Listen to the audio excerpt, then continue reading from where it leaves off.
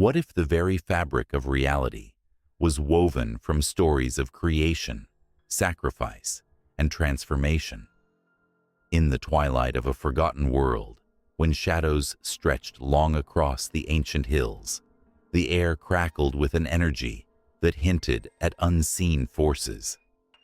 The Cherokee people believed that the land itself was alive, each river whispering tales of the past, each tree a sentinel holding secrets untold.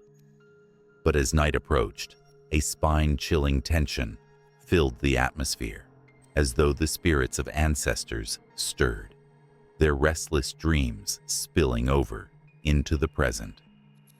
In the depths of the Great Smoky Mountains, the sun dipped below the horizon, painting the sky in crimson and violet hues. A solitary owl hooted, a warning echoing through the stillness. It was said that when the owl called, change was imminent, that the balance between worlds hung by a fragile thread. Beneath the watchful gaze of the stars, a gathering was set to unfold, a council of elders, their hearts heavy with the weight of impending decisions. They sensed the storm brewing, a clash of destinies that could alter the course of their people forever.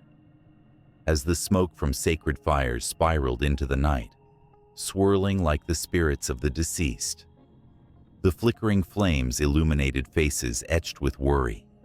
Tales of the Great Spirit loomed large, warning of a time when harmony could shatter, leaving chaos in its wake. The elders spoke in hushed tones, recounting the legends of the water spider who brought fire to the world, and the dark shadow of the Uktena, the great serpent that guarded the crystal of life. Each story crackled with tension, the air thick with anticipation, as if the very mountains held their breath. A young girl, her heart pounding like a war drum, listened intently. She felt the weight of her ancestors' expectations pressing upon her, the echoes of their hopes intertwining with her own fears. Would she be the one to bridge the gap between the spirits and the living? Could she summon the courage to confront the darkness lurking in the depths of the forest? The shadows whispered her name, beckoning her toward a destiny she could scarcely comprehend. Then, in a sudden gust of wind that knocked the leaves from the trees, a strange figure emerged from the veil of night, a messenger, or perhaps a harbinger of doom. The elders fell silent, their eyes wide with recognition and dread. What had been a night of solemn reflection now crackled with urgency as the air thickened with unspoken prophecies. Time twisted, and the past collided violently with the present, setting the stage for a confrontation that would echo through generations. As the girl's heart raced with both fear and resolve, the haunting question lingered in the air. Would the stories of old guide her toward salvation, or summon forth a reckoning that would shatter the very world she cherished? With every heartbeat, the stakes rose higher, weaving a tapestry of fate where the line between myth and reality blurred, and destiny loomed like a storm on the horizon. In this moment, history was alive, and its breath could be felt in the crackling embers of the fire, in the hushed whispers of the Smoky Mountains, where the trees seemed to breathe with ancient stories. The Cherokee people once gathered under the vast expanse of night sky, their eyes reflecting the twinkling stars above. This was not just a gathering, it was a sacred moment, where the air crackled with the weight of forgotten legends and the promise of something more profound. Each flickering flame danced like the spirits of their ancestors, beckoning the living to listen, to remember, to believe. Long before the world knew the name Cherokee, their ancestors roamed the lush landscapes of what would one day be the southeastern United States. They were the keepers of wisdom, guardians of the earth, and storytellers of creation. In their hearts, they knew the land was alive. The mountains whispered secrets, rivers flowed with purpose, and animals walked among them as kin. To them, every rock and tree held a story, a piece of their identity, woven into the very fabric of existence. As the sun dipped below the horizon, casting shadows that stretched like the hands of time, the elders would share tales that echoed through the ages, the story of the Great Spirit creation, where the world emerged from chaos, became a foundational thread in their beliefs. Out of the darkness, the Sky Woman descended, her descent marking the birth of the earth. With her, she brought life. The plants that danced in the wind, the animals that roamed free, and humanity, who would learn to walk alongside them. From the very beginning, the Cherokee understood that they were part of an intricate web, a relationship defined by respect and balance. But not all tales were woven with serene threads. There were stories of the mischievous rabbit, whose cleverness brought both laughter and lessons. The rabbit was a trickster, often finding himself in precarious situations, yet always escaping through wit and cunning.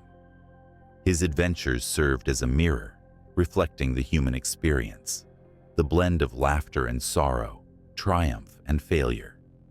In these stories, the Cherokee found a way to navigate the complexities of life, teaching each generation that there is wisdom in both joy and struggle. As time flowed like the rivers that carved their paths through the mountains, these stories grew, enriched by every generation.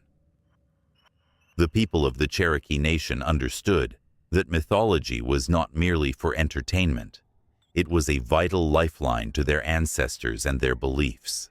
The tales were imbued with lessons about morality, respect for nature, and the need for harmony among all things. Here was a culture that honored the lessons of the past, always looking forward while never forgetting where they came from. Yet, the Cherokee faced challenges that would test their very essence. As settlers encroached upon their lands, the stories began to shift, reflecting their struggles, their resilience, and their unwavering spirit. The tales of their ancestors became intertwined with their fight for survival, the narrative transforming into one of strength against adversity. The story of the Trail of Tears emerged, a sorrowful chapter that spoke of loss, heartbreak, and the indomitable will to endure. Through the pain, the Cherokee clung to their mythology, using it as a source of comfort and unity in times of despair.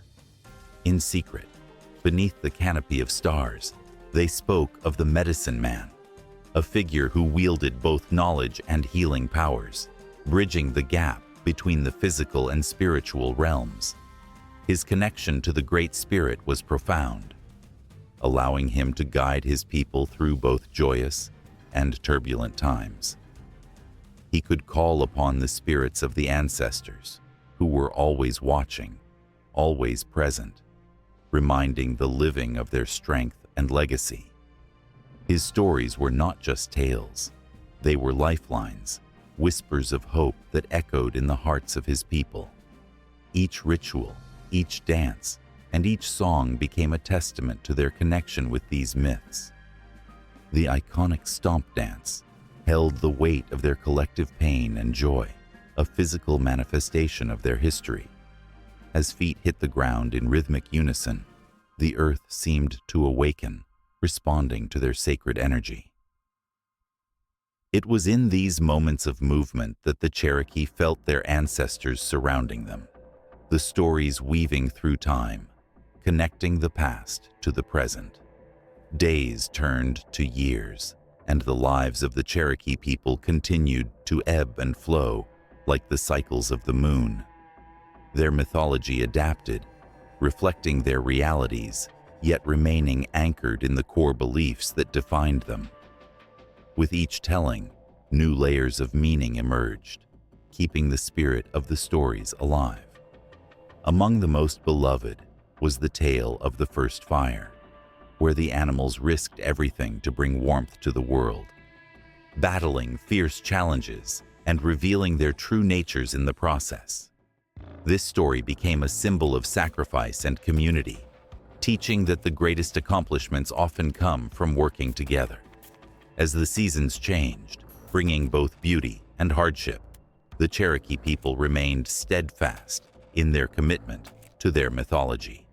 It was a living tradition, one that breathed and evolved, always reminding them of their connection to the land, their ancestors, and each other. The songs sung by mothers to their children echoed the stories of old, ensuring that the mythos of the Cherokee would never fade away. And so, as the moon rose high above the Smoky Mountains once more, illuminating the faces of those gathered in the circle, a collective breath was held. The fire crackled, sending sparks into the night, symbolizing the spirits of the ancestors dancing alongside them. Each flicker, each whisper of the wind seemed to narrate a story yet to be told, a connection yet to be made. The Cherokee people stood on the precipice of their history, where the past and present collided in a continuous flow of emotion and strength, waiting to unveil the next chapter woven into the tapestry of their existence. In the beginning, before time had a name, there was a silence so profound that it seemed to swallow the universe whole. Nothing stirred. The vastness of the void was an endless canvas waiting to be painted. Then, with a whisper that resonated through the emptiness, a great spark ignited. The sheer force of creation surged through the cosmos, igniting stars that twinkled like diamonds scattered across a sea of black velvet.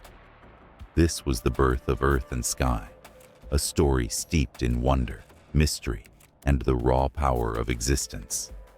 As the universe expanded, swirling clouds of gas and dust began to congeal, forming celestial bodies. Among them was Earth, a vibrant sphere teeming with potential.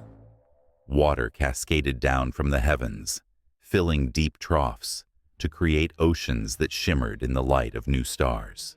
Rivers carved their paths across the land, while mountains rose with a majesty that spoke of strength and resilience. The air sparkled with energy, thrumming with life waiting to emerge. But the sky was an equally powerful force. It stretched above like a vast azure blanket, cradling the earth in its embrace. The sun, a fiery ball of passion, breathed warmth into the coolness of night.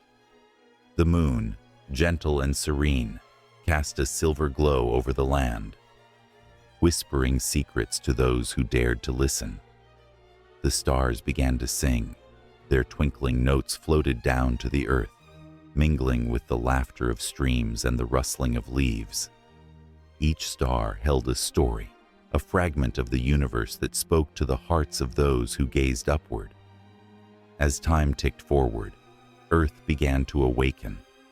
Tiny seeds nestled within the soil began to stir, reaching for the nourishing embrace of the sun. From the depths of darkened forests, the first shoots emerged, unfurling their delicate leaves. Flowers burst forth in a riot of colors, dazzling the eyes of creatures that had yet to roam the land. Birds filled the sky, their songs weaving a tapestry of joy and harmony. Life was not merely existing, it was a celebration, a vibrant dance of connectivity.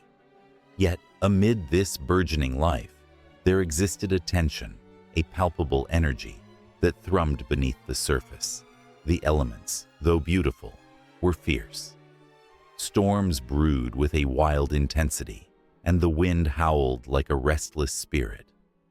The earth trembled with the weight of creation, shifting and molding itself into mountains and valleys, each telling a story of struggle and triumph. The oceans churned, waves crashing against the shores with a ferocity that echoed the birth pangs of a world still finding its place. In the skies, clouds gathered ominously, often casting shadows over the vibrant landscapes. Lightning would strike with a brilliance that illuminated the darkness, while thunder rolled across the heavens like a drumbeat of impending change. It was a reminder that creation was not a delicate affair. It was raw, chaotic, and filled with unexpected turns. The earth and sky were intertwined, locked in a dance that balanced beauty and destruction, nurturing and fierce. The creatures that roamed the earth began to feel this duality. They sensed the power of the storm and the gentleness of the sun, the tranquility of a still lake and the fury of a rushing river. They adapted, forged by necessity into beings of strength and resilience. The landscapes shaped them, and they, in turn, shaped the landscapes. Each paw print, claw scratch, or wing flap was a testament to survival, an echo of the unyielding spirit of life itself. As night blanketed the earth, the sky transformed into a tapestry of dreams. Stars twinkled like forgotten wishes, each one a beacon of hope. The moon, wearing a crown of silver light, watched over the world with an ancient wisdom, whispering stories of love and loss to those who looked up. In the quiet of the night, the earth sighed, a contented breath that resonated through the stillness, carrying with it the secrets of the ages. But darkness was never far away. It lurked at the edges, a reminder of the fragile balance that held everything together. The calm of night could shift into chaos in an instant. Shadows danced under the trees, and the echoes of wild beasts resounded in the distance, a chilling reminder that life was not just a gentle sway. It was a struggle for survival. The dawn would always come, but first, the night had to be faced. As the sun rose once more, painting the sky in shades of amber and rose, a new day began. The creatures stirred, stretching and yawning, ready to face the challenges that lay ahead. The earth and sky bore witness to their journeys, each heartbeat resonating with the rhythm of creation. Hope flickered like a flame, igniting the spirits of all who lived. The air was heavy with potential, each moment teeming with the promise of what was yet to come. Yet, far beyond the horizon, whispers of change began to ripple through the fabric of existence. The earth was restless, shifting under the weight of its own transformation. The winds carried tales of upheaval, of storms brewing that would alter the very landscape of life. The sky, once a relentless blue, began to darken as clouds gathered once again, foreshadowing a reckoning that would test the limits of the world as it had been known. As shadows crept across the land, the creatures sensed the shift. They gathered at the water's edge, looking up at the ominous sky. Fear and awe mingled in their hearts.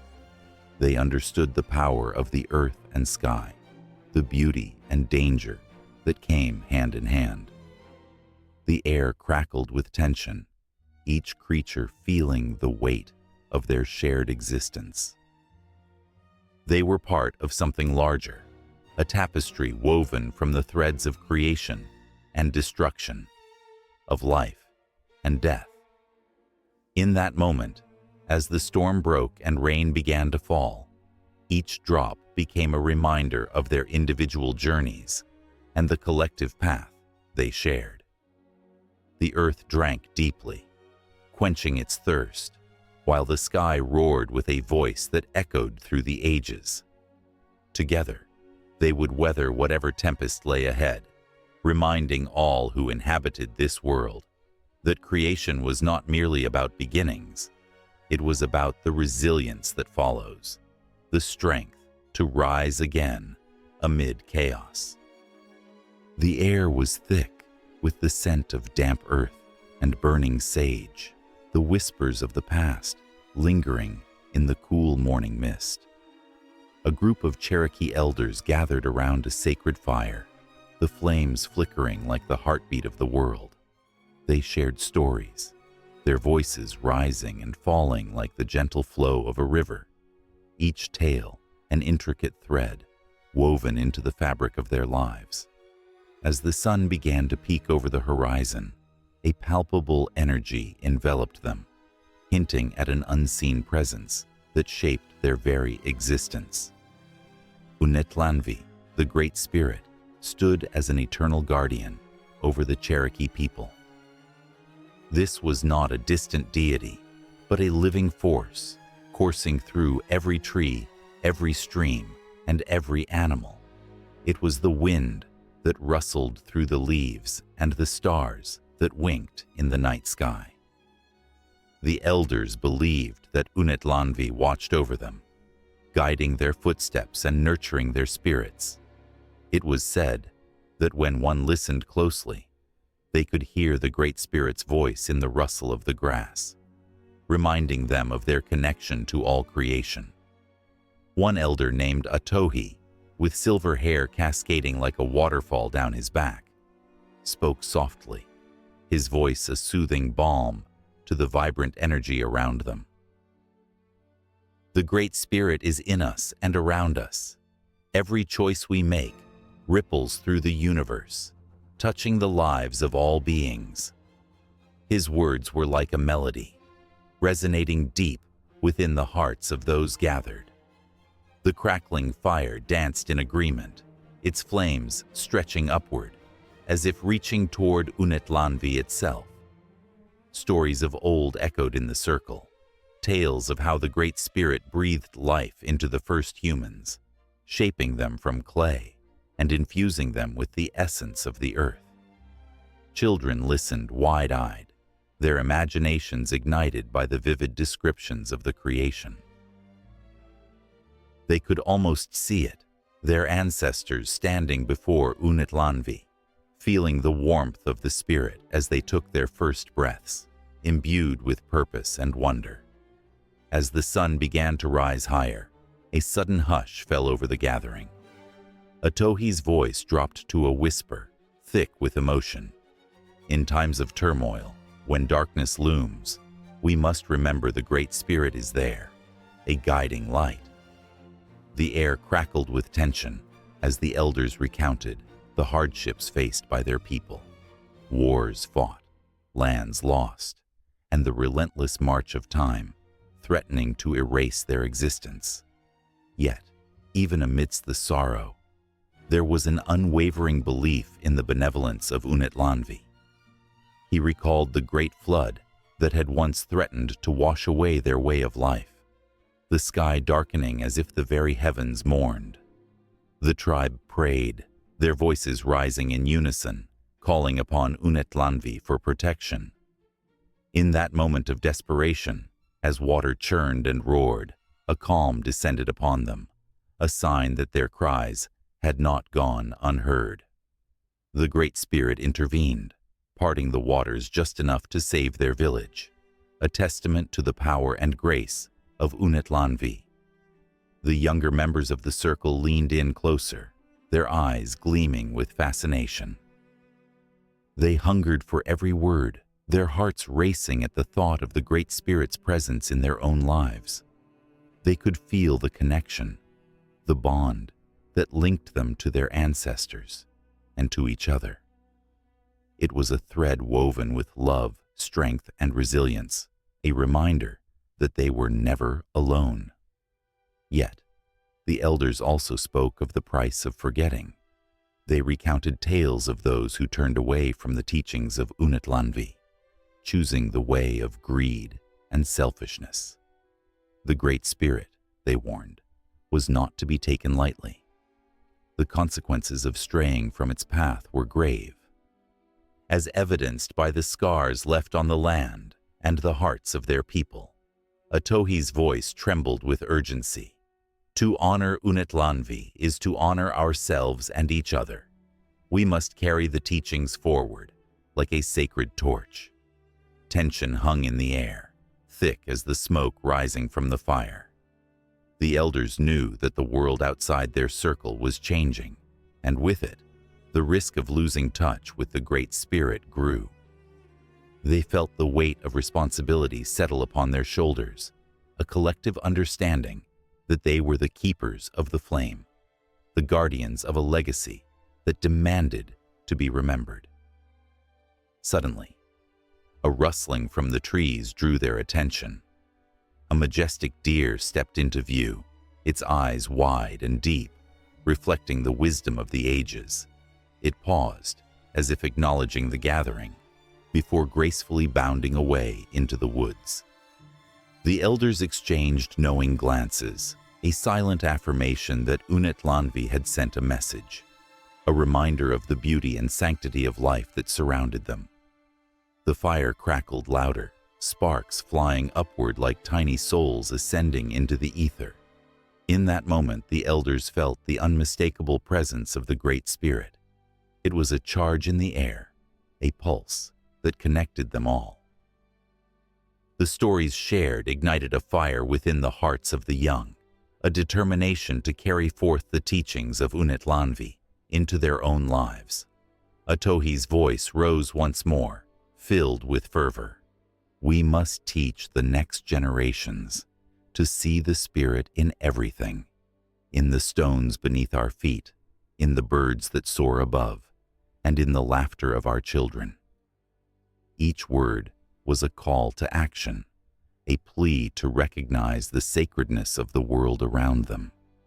As the sun ascended in the sky, illuminating the faces of the elders, a quiet resolve settled among them. They could feel the weight of history pressing down, the urgency of the moment urging them forward. They knew that the spirit of Unetlanvi would continue to guide them, but it was up to them to ensure that the flame of understanding and respect for the Great Spirit would never be extinguished. And so, the stories continued, interwoven with laughter and tears, echoing the heartbeat of a culture that refused to fade away. The elders spoke of the Great Spirit's enduring love, which was as constant as the stars that twinkled in the night sky, each tale a thread, binding them together in a tapestry of faith, hope, and resilience. As the fire crackled and the sun shone down, the circle of connection grew stronger, a living testament to the power of Unetlanvi, the eternal Great Spirit. In a time long before the modern world, as dawn crept over the land, the air was thick with possibility. The sun kissed the earth, warming the soil that held dreams deep within. It was here, in this sacred place, that Selu, the Corn Mother, took her first breath. She lived in a world where the rhythm of life pulsed with the seasons, where every heartbeat echoed the ancient songs of the earth. Her presence was a whisper, a promise that would change the lives of humanity forever. Selu was no ordinary being. With hair like golden strands of sunlight and a spirit as nurturing as the warm summer rains, she roamed the fields, her hands brushing against the rich, dark earth. The people of her tribe revered her, recognizing the magic that flowed through her veins.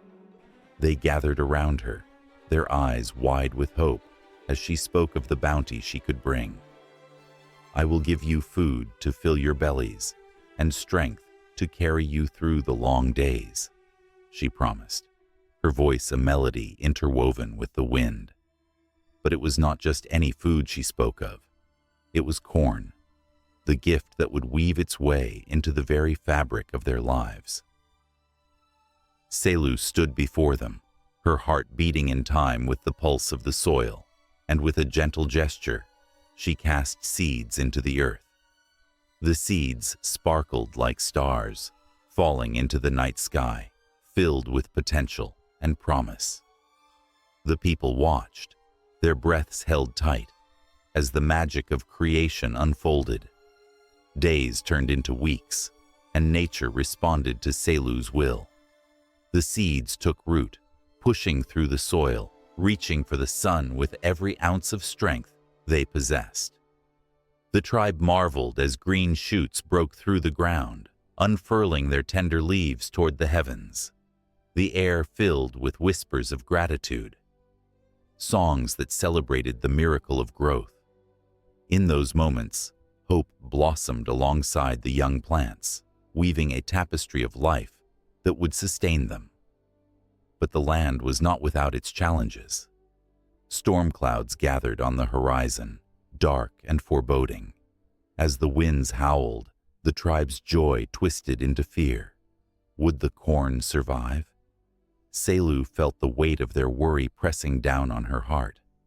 She closed her eyes, reaching deep within herself to summon strength. With the ferocity of a mother bear protecting her cubs, she called upon the spirits of nature. Let the rain fall gently, and keep my children safe. She breathed into the tempest. As if heeding her call, the rain poured down, drenching the earth. It was both a blessing and a test, the delicate balance of life hanging in the balance. The corn swayed, bending but not breaking, roots digging deeper, holding on to the promise of survival. Selu watched, her heart a pendulum swinging between anxiety and hope.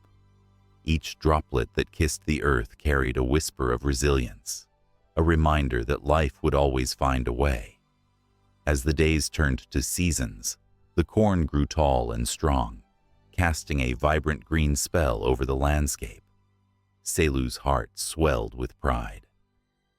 The tribe danced and sang in the fields, their laughter mingling with the rustle of leaves. Children ran between the stalks, their faces alight with joy as they played hide-and-seek among the towering plants. The corn was more than sustenance. It became a symbol of life, a connection between the earth and the people. Yet, the joy was not without its shadows. As the harvest approached, whispers of envy stirred in the winds. Nearby tribes, hungry and desperate, cast greedy eyes upon Selu's bounty. The night was filled with unease, a tangible tension that sent shivers down the spine of the land. Selu could feel the pulse of danger approaching, and she knew she had to protect her children.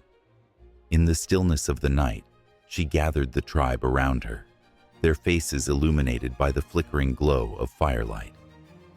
"We must stand together," she urged, her voice steady yet soft. "The corn is our lifeblood. We shall defend it with all we have." The resolve in her voice stirred their spirits, igniting a fire of determination within their hearts. As the sun dipped below the horizon, tension thickened in the air. Shadows danced at the edge of the fields, and the sound of footsteps echoed like thunder.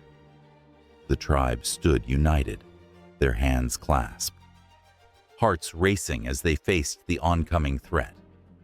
Selu, fierce as a whirlwind, stood at the forefront, her spirit a strong shield against the darkness. When the first intruders emerged from the shadows, the tribe sprang into action. The clash of wills ignited the night. The air crackled with intensity.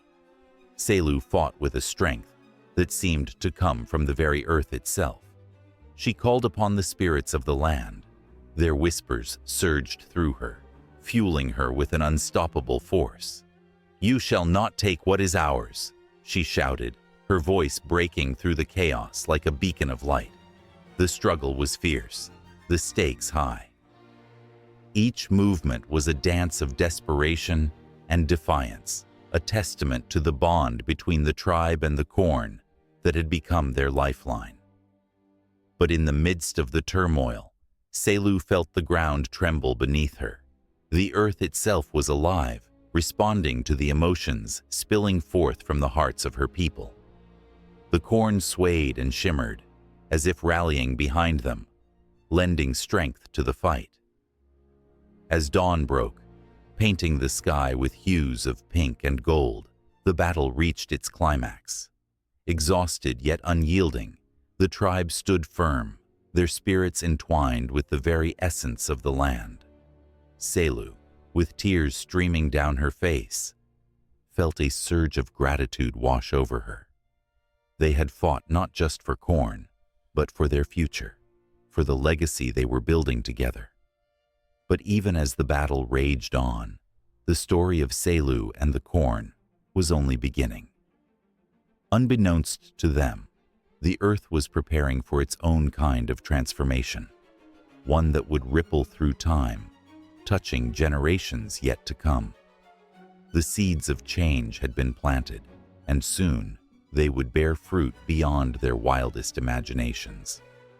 The sun rose higher, illuminating the path ahead, a path that promised both beauty and heartache in equal measure, forever entwining the fates of the first humans and the gift of corn. A gentle breeze rustled through the tall stalks of corn, whispering secrets of ancient times to anyone who would listen. The sun cast a warm golden light over the vibrant fields, illuminating the rich greens of the plants and the strong dark earth beneath them. It wasn't just a field, it was a sacred landscape, a living testament to the bond between the people and the plants that sustained them. Corn, beans, squash, and tobacco, all intertwined, each one holding a story of survival, spirituality, and community. Long before highways crisscrossed the land and cities rose from the earth, the indigenous peoples cultivated these four sacred plants. They understood that these crops were not mere food. They were gifts from the earth, divine offerings that came with responsibilities. Each plant had its own spirit, its own purpose, a role to play in the cycle of life. The farmers who tended these fields treated them not as possessions, but as family members. There was a sacred relationship that transcended mere sustenance, a connection woven through generations. Corn stood tall, its golden kernels like jewels, shimmering with promise. For the native peoples, corn was more than a staple. It was a symbol of life itself. With its deep roots reaching into the earth, it provided nourishment and stability.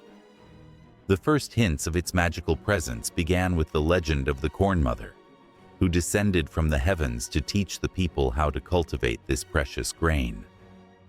She brought with her the wisdom of planting, harvesting, and sharing, turning barren land into a cornucopia of abundance. The heart of every village beat in time with the rhythm of the growing season, where the planting of corn marked the beginning of life's cycle. Beans, with their delicate vines, danced around cornstalks, creating a living tapestry of greens and browns. They were the protectors, fixing nitrogen in the soil and enriching it, giving back more than they consumed. In many ways, beans mirrored the spirit of community. Just as they climbed the sturdy corn, so too did the people rise when they supported one another. Each harvest became a communal celebration, a time for sharing stories, laughter, and gratitude.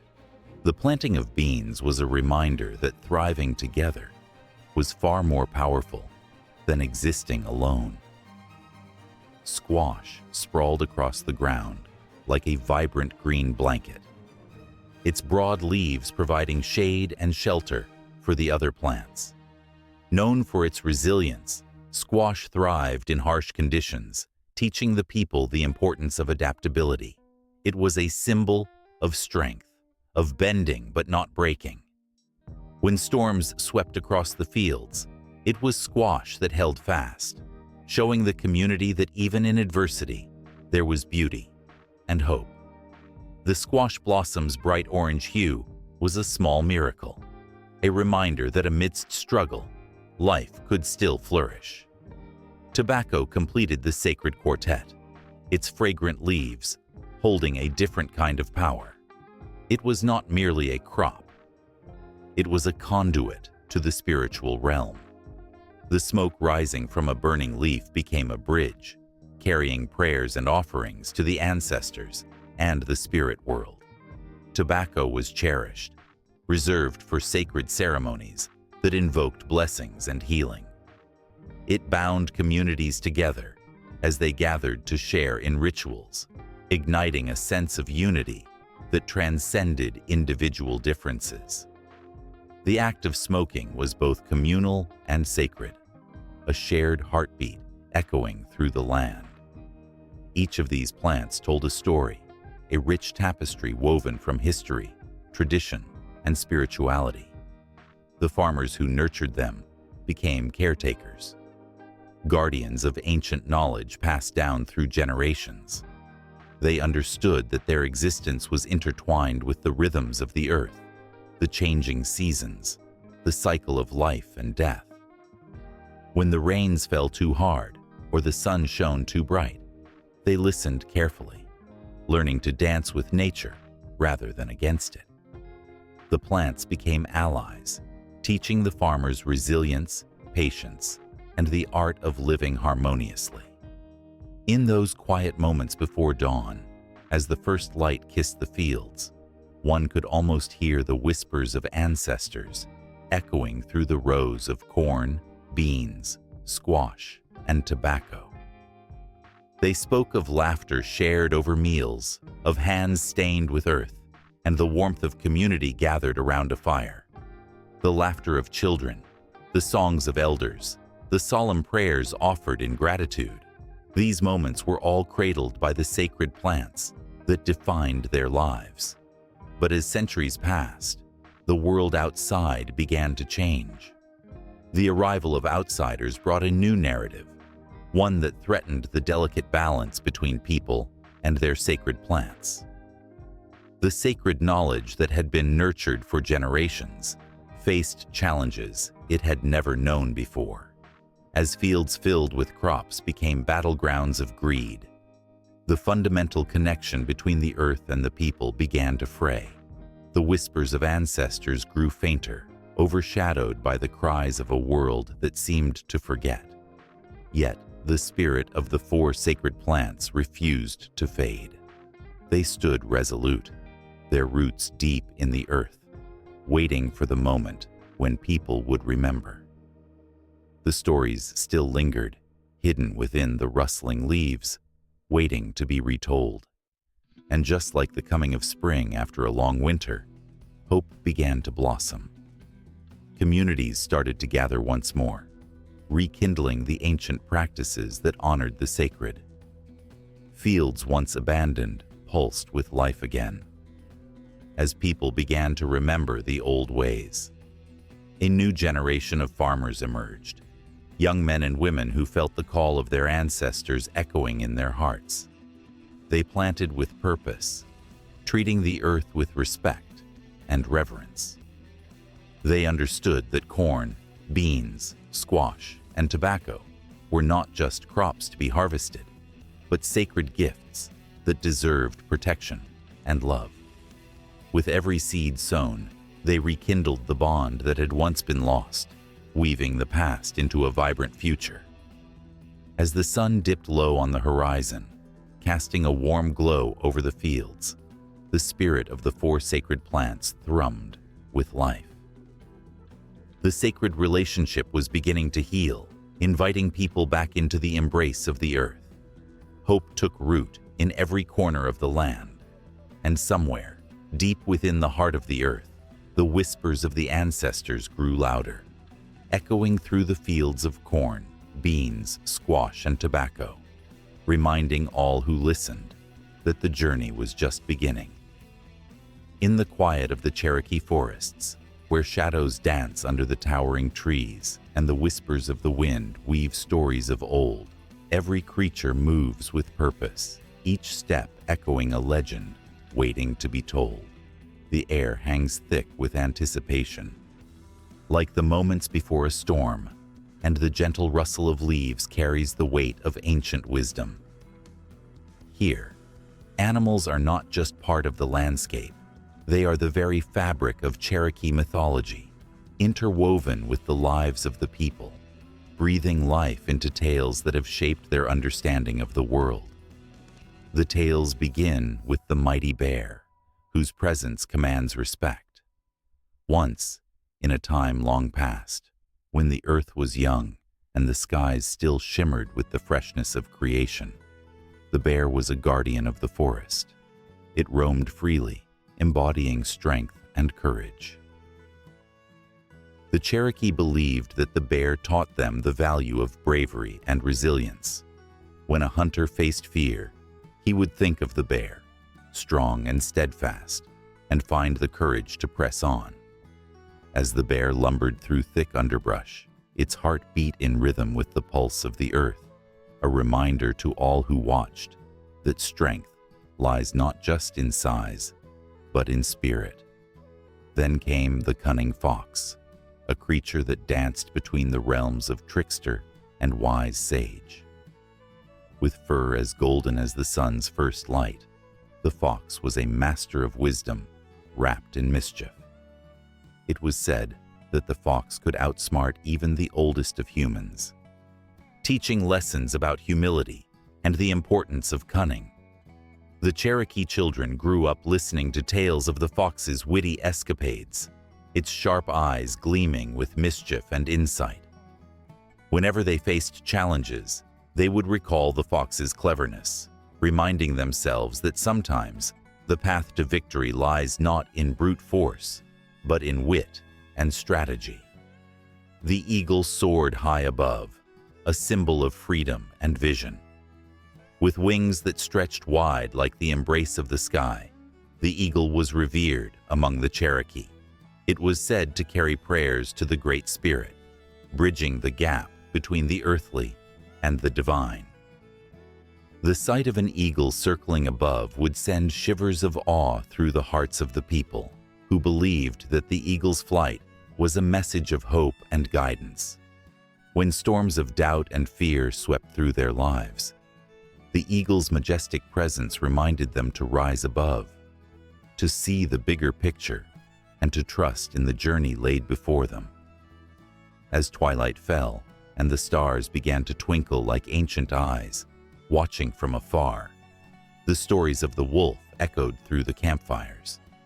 The wolf, a creature of both beauty and ferocity, embodied the strength of community. In Cherokee tales, the wolf was not just a hunter. It was a teacher of loyalty, a keeper of family bonds. The howl of the wolf at night called forth not just fear, but a profound understanding of connection. Families would gather close around the fire, sharing stories of the wolf's cunning, its devotion to the pack, and the importance of standing together against adversity. The night air would fill with reverence for the wolf, a reminder that true strength comes from unity. And then there was the humble turtle, a creature often overlooked, yet bursting with wisdom. It carried the weight of the world on its back, a reminder to the Cherokee that patience and perseverance are powerful virtues. The turtle's slow, deliberate movements taught the importance of taking one's time, of not rushing through life's challenges. In Cherokee lore, the turtle once played a crucial role in creating the earth, its hard shell embodying resilience. When the storms of life raged, the people would look to the turtle for inspiration, learning to navigate their own struggles with grace and fortitude. In the flickering shadows cast by the firelight, where the line between reality and myth began to blur, the presence of animals in Cherokee mythology became a shared heartbeat, a rhythm that pulsed through the very essence of the people.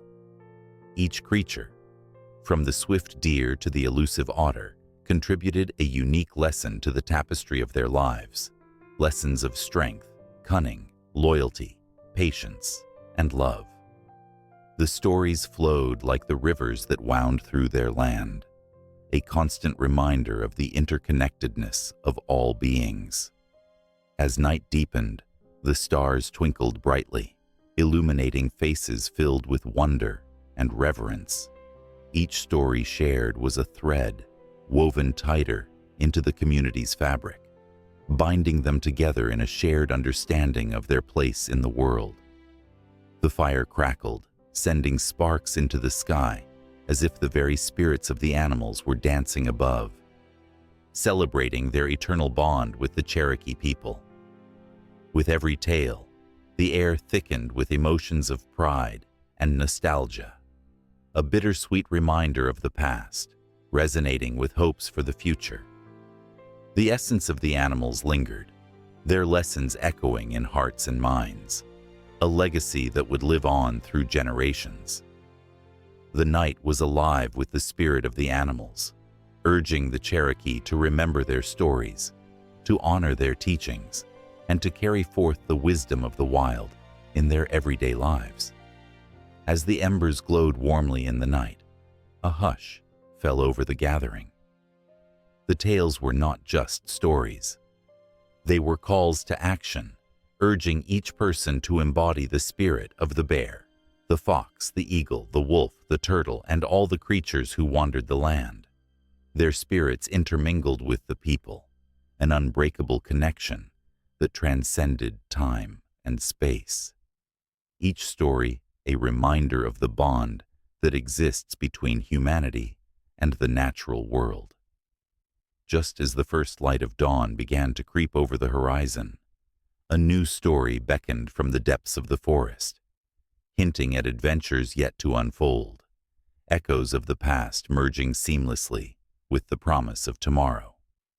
In this sacred space, where the living and the mythical intertwined, the importance of animals in Cherokee mythology stood as a beacon, guiding them into a future rich with possibility, each step taken with the wisdom of the wild lingering in their hearts. The sun dipped low in the sky, casting a golden hue over the vast landscape where the river wound like a silver thread through the earth's fabric. This river, glistening and alive, carried whispers of ancient tales, stories etched in its flowing waters. It was a sacred element, revered and feared, a lifeblood for those who lived along its banks. It beckoned to those who would listen, a siren's call that tugged at the heartstrings of humanity. In the age when tribes roamed freely, the river was more than just a source of sustenance. It was a deity in its own right. The first inhabitants of this land revered the water with a faith as deep as the currents themselves. They believed the river held the spirits of their ancestors, guiding them through the ebb and flow of life. Each ripple told a story, each wave held a memory, all while the sun danced above, bathing the world in warmth. As twilight approached, a gathering took place by the riverbank. Families set down woven baskets filled with offerings, corn, fish, and the sweetest fruits of the season. Children splashed joyfully in the shallows, their laughter mingling with the sounds of nature. It was a ritual, a celebration of gratitude. The air crackled with emotion, an electric pulse that connected all who were present. They understood something profound. The river was a giver of life, a sacred element that must be respected and cherished. But the river was not merely a source of nourishment or joy. It also held a darker aspect, a fierce power that could turn from gentle to wrathful in an instant. On fateful days, the skies would darken and the winds would howl like a wounded beast. The river, once calm and inviting, would roar with fury, consuming everything in its path. The memory of such storms haunted the village, a reminder of nature's unyielding strength. Legends spoke of spirits that dwelled within the water, guardians that protected the river, but also demanded respect. Those who dared to disrespect the sacred waters often faced dire consequences. One fateful autumn evening, the tranquility of the river was shattered. An unfamiliar noise broke the peaceful stillness, a cacophony of men shouting, axes biting into wood, and the rumble of machines.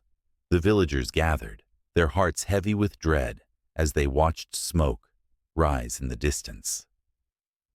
The sacred river, their lifeline, was threatened by those who saw it only as a resource to exploit.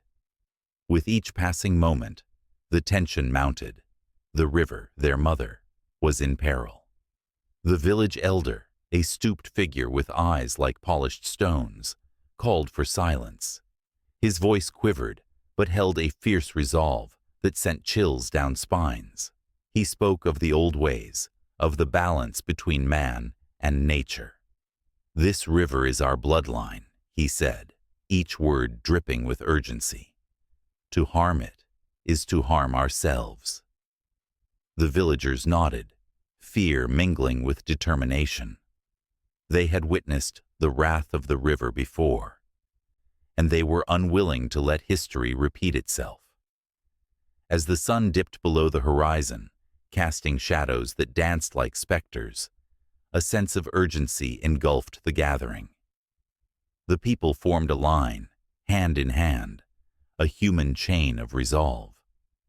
They marched toward the machines that threatened to invade their sacred land, hearts pounding like war drums. The river, shimmering under the moonlight, seemed to pulse with life, urging them forward. Suddenly, the air became thick with tension as they faced the intruders. Eyes widened in disbelief as the men with machines looked down at these villagers, unarmed yet unyielding. "You don't understand what you're doing," the elder shouted. His voice rose above the thundering engines, reaching for the hearts of those who stood against them. It echoed like a battle cry, an invocation that stirred something deep within. And then, like a thunderbolt from the heavens, a storm broke. Dark clouds rolled in, and the wind howled like a vengeful spirit. The river swelled with rage, rising higher than it had in generations. The villagers felt the earth tremble beneath their feet, a reminder that they were not alone in their fight. The water surged forward, waves crashing against the machinery, sending men scrambling in panic. The river had awakened, furious at the audacity of man, and the villagers stood firm, united in purpose. They raised their voices in a song of ancient chants, invoking the spirits of their ancestors, calling upon the sacred elements that flowed through their veins. The sound rolled through the air, a melody woven from desperation and hope, rising to the heavens. With each note, the storm intensified, and the river seemed to respond. It swelled with power, crashing against the machines, obliterating the barriers that sought to confine it. This was a moment that transcended time, where humanity connected with nature in an extraordinary dance of survival. The villagers stood resolute, side by side, eyes glistening with tears of fear and strength, feeling the weight of history pressing down upon their shoulders.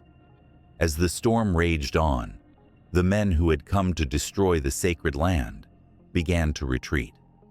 They abandoned their machines, their faces pale with terror, as the river surged like a leviathan, reclaiming what was rightfully hers.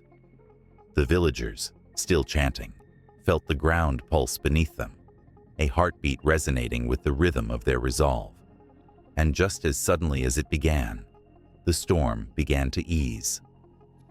The river calmed, settling into a gentle flow once more, as if it had decided to show mercy on those who honored it. The villagers, breathless and awestruck, looked around at one another, their hearts pounding in time with the flowing waters. They had faced the fury of the river and emerged victorious, bound together by their love and respect for the sacred element that sustained them. For them, this was not just a battle won.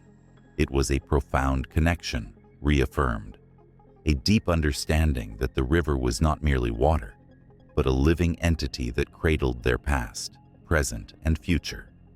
It was a reminder of their shared humanity. And as night fell softly around them, they could sense the spirits of their ancestors smiling down upon the sacred water, grateful for the bond that would endure through the ages. In the beginning, there was silence, a vast emptiness that stretched across the universe. Then, with a brilliant flash, light burst forth, awakening the world and igniting an eternal dance between two celestial beings, the sun and the moon. Their tale, woven into the fabric of time, is a story filled with longing, love, and a deep-seated rivalry that transcends the ages. Every dawn, the sun would rise, spilling golden rays across the land, awakening the sleeping earth and filling every corner with warmth. Villagers would step outside, shielding their eyes as they felt the sun's embrace. It was a time of joy, laughter, and life. Yet, lurking beneath that radiant exterior was a yearning that the sun could never quite quench. For as he bathed the world in light, he felt an unrelenting ache in his heart. The moon was out there, hiding in the shadows. As dusk fell, the moon began her ascent, casting a silvery glow that wrapped the world in a blanket of calm and mystery. She watched as the sun faded, feeling his warmth slip away as the cool night air enveloped her. The moon was a keeper of secrets, a guardian of dreams. Her light was softer, her presence quieter, but in that silence lay a powerful allure. The stars twinkled around her like an audience captivated by her grace. Yet, amid their beauty, there was tension. The sun would often gaze longingly at the moon, envy swirling within him like a storm. She had the ability to light up the night, to bring comfort to those who wandered under her watchful gaze. He would hear the whispers of lovers, sharing secrets beneath her light, stories that would never be told in the glaring brightness of day. The sun seethed with jealousy, even as he knew he would never dim his own brilliance for her. In ancient cultures, they spoke of the sun and the moon as lovers, destined to chase one another across the sky. But love, as it often does, carried a heavy burden. The sun wanted to hold the moon in his fiery arms, to make her feel his warmth, but the moon remained elusive, slipping away with the twilight. In the quiet moments, when the world was still, the two would exchange glances, a silent acknowledgement of the bond that tethered them together, yet kept them apart. The days turned into months, and the seasons changed like the pages of an old book. The sun grew bolder, determined to win the moon's heart. He summoned the brightest beams of light, painting the skies in hues of orange and pink, hoping to catch her attention. Yet, the moon remained steadfast, wrapped in her mystery, illuminating the night with her soft glow. The sun's fiery heart burned with a mix of admiration and frustration, a tempest of emotions that made the sky blaze with color. Then came a night that would alter the course of their story forever. It was an eclipse, a celestial event that would draw the world to a standstill. People gathered in fields, their eyes wide with wonder, as the sun and moon began their fateful dance. The sun, fierce and brilliant, attempted to envelop the moon in his light, to claim her as his own. But the moon was resolute, standing her ground, allowing only a sliver of light to break through. As the world held its breath, darkness fell over the earth, and for a brief moment, the two celestial bodies were one. In that fleeting instant, time seemed to stop. The sun felt the moon's coolness, a stark contrast to his blazing intensity, and he realized that true love wasn't about possession. It was about understanding and respect. The moon shone brighter than ever, a symbol of strength, illuminating the darkness of the night sky. The eclipse ended, and the sun and moon separated once more. The sun, now filled with newfound wisdom, admired the moon from afar, accepting that their love was not meant to be held, but cherished. In her silvery light, he found solace. The moon, in turn, began to see the beauty in the sun's fiery nature. She understood that his warmth brought life, while her cool glow offered peace. As the years rolled by, their relationship evolved, a delicate balance of light and shadow. They learned to exist in harmony, each respecting the other's place in the grand tapestry of the cosmos. The villagers below marveled at the beauty of dusk and dawn, unaware of the love story unfolding above their heads. They whispered tales of the sun's passionate rays and the moon's gentle caress, stories that would be passed down through generations. Yet, the ache within the sun never fully faded. Every night as he sank below the horizon, he would watch the moon rise, a bittersweet reminder of what could never be. In the silence of twilight, he poured out his heart in colors that painted the evening sky, while the moon listened, her light shimmering with understanding. They were destined to chase each other, a never-ending cycle of longing and fulfillment. As the cycle continued, a new element entered their eternal dance. The earth, with all its beauty and fragility, became the canvas upon which their love story unfolded. Rivers flowed beneath the sun's glowing embrace, while mountains stood tall, bathed in the moon's soft light. The tides of the ocean pulsed with the rhythm of their connection, reflecting the push and pull of their celestial bond. Through storms and calm, day and night, the sun and moon remained locked in their cosmic ballet, a testament to the power of love that transcends time and space. They became symbols of hope, illuminating the lives of all who gazed upon them.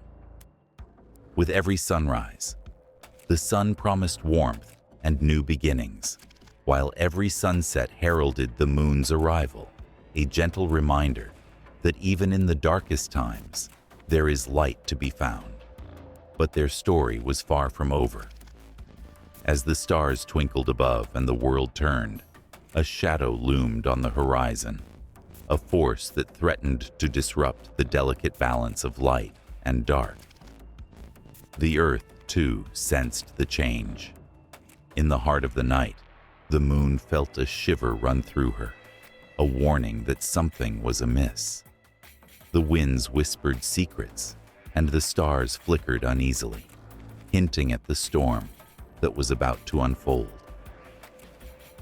The sun's heart raced as he sensed the unease among the stars. He knew that their love story was intertwined with the fate of the earth and all its creatures.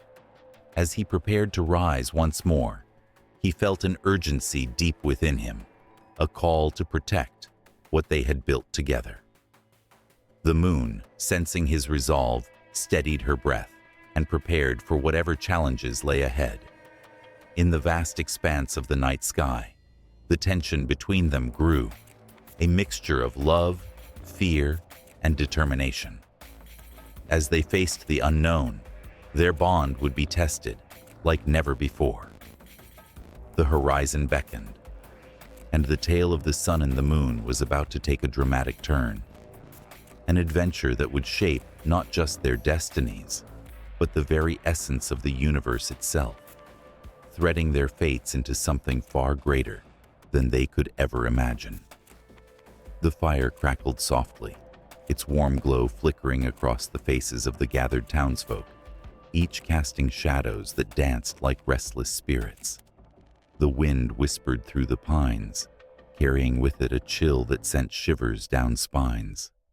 Tonight, they whispered of the stone coat, an ancient legend that had haunted their dreams for generations, a story of greed, betrayal, and a cursed coat that could transform a man into a stone beast. In a small village nestled between the jagged peaks of the Rockies, tales of the stone coat were passed down through hushed tones and fearful glances. Children were warned not to stray too far into the forest, lest they encounter the creature that wore the coat. A man turned to stone, forever guarding the treasures of the earth. Eyes flickered nervously as Old Man Keth, with his weathered hands and voice like gravel, began recounting the tale. His words hung in the air, heavy with foreboding. Long ago, a proud warrior named Gahbo stood tall among his people. He was revered for his strength and valor, always the first to charge into battle, safeguarding his village from the threat of rival tribes. Yet, beneath Gahbo's chiseled exterior lay a heart twisted by ambition.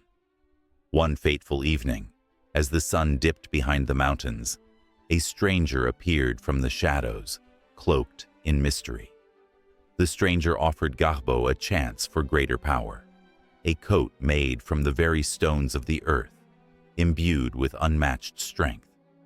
"With this coat, you will be unstoppable," the stranger hissed, his eyes glinting with cunning. At first, Gahbo hesitated. The weight of his people's trust bore down upon him.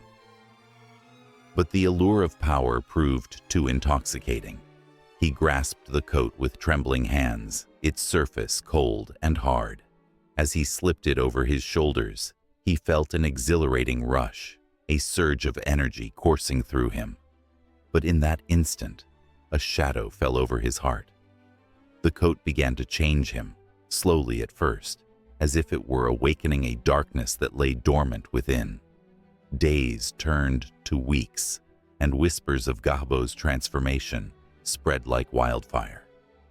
He became a warrior feared by friends and foes alike, his once noble spirit twisted by the greed that the coat had awakened. He felt invincible as he led his people into battle. Yet his soul grew heavier with each conquest. The coat tightened around him, reminding him of the price he paid for power. The villagers began to notice. The laughter that once rang through the halls of their homes turned into silence. Children stopped playing outside, their games replaced by cautionary tales of the man who wore a stone coat.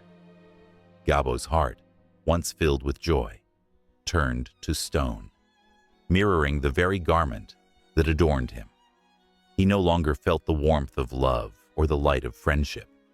Instead, he felt the walls of the coat contract around him, sealing him away from all he held dear. One fateful night, when the moon was full and the air crackled with tension, Gahbo stood at the edge of the forest. The trees loomed like sentinels, watching him with knowing eyes. The stranger returned, a sly grin spreading across his face. "You have embraced the power of the stone coat," he said, his voice dripping with malice. "But power demands a price." "What price?" Gahbo's voice was hoarse, the weight of the coat pressing down upon him like an anchor. "Your humanity," the stranger replied, his laughter echoing through the woods. "You are destined to become a guardian of treasures, a stone monster, forever forsaking your people." With those words, Gahbo felt the full weight of the curse. The coat hardened around him, rough edges digging into his skin, and as the moonlight bathed him in silver, he began to change. His flesh turned to stone, his heart encased in cold, unyielding rock. In his final moments of clarity, he understood the folly of his greed.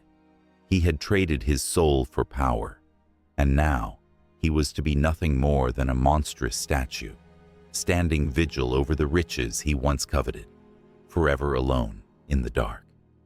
As the villagers gathered by the fire, Keth paused, the weight of the story heavy in the air. The flames crackled, illuminating their wide eyes and pale faces. "And to this day, Gahbo still stands," Keth whispered, his voice trembling, a reminder of what happens when greed consumes the heart. A sudden gust of wind swept through the clearing, extinguishing the flames momentarily. Gasps filled the air, and the chill of the night seeped into their bones. Shadows crept closer, as if the very forest was drawing near, listening intently to the tale. The ground trembled slightly, and the villagers exchanged worried glances, as though the spirit of Gabo was stirring from his stone slumber. "What treasures does he guard?" A voice broke through the silence. "Are they worth the price he paid?" Keth nodded grimly. "They say the coat still possesses power. Those who seek it may find themselves drawn to the mountains, to the stone guardian who watches over his treasures." The fire flickered back to life, but the tension lingered, a palpable pulse of fear and curiosity. Children huddled closer to their parents, while the adults exchanged anxious murmurs. The prospect of facing the stone coat filled them with dread, yet a strange excitement thrummed through their veins. Would they dare to seek the coat? Would they risk becoming the next victim of the curse? As the night deepened, the stories spun into a web of possibility, threads of fate intertwined with the chilling legend. Eyes glimmered with the spark of adventure, hearts raced at the thought of uncovering the secrets of the stone coat. They could hear the distant howls of the wind, carrying echoes of Gabo's torment. Suddenly, a low rumble vibrated through the ground, jolting them from their thoughts. The villagers froze, the firelight flickering wildly, as if warning them of an approaching storm. They could feel it, the air thick with anticipation, the night alive with the weight of ancient power. The call of the stone coat echoed in their minds, wrapping around their hearts like a vine, urging them to follow the path into the darkness. With hearts pounding and breaths quickening, they exchanged glances, each one silently asking the same question: who among them would be brave enough to seek out the stone coat, to confront the guardian of treasures, and risk the same fate that had befallen Gabo? The storm raged outside, lightning flickering across the sky like the angry fingers of some unseen titan. In a small village nestled between towering mountains, the sound of thunder rolled in waves, echoing through the hearts of those who dared to listen. It was said that, on nights like this, the spirits of the Thunder Boys roamed the land, their laughter mingling with the crackling energy of the storm. In the year 1890, when the world was still raw and unformed, a group of boys from this very village stood at the edge of the woods, eyes wide with wonder and a hint of fear. Their leader, a boy named Tomas, was small for his age, but carried an unyielding spirit. He believed he could speak to the storm, to harness its power and bend it to their will. The others looked up to him, hanging on his every word, like the leaves clung to the trees in the wind. "Tonight, we become legends," Thomas declared, his voice rising above the wind that howled around them. The others nodded, excitement bubbling in their chests. They had heard the tales of the Thunder Boys, how they had once summoned storms to protect their village from invaders, wielding the power of lightning like a sword. As the thunder cracked closer, the boys felt an electric charge in the air, a promise of adventure just beyond the veil of rain. With each step deeper into the woods, the trees loomed larger, shadows dancing like specters in the gloom. Old legends whispered to them, through the rustling leaves, tales of courage, friendship, and the price of power. The boys had grown up hearing how the Thunder Boys had vanished, leaving only echoes of their bravado and a legacy of strength. Each boy felt the weight of that legacy pressing against his chest, urging him onward. As they reached a clearing, the storm reached its peak, lightning illuminating the night like daylight. It struck the ground with a thunderous roar, sending a jolt through the earth that reverberated in their bones. The boys gasped, awe-stricken and terrified. Without a word, Tomas stepped forward, arms spread wide, as if to embrace the storm itself. "Can you hear them?" he shouted, his voice barely piercing the tempest. The Thunder Boys are calling us. In that moment, the winds seemed to shift, carrying with them a rich electric scent. The boys felt it in their hearts, a rhythm that mirrored the pulsing of the storm. They huddled closer together, a united front against the chaos of nature. Stories danced in their minds, how the Thunder Boys had walked among them, cloaked in lightning, protecting the weak, striking down the wicked. As the rain poured down, their laughter erupted, mingling with the thunder, creating a symphony of sound that echoed through the hills. Each boy felt invincible, as if the storm had granted them strength beyond their years. But as the storm raged, they could sense a change in the air, a heaviness that made their hearts sink. Suddenly, a bolt of lightning struck nearby, illuminating a figure standing at the edge of the clearing. The boys froze, their laughter dying on their lips. The figure was cloaked in shadows, a swirling mass of darkness and light, eyes glinting like stars against the storm. Tomas stepped forward, fear and fascination battling within him. "Who are you?" he called out, voice trembling yet bold.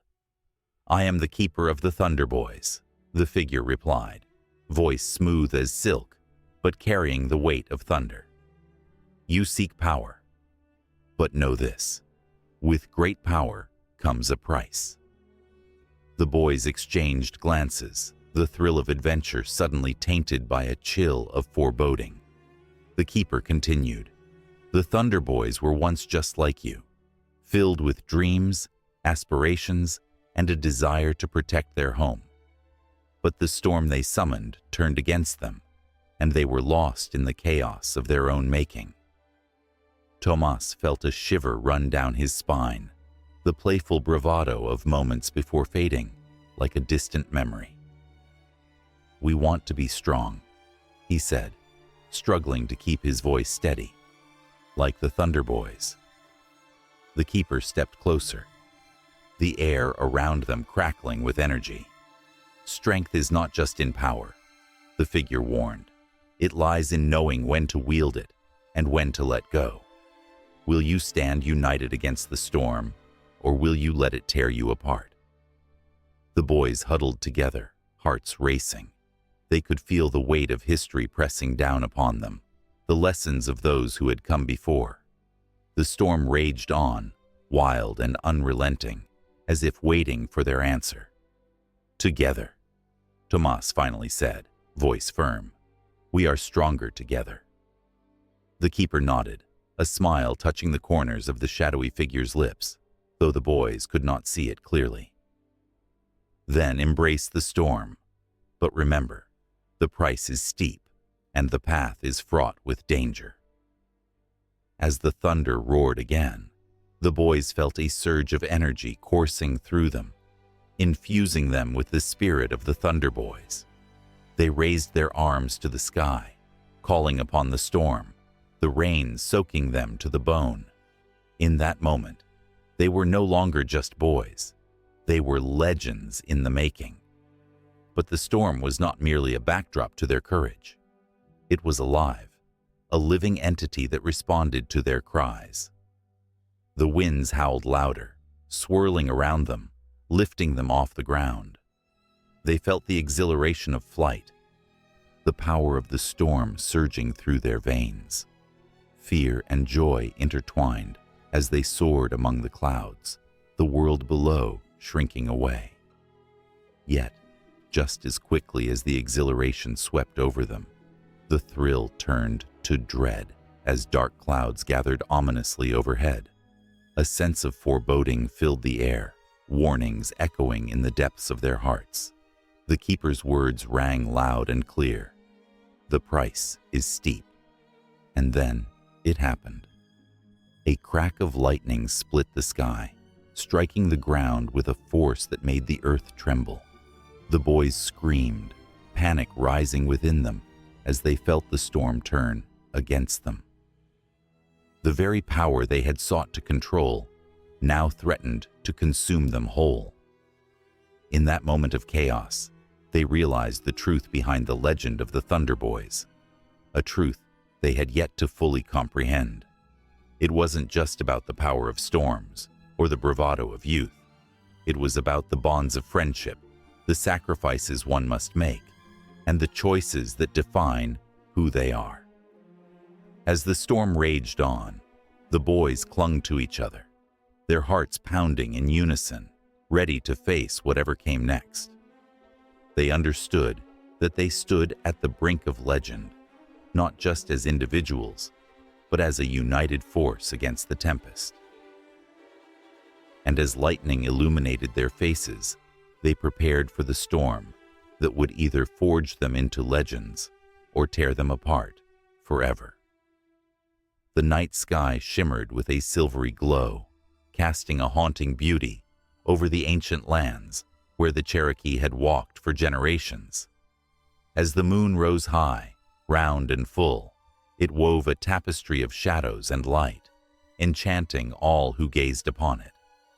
The air was thick with the scent of pine and earth, a reminder of the life teeming beneath the surface, all intertwined with the celestial bodies above. The Cherokee people believed that the moon was a powerful spirit, a guardian watching over them and guiding their lives with its luminous presence. In the quiet of the night, elders would gather the young ones beneath the vastness of the stars, their voices soft, yet filled with the weight of stories passed down through time. They spoke of the moon as if it were a revered ancestor, one who whispered wisdom through the winds and painted the world in shades of silver. It was said that the moon had moods, just like the people who looked up at it. When it was full and bright, it brought joy and celebration, while a waning moon signaled reflection and sometimes sorrow. As the stories flowed, the children's eyes widened in wonder. They listened intently, feeling the pulse of their culture beat like a drum in the depths of their souls. The moon was not merely a celestial body. It was a vital part of their existence, a source of strength and inspiration.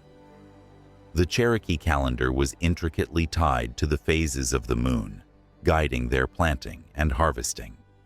Each season was marked, not just by the sun's journey, but by the moon's rhythm, a reminder of the cycles of life that governed all living things. With each passing month, the Cherokee celebrated the moon's phases in ceremonies that connected them to their ancestors and the natural world around them. The full moon brought gatherings of laughter, dancing, and feasting, while the new moon called for introspection and renewal.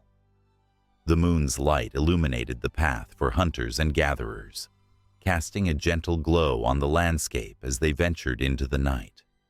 The moon was a companion, a friend in the shadows, guiding them through the darkness. And within this connection, there was a deep-rooted belief that the moon held the spirits of the lost. When someone passed away, the Cherokee would look to the moon, believing that their loved ones had transformed, shining brightly in the night sky, forever watching over those they left behind. It was a bittersweet comfort, the idea that the moon was a bridge between the living and the departed, a place where souls danced among the stars, free and eternal. In the rituals performed by women, the moon played a pivotal role. The Cherokee women held sacred the lunar cycles, their bodies in sync with the moon's phases. The menstrual cycle, marked by the new moon, was seen as a time of profound connection to the earth and the spirit world.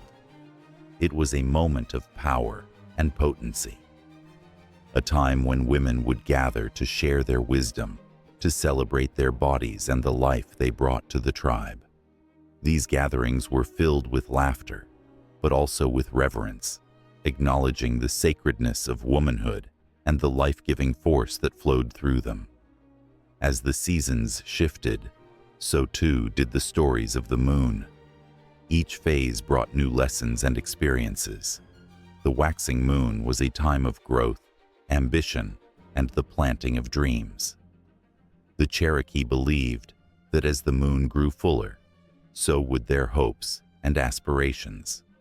Under its watchful glow, they would set intentions, crafting their futures like skilled artisans, molding clay. The very essence of the moon inspired artisans, poets, and dreamers to pour their souls into their work, capturing the magic of the night in songs and crafts.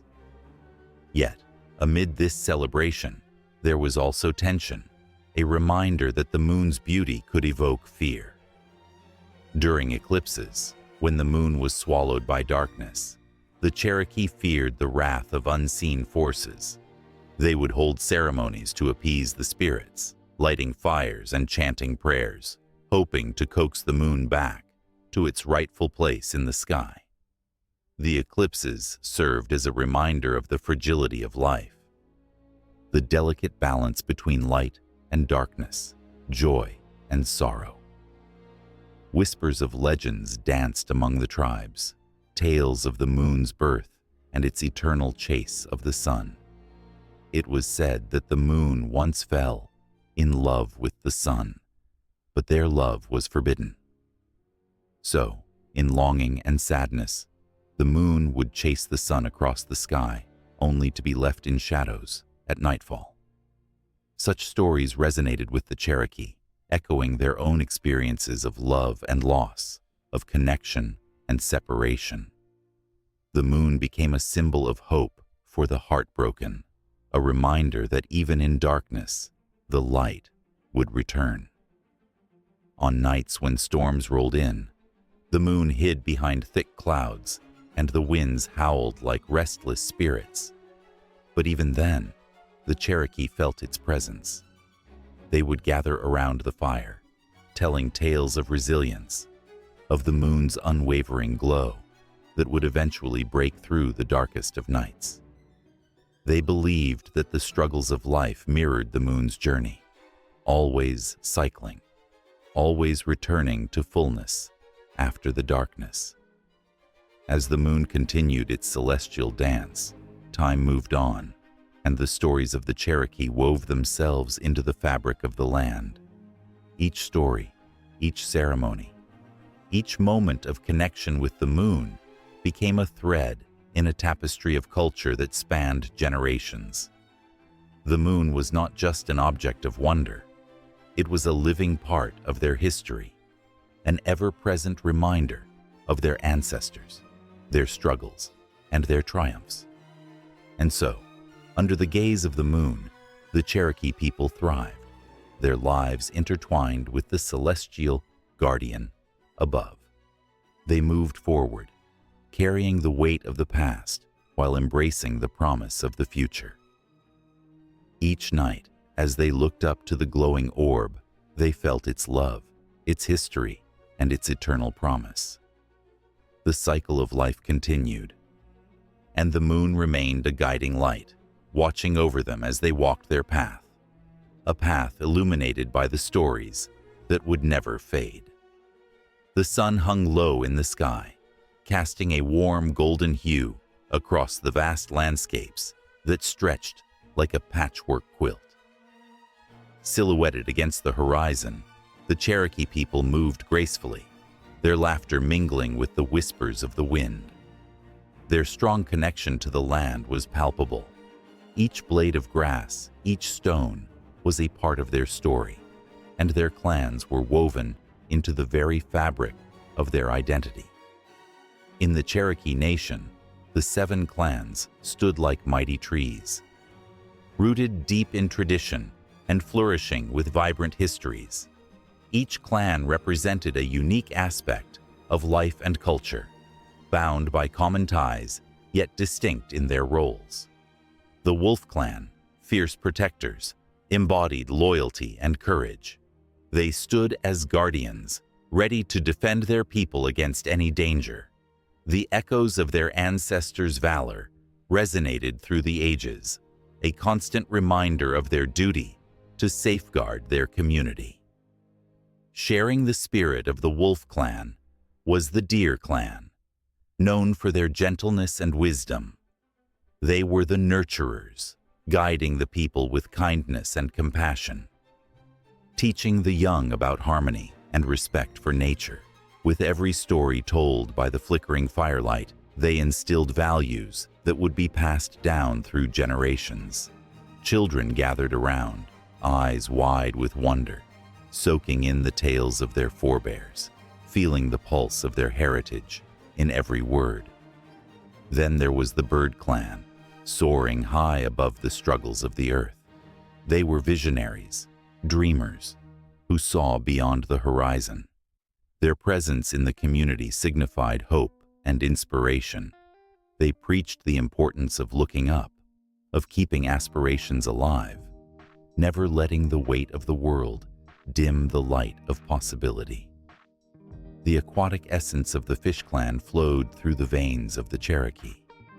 Their connection to the rivers and streams spoke of adaptability and resilience.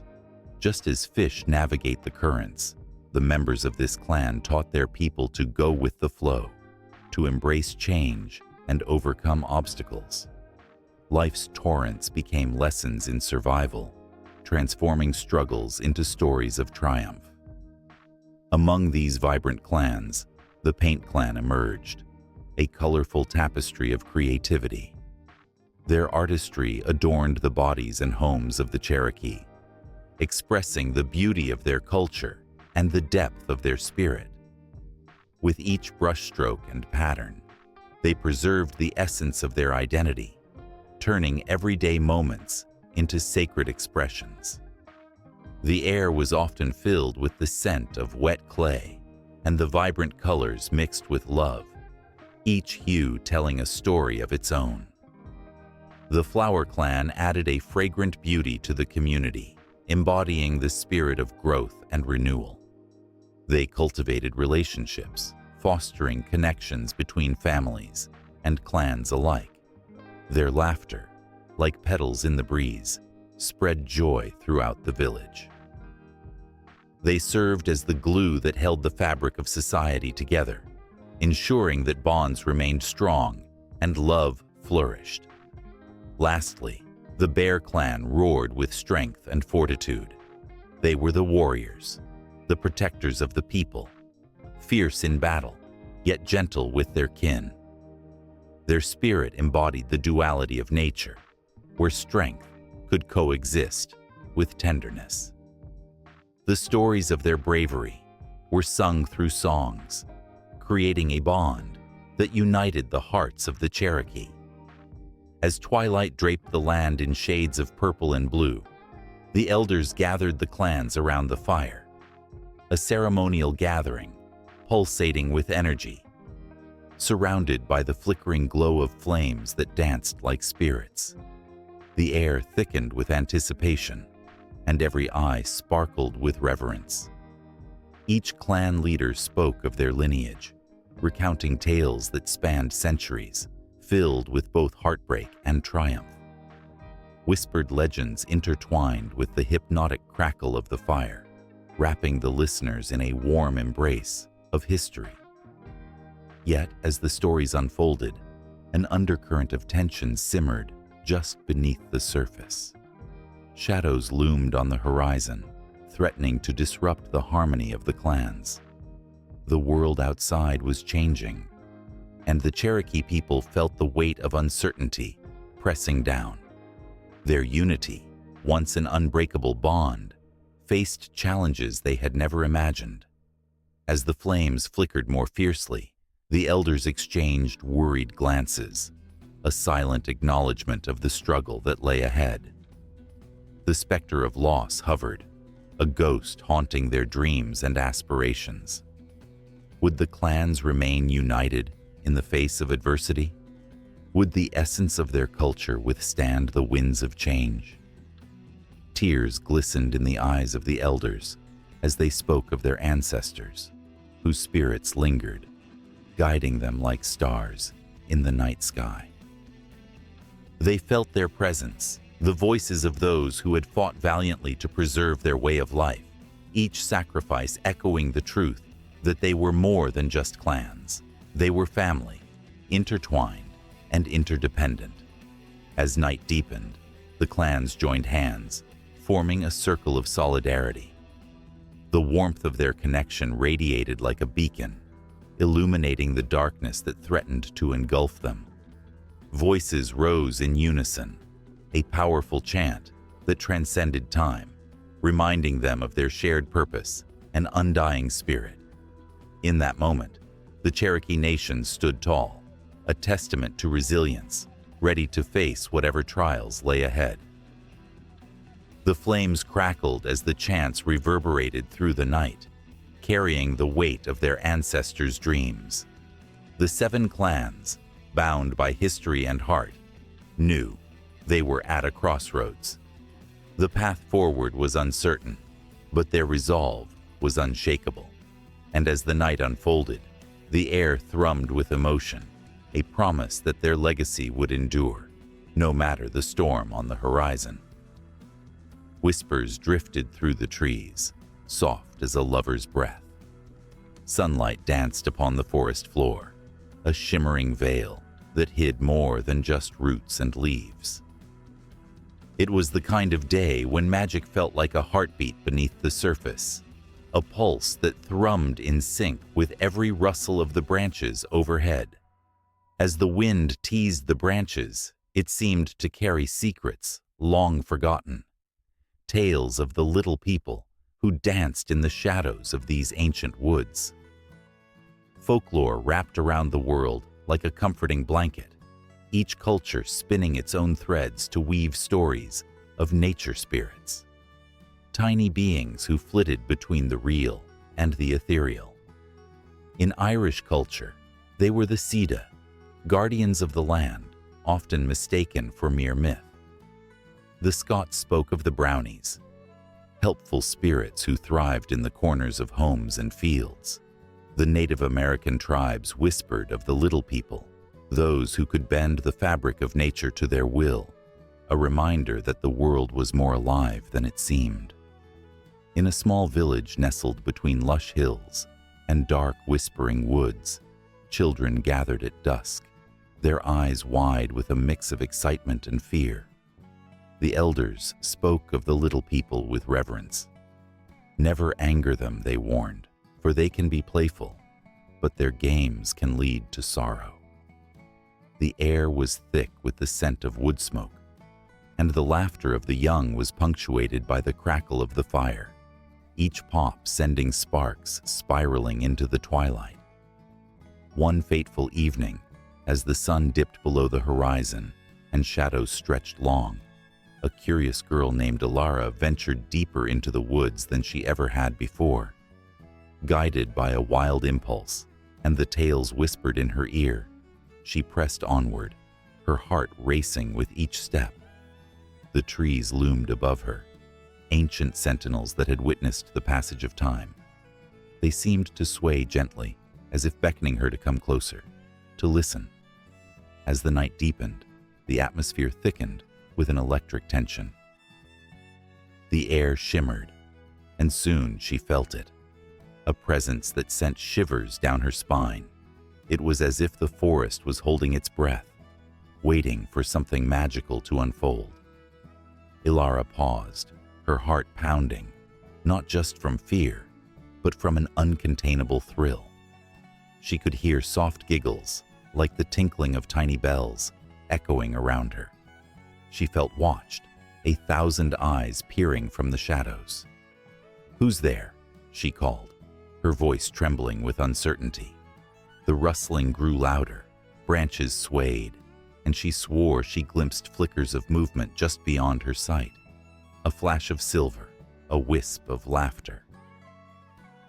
Something darted between the trees, too quick for her to catch. Goosebumps prickled her arms, a mix of apprehension and expectancy swirling in her chest. Then, as if her command had summoned them, the little people emerged. They were not just figments of imagination. They were real, shimmering beings, no taller than her knee, with skin that glistened like dew-covered leaves. Their eyes sparkled with mischief, and their tiny wings sparkled like the stars.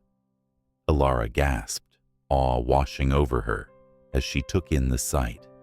They twirled and spun, laughter ringing like chimes in the wind, weaving through the forest with a grace that seemed to defy nature itself. "What brings you here, child of the earth?" The leader, a sprite with hair as wild as the thorns of a rose, asked. Her voice was like the rustle of leaves, melodic and hauntingly beautiful. Ilara, caught between fear and fascination, could only stammer. She had come seeking adventure, but what she found was an enchantment that stirred deep within her soul. "Have you come to dance?" the sprite teased, eyes gleaming. With a wave of her hand, the forest erupted into a frenzy of light and sound. Fireflies blinked into existence, illuminating the night with a soft, golden glow. The trees seemed to sway in rhythm, the very earth pulsing with their laughter, as Ilara felt her feet lift off the ground, drawn into their circle. She twirled and spun, surrendering to the joy that bubbled within her chest. It was a feeling unlike any other, a sense of belonging, of being part of something wondrous and timeless. Care and worry faded away, lost in the magic of the moment. But just as quickly, a chill swept through the air, and the laughter turned to whispers of worry among the little people. "Beware the shadows," the leader warned, her tone shifting. "Not all who wander here are friendly." The joyous atmosphere grew heavy, as a sense of unease blanketed the night. The forest seemed to hold its breath, the once playful energy now tinged with caution. Ilara felt it too, a darkness lurking at the edges of her vision, creeping closer like a storm cloud on the horizon. Panic fluttered in her chest. She had ventured too far, drawn by the thrill, but now she could sense the gravity of her choice. The little people began to flit away, their laughter replaced by urgency, darting into the dense underbrush. The world around her shifted, shadows stretching with an unnatural life of their own. "Stay with us," the leader cried, her voice a blend of fear and determination. Ilara hesitated, torn between the magic of the little people and the looming darkness that threatened to engulf her. The forest whispered warnings, tales of lost souls and forgotten dreams echoing through her mind, filling her with dread. In that moment, she realized the truth of the stories. The little people were not mere spirits of joy, but guardians of balance, protectors of the land. Their presence danced between light and shadow, and just like the world itself, they were neither purely good nor purely mischievous. They were the heartbeat of the forest, entwined with every tree, every leaf, and every breeze. But the shadows were closing in, edges sharp and hungry, and Ilara had to decide. Would she embrace the magic of the little people, risking the darkness that trailed her? Or would she turn back to the safety of her village, away from the laughter that had for a brief moment felt like home? As the tension built, a choice loomed ahead, one that could change everything. The night was thick with anticipation, and as the fireflies flickered out, all she could do was hold her breath, waiting for the next moment to unfold.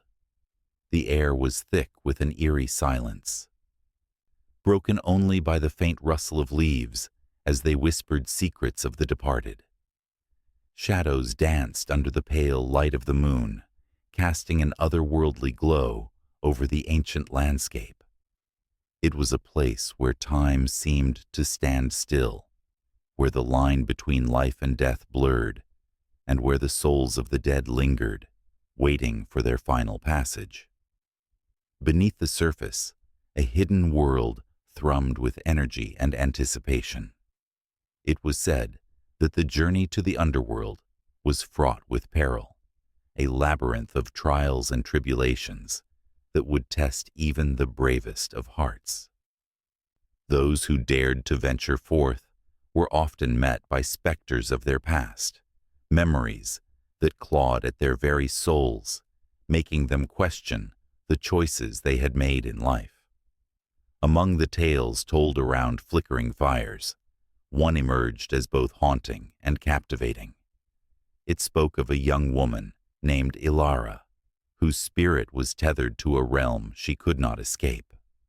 Her heart had been heavy with grief, the loss of her beloved etched into her very being. When the time came for her to leave this world, she did not pass quietly.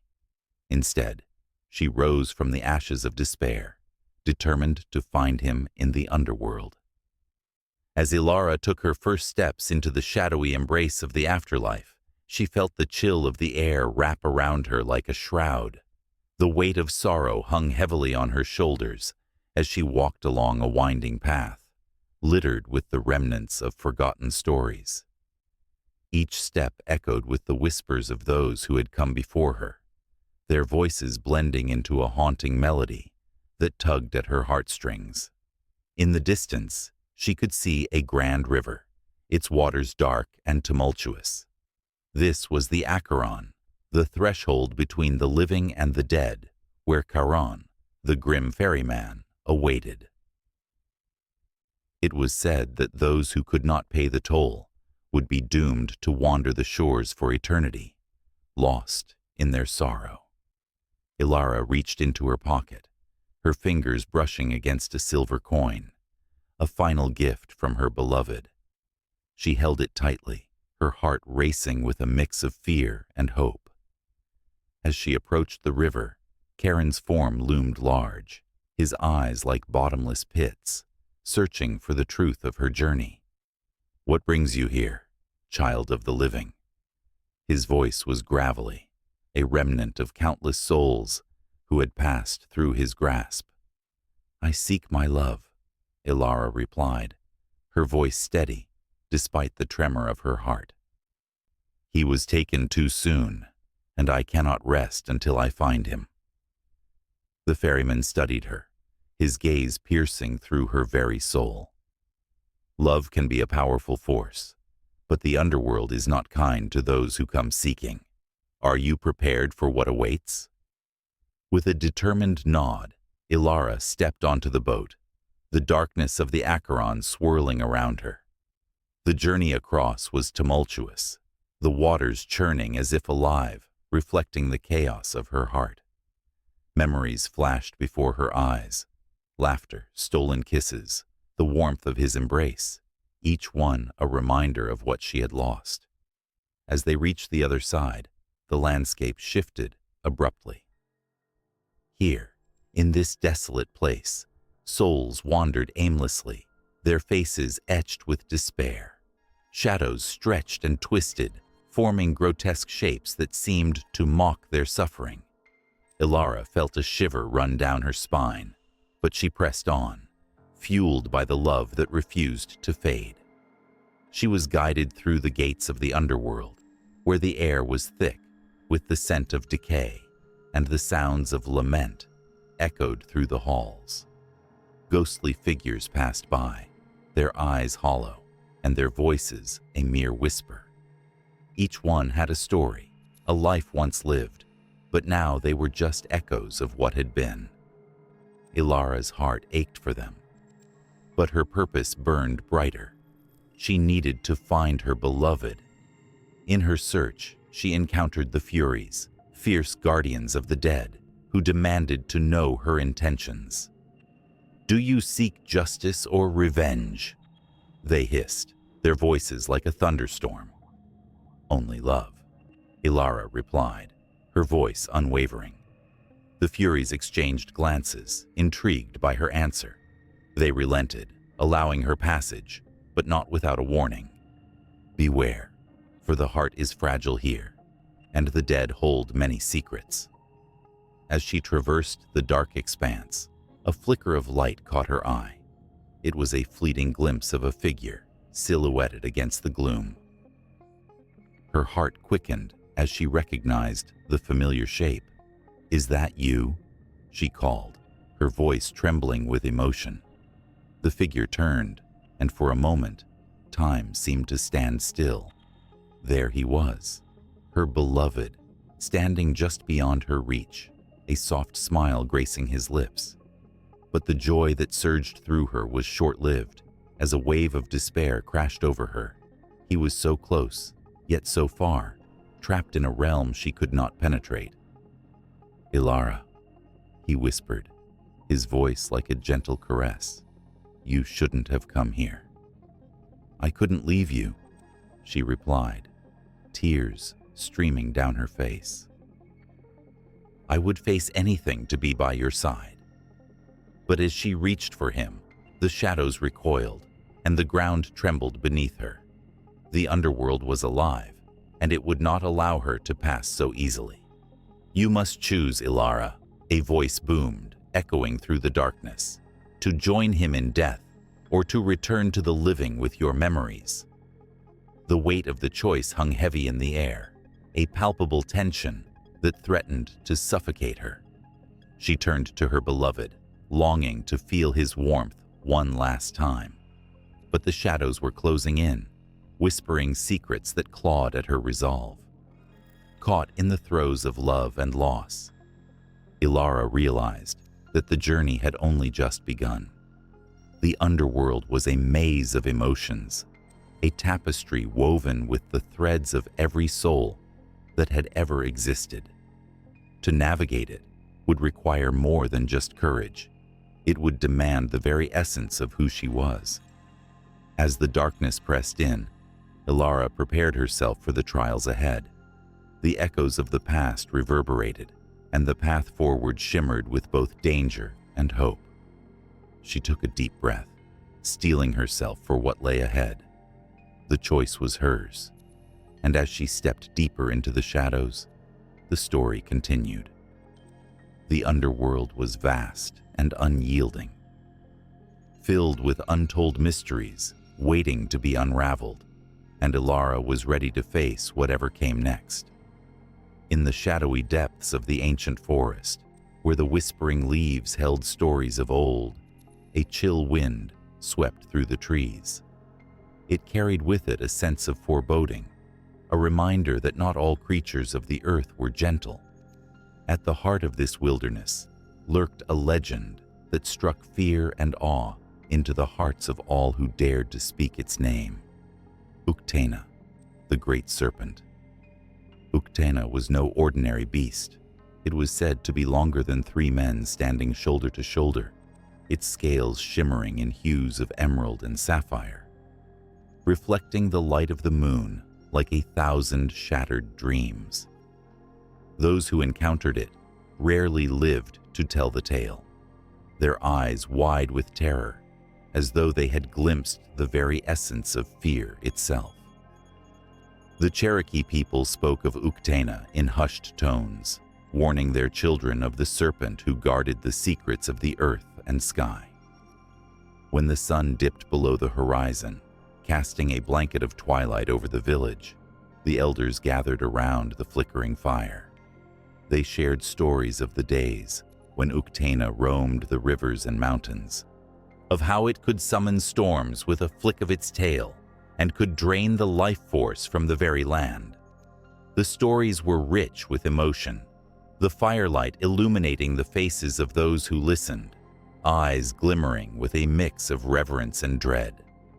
They spoke of the time when a brave warrior named Sali sought to confront the serpent, driven by the desire to protect his people.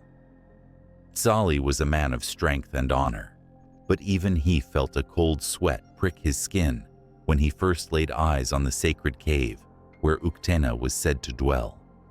The entrance loomed like a gaping mouth, dark and foreboding as shadows danced along the walls, whispering secrets of those who had come before.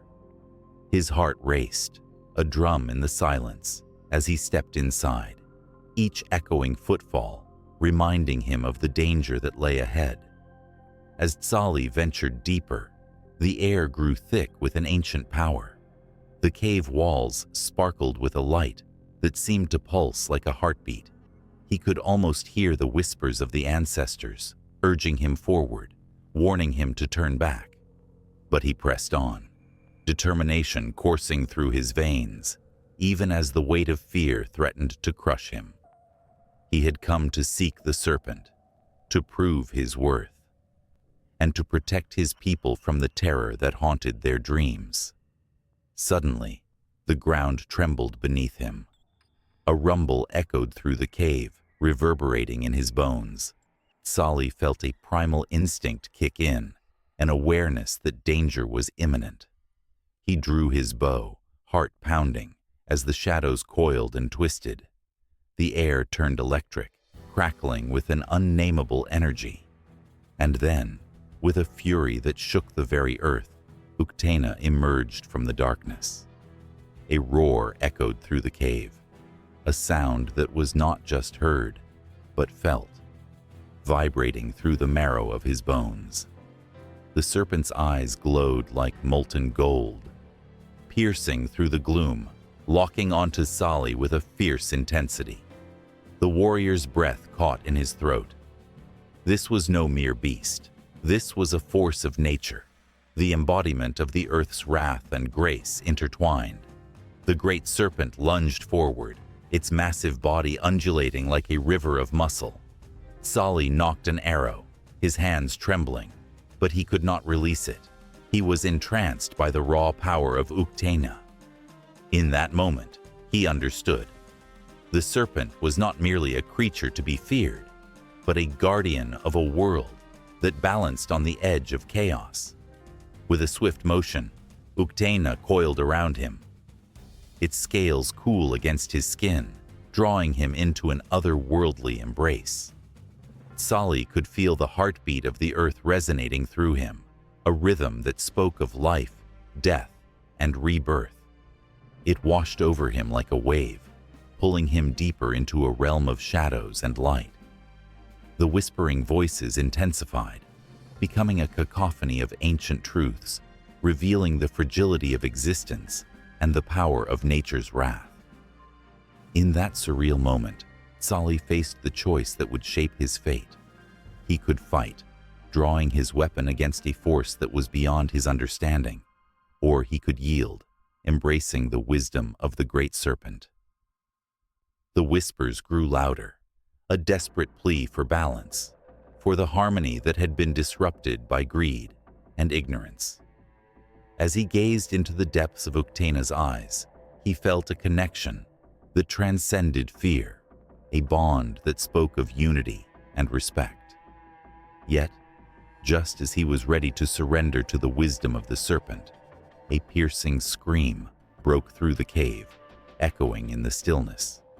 It was a cry of desperation, a reminder of his people waiting outside, unaware of the danger lurking within the darkness.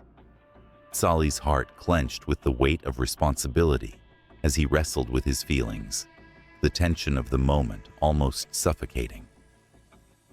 In that instant, Uktena reared back, releasing Sali from its grasp. The warrior stumbled, gasping for breath, as the serpent's form faded into the shadows of the cave. He could feel the presence of the creature lingering, a pulse in the air, urging him to remember the truths he had learned.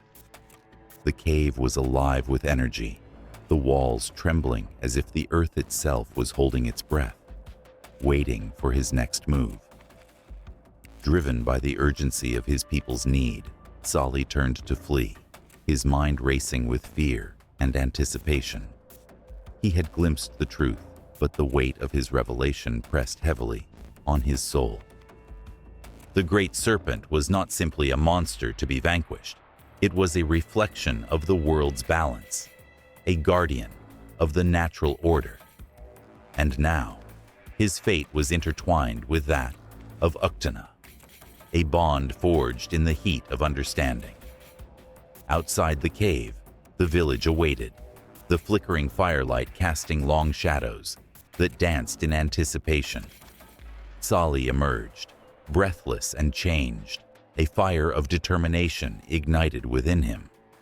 The legends told of the great serpent, but now he bore the weight of that truth. The sun dipped lower in the sky, casting an ominous glow over the horizon, and a storm brewed in the distance, mirroring the turmoil in Sali's heart. As he stepped out of the cave, two worlds collided, the world of the serpent and the world of man. The villagers looked upon him with a mixture of hope and fear, sensing that something monumental had shifted. Sali held their gaze, knowing he carried the knowledge of Uktena, a truth that could either unite them or tear them apart. The air crackled with tension, the promise of something monumental, lingering just beyond the horizon. The storm loomed closer, a harbinger of change, a battle between the forces of nature and the heart of humanity. Sali stood at the precipice, a warrior caught between two worlds, his destiny hanging in the balance. The whispers of the great serpent echoed in his mind, urging him to remember the sacred bond between man and nature. As the first raindrop fell, Sali felt the weight of the world upon his shoulders, the struggle for balance igniting a fire within him that could not be extinguished. And deep in the shadows, Uktena watched, a silent guardian waiting for the moment when the truth would be revealed, when the line between fear and understanding would finally blur, setting the stage for a confrontation that would resonate through the ages. In the quiet of a Cherokee village, where the sun dipped below the horizon and painted the sky in hues of orange and purple, an elder sat by the flickering firelight. The crackle of burning wood mingled with the soft whispers of the wind, filling the air with a tangible magic that spoke of ancient times and forgotten stories. This was a moment steeped in tradition, where the boundary between the waking world and the dreams that dance through the night blurred like the colors of twilight. As the fire crackled, children gathered around the elder, their wide eyes reflecting the flames, filled with a mixture of wonder and anticipation. They knew that this was the time for stories, a time when the veil between the visible and the invisible thinned, allowing dreams and visions to spill forth like the stars twinkling in the clear night sky. The elder's voice, rich and soothing, carried the weight of generations, recounting tales of powerful dreams that had guided their people through hardships, illuminating paths and choices with divine clarity. Dreams were not mere figments of imagination. They were sacred messages from the spirit world, each one woven with a thread of purpose. The Cherokee believed that dreams held the power to reveal truths, offer guidance, and foretell events. In this deeply connected community, no dream was trivial. Each one was a potential blessing or warning, a vehicle for wisdom that could shift the course of lives. In the shadows of the dimly lit fire, a young girl named Ahyoka listened intently, her heart racing with excitement. Just the night before, she had experienced a vivid dream, one that felt more real than her very own waking life. In her vision, she had wandered through a lush forest, the trees whispering her name as vibrant colors danced around her. She could hear the thrum of nature, the heartbeat of the earth beneath her feet. In this enchanted place, a great owl perched on a branch, its eyes gleaming with knowledge. "Seek the truth," it had hooted, "for it lies within." Ahyoka's breath caught in her throat, remembering the thrill of that moment. She felt a stirring within her, a calling she could not yet understand, but knew was significant. Would she dare to share her dream with the elders? Would they see the same power in her vision as she did? The question swirled in her mind, like leaves caught in a gentle breeze. Outside, the village was alive with the sounds of laughter and song, celebrations echoing through the gathering dark. Yet, inside her, uncertainty brewed. The Cherokee understood that dreams often required bravery to interpret, to act upon. Each vision was a doorway leading to a choice, a path that could change everything, not just for oneself, but for the entire community. This responsibility weighed heavily on Ahyoka, a flicker of fear mingling with her excitement. That night, as the village slept, she lay wide awake, the fire a small glow in the distance. The stars twinkled like tiny beacons of hope, each one a potential guide through the vast unknown. She thought of the medicine, men and women, those who could interpret the swirling tapestry of dreams, reading symbols and signs with the clarity of seasoned guides. To follow a dream required faith, a leap into the unseen. In the days that followed, whispers of Ahyoka's dream reached the ears of the elders. They gathered to discuss its meaning, their faces grave and contemplative. The air seemed to thicken with anticipation, dreams crisscrossing like branches of a great tree, each one intertwining with another. They spoke of the great owl, a symbol of wisdom and intuition, and how it urged the young girl to seek her path. The elders believed that the spirits were calling Ahyoka, urging her to step into her role in the ongoing story of their people. But a dream was not always comforting.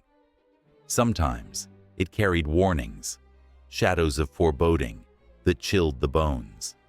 During a time of famine, a respected elder had dreamed of a great storm, dark clouds rolling over the mountains like an angry beast. He awoke with a start, the urgency of the vision burning in his mind. He gathered the villagers, his voice steady, yet laced with urgency, sharing the dream that haunted him. They prepared, reinforcing their homes and gathering provisions, only to find that the storm struck days later, fierce and unyielding. The elder's dream had saved lives, a testament to the power that lay hidden in the realm of sleep. Ahyoka's heart raced as she thought of such responsibility. How could her dream hold such significance? Yet, deep down, she felt a connection, a thread linking her soul to the ancient wisdom of her ancestors.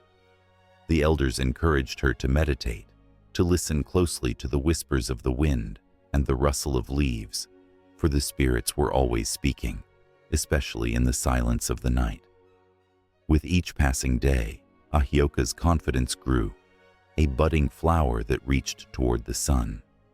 She sought the counsel of the medicine woman, who taught her the art of dream interpretation, the delicate balance of listening and understanding.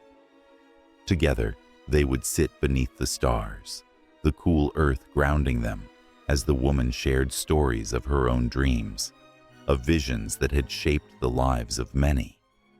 As the moon waxed and waned, Ahyoka began to journal her dreams, each word a brushstroke on the canvas of her life. She learned to paint her visions with colors of emotion, understanding that the heart's truth often lay hidden beneath layers of fear and doubt. The stories of dreams intertwined with her own, filling her spirit with a sense of purpose that pulsed like a drumbeat in her chest. But one night, a troubling dream shattered her newfound confidence. A shadowy figure loomed over her, its presence dark and suffocating. It whispered secrets, twisted truths that made her heart race with dread. Ahyoka awoke, trembling, the echoes of the nightmare clinging to her like a shroud. She felt as if she was standing at a crossroads, the weight of her people's hope pressing down on her shoulders. This dream, too, held meaning. She could feel it. But what was she to do with its darkness?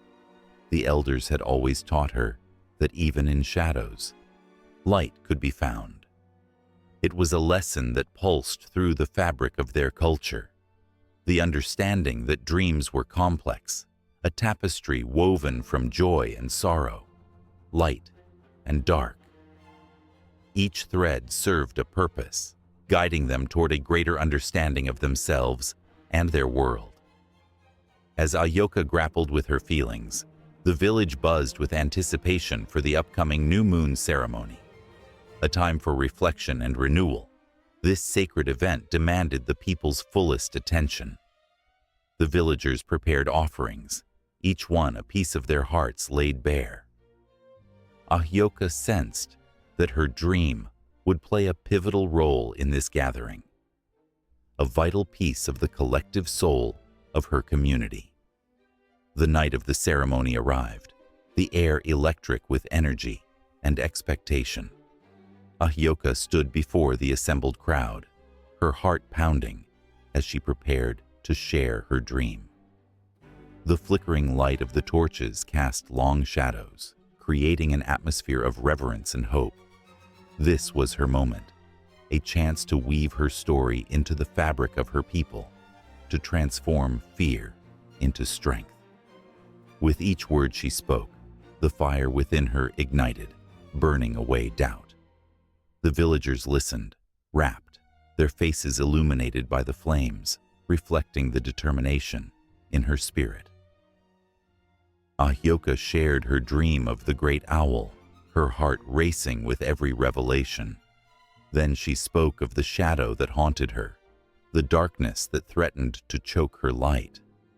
As she poured out her soul, she felt the weight of her ancestors beside her, their voices wrapped around her like a warm embrace, guiding her through the storm within.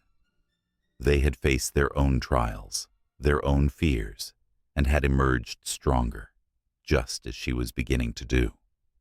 The collective energy of the villagers surged, their belief in her weaving a protective shield against the shadows she feared.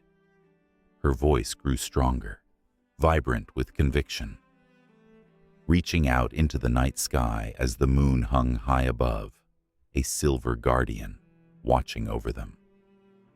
Little did she know that the culmination of her journey was only just beginning, the threads of her story intertwining with the dreams of her people in ways she had yet to comprehend. The air crackled with anticipation as the first snowflakes began to fall, delicate and swirling like whispers from the past. Villagers, wrapped in layers of fabric and tradition, gathered in the central square, their breath visible in the frigid air. This was a time that transcended the mere change of the seasons. It was a tapestry woven from the threads of history, culture, and the pulse of the earth. The winter ceremony was upon them, a sacred moment that echoed through the centuries, stirring the hearts of young and old alike. For generations, this gathering signified the end of the harsh winter, a collective sigh of relief as the community emerged from their homes, hushed by the weight of the snow. Laughter intermingled with the soft sound of falling snow, and the flickering flames of bonfires danced in the night, casting shadows that seemed to reach out to the ancestors who had come before. The flickering light reflected the warmth of traditions held dear, memories of those who had walked this earth long ago. As the ceremonial drumming began, a rhythmic heartbeat pulsed through the crowd. The beat resonated with the very essence of life itself, connecting each person to the land, to their ancestors, and to the cycle of nature. The drums spoke of hardship and survival, but also of hope and rebirth. They told stories of the past, of the struggles faced during the long, bitter months, and how the community had come together to share food, stories, and warmth. In the center of the square stood an ancient tree, its gnarled branches a reminder of the resilience of life amid adversity. The villagers adorned it with offerings, handmade ornaments crafted from wood, woven grasses, and even bits of silver that caught the firelight. With each offering placed upon the tree, a prayer was whispered, a wish for the coming year to be filled with abundance and joy. The tree, with its roots deep in the earth, had seen countless winters and summers, each ceremony binding the past to the present and the future to the now. As the night progressed, the transition to the summer ceremony began to loom on the horizon. The air grew warmer, the snow melted away, revealing patches of earth eager for life to return. This was a time of celebration, where gratitude overflowed. The summer ceremony would soon follow, a jubilant expression of life and growth, honoring the sun that nourished the land. The anticipation hung in the air like a sweet fragrance, teasing the senses with memories of sun-drenched days and vibrant flowers. The elders spoke of the importance of these ceremonies, while sharing tales that wrapped around the listeners like a warm blanket. They recounted how the summer ceremony was not just a celebration, but a reminder of the delicate balance between giving and receiving from the earth. The sun's rising after the long winter was a miracle, a powerful symbol of renewal and hope. With every passing year, the rituals evolved, yet remained anchored in deep-seated tradition, a lineage passed down through spoken word and song. Children listened wide-eyed, their imaginations ignited by the stories of fire and feasting, of dancing under starlit skies, with hands raised high in joyous abandon. They felt the weight of the past and the promise of the future in every word, an invisible thread connecting them to their ancestors.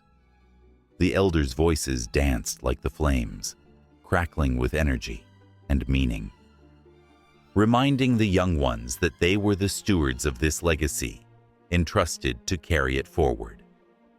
As the first hints of dawn began to paint the sky in hues of pink and gold, the tension shifted, signaling an impending change.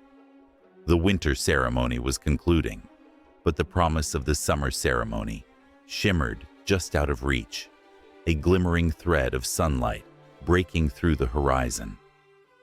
The villagers stood together, their hearts beating in unison, a living testament to the power of community and tradition. By the time the last embers of the fire flickered and faded into the early morning light, a sense of urgency filled the air. The villagers felt the pull of the seasons, the inevitable transition that marked their lives. They shifted from the introspective nature of winter to the vibrant anticipation of summer. The weight of history pressed upon their shoulders, yet it was balanced by the lightness of hope. They knew that soon they would gather again in the warmth of the sun, celebrating life in all its fullness. As they prepared to return to their homes, there was a lingering sense of unity, a reminder that in every season, in every ceremony, they were part of something far greater than themselves. They were part of a cycle that had been honored and cherished for generations, a dance with nature, a heartbeat of the earth. The stories would continue, spinning a tapestry of joy and resilience, echoing across time and space, uniting past, present, and future. The villagers exchanged glances, each face reflecting the glow of shared memories and the promise of new beginnings. With each step towards their homes, the whispers of the winter merged with the vibrant songs of summer, creating a symphony that would resonate long after the ceremonies had ended. The sun was rising, and with it, the spirit of life was awakening, ready to embrace the warmth and possibilities that lay ahead. In the heart of the village, the tree stood sentinel, its branches heavy with the dreams of the past and promises yet to come. The rhythm of life pulsed on, an unbroken circle leading seamlessly into the sunlit embrace of summer, where laughter and joy awaited, eager to dance with those who dared to celebrate the beauty of existence. The night was alive with the crackling whispers of 1,000 unseen spirits as shadows danced beneath the looming trees. Among these ancient sentinels, a flicker of light pulsed like a heartbeat, warm and inviting. There, in the clearing, stood Kale, the firekeeper, his heart wild with a mixture of fear and determination. He had been chosen for a task greater than himself, to protect the sacred flame that was the lifeblood of his tribe. Legends spoke of the first fire, a gift bestowed upon humanity by the gods after a cataclysmic battle between light and darkness. It was said that when the moon waned and the stars dimmed, the first fire would flicker to life, illuminating the path for those brave enough to seek it. But with great power came great responsibility. The flame was not just a source of warmth, it was a beacon of hope, a symbol of survival against the encroaching cold of despair. Kale's fingers trembled as he held a small bundle of dried herbs, a sacred offering to the spirits. Tonight was the night of the Moon Festival, and it was his duty to call upon the Ancient Ones to ensure the fire remained lit. The air felt charged, as if the very fabric of the world held its breath in anticipation. He could sense the spirits swirling around him, their presence brushing against his skin like the softest breeze. Suddenly, a chill swept through the clearing, and Kale's heart raced. He knew he was not alone. Shadows elongated, twisting into forms that whispered and groaned. They craved warmth, hungered for the elusive glow of the first fire. Kale's resolve tightened around him like a shield. He could not let the darkness extinguish what had been so carefully nurtured for generations. A flicker in the distance pulled Kale's gaze. Druids adorned in tattered robes emerged from the forest, their eyes glinting like shards of obsidian. They had come seeking the flame, not as allies, but as rivals, intent on seizing the fire's power for themselves. Kale could feel the weight of his ancestors' gaze upon him, urging him to stand firm. He took a deep breath, letting the scent of pine and damp earth fill his lungs, grounding himself in the moment. "Step back," he shouted, his voice rising above the chorus of rustling leaves. "The first fire is not yours to take. It belongs to us, the children of the flame, the keepers of its warmth." The druids laughed, a sound that echoed like cracking ice. "You think you can protect it?" one of them sneered, stepping forward with eyes that glimmered like dying embers. "The flame is a fickle thing, and it will choose its wielder. You are but a boy, Kale.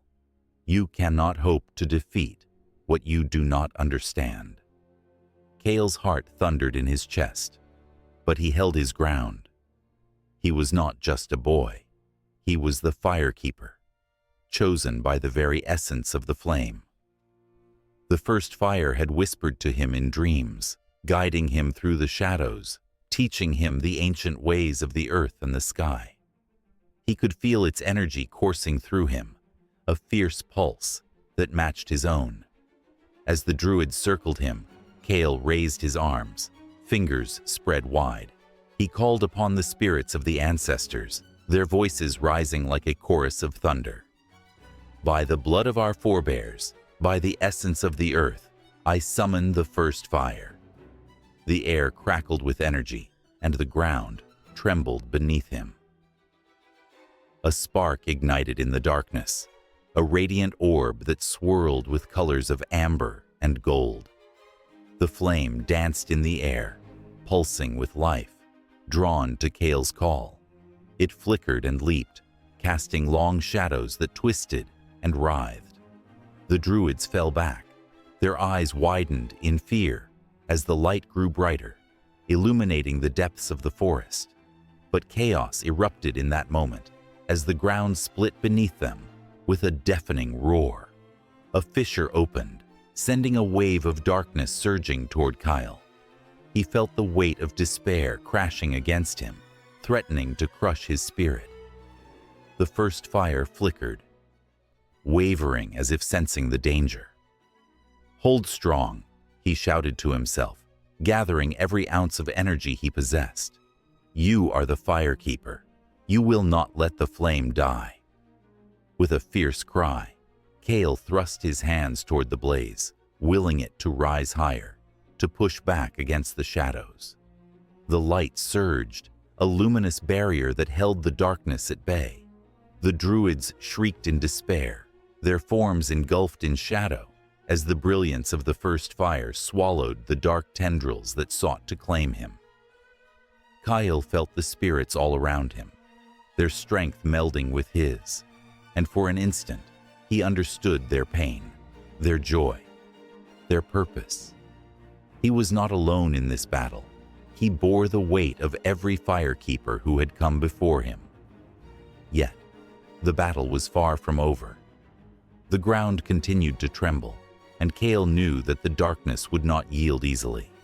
It was a force older than time, a relentless predator that would stop at nothing to extinguish the light. He needed to find a way to contain it, to turn the tide in favor of those who honored the flame. "Spirits of my ancestors," he called out, his voice rising with the fervor of his determination. "Guide me. Show me the way." As the darkness writhed and pulsed, Kyle felt a surge of energy coursing through him, urging him forward. He took a step closer to the flame, and in that moment, he understood. The first fire required sacrifice. The air thickened as he made his decision, heart pounding with every beat. He could feel the weight of the world on his shoulders as he prepared to embrace the unknown. He needed to become one with the fire, to merge his spirit with the essence of the flame. It was a path fraught with danger, but it was the only path that could lead to salvation. With a final breath, Kale stepped into the brightness, surrendering himself to the heat and light of the first fire. As the flames engulfed him, he felt a profound connection to all that was, all that had been, and all that would be. Time blurred, and he became part of the flame's story, a flame that would never be extinguished. In that moment, everything changed. The darkness recoiled, retreating into the shadows, and the druids faltered, their power slipping away like sand through their fingers. The first fire blazed brighter, illuminating the night with its fierce resolve, forging a link between Kale and the ancient spirits that had summoned him. But even as he embraced this new existence, Kale realized that the journey was far from complete. The shadow of darkness still loomed, and the first fire would need a new protector. The flickers of the flame whispered warnings, foretelling that the battle for its essence had only just begun. And so, Kale stood, not merely as the firekeeper, but as a beacon of hope, ready to face whatever trials lay ahead, knowing that he carried the weight of the past and the promise of a brighter future within him. The story was only beginning, and the fire would live on, through him and through those who dared to keep its light alive. In the quiet of the forest, just as the sun began to dip below the horizon, shadows danced among the trees, whispering secrets that only the wind could understand. In this enchanted place, two figures moved with stealth and agility, Rabbit and Fox, eternal rivals bound by a history as tangled as the roots beneath their feet. Rabbit, small and nimble, had a reputation that echoed through the woods. His ears twitched with anticipation, sensing the thrill of the chase. Fox, sly and cunning, was his worthy adversary, with a glint in his eye that promised mischief. The air was thick with tension as the sun painted the sky in hues of orange and purple, signaling the start of a new game, one that would test their wits and push the limits of their cunning. Their stories had been told around flickering fires, passed down like precious heirlooms. The elders spoke of Rabbit's cleverness, how he could outsmart even the most formidable foes. They marveled at the way he wove through life, with a combination of charm and mischief. But Fox was no fool. He was a master of traps and tricks, and he craved the thrill of outwitting his friend, or so he liked to think. As twilight settled, the forest became a stage for their age-old rivalry. Rabbit, with his quick legs and sharper mind, knew that he had to stay one step ahead. Fox, always the opportunist, waited patiently. His breath barely a whisper against the rustling leaves.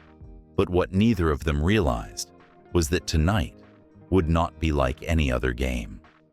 Tonight, the stakes were higher, and the shadows seemed to pulse with a heartbeat of their own. Rabbit spotted a glimmering object near the old oak tree, a shiny silver coin, forgotten by a wandering traveler. Its surface reflected the last rays of the sun, and in that moment, Rabbit's greed sparked. The coin was more than just a treasure. It was a chance to outshine Fox in their ongoing battle of wits. With a swift hop, he bounded toward the tree, his heart racing with excitement. But Fox, ever watchful, had seen the gleam too. A low growl escaped his throat as he followed close behind, his mind already crafting a plan. He would let Rabbit take the coin, but he had his own tricks up his sleeve. The thrill of the chase surged through him, and he relished the idea of turning the tables on his rival. As Rabbit reached for the coin, a sudden noise, a snap of a twig, made him freeze. A chill ran down his spine. He turned, his eyes wide with realization. Fox stood there, a wolfish grin spreading across his face. "Ah, but my dear Rabbit, it seems you've stepped right into my trap," he taunted, the shadows around him blending with his sly demeanor. Rabbit's heart raced, but he refused to show fear. Instead, a flicker of defiance ignited within him. "You underestimate me, Fox," he retorted, his voice steady. With a quick movement, he tucked the coin under his paw and took off into the thicket, hoping to outrun the inevitable confrontation. Fox sprang into action, his instincts honed by years of play.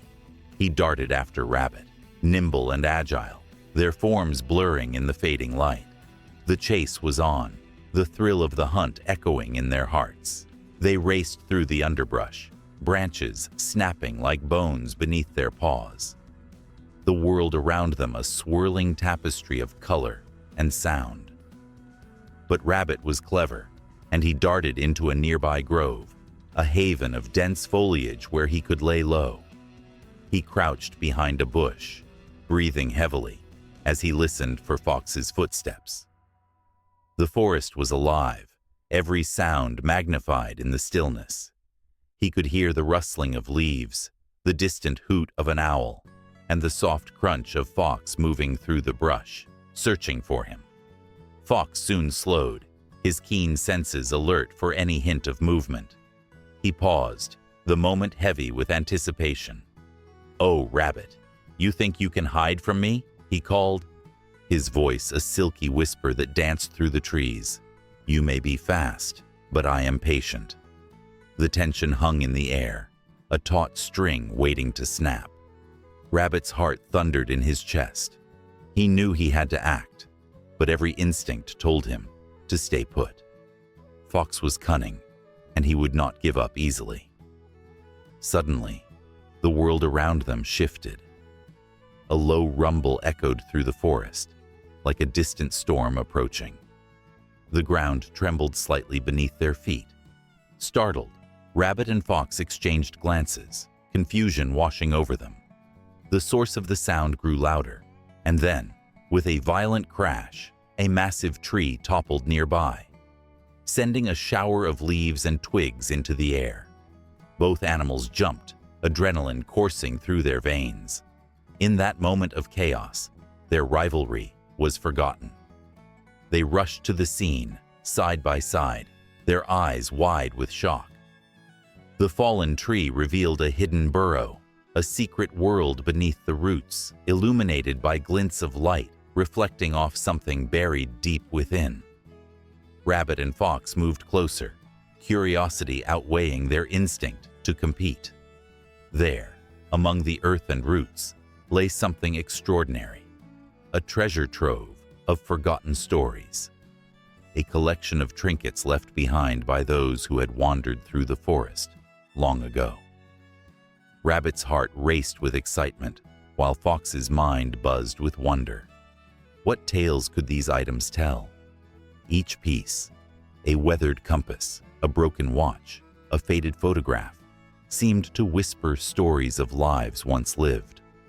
In that moment, the rivalry faded further into the background, replaced by an unexpected bond, forged in the face of discovery.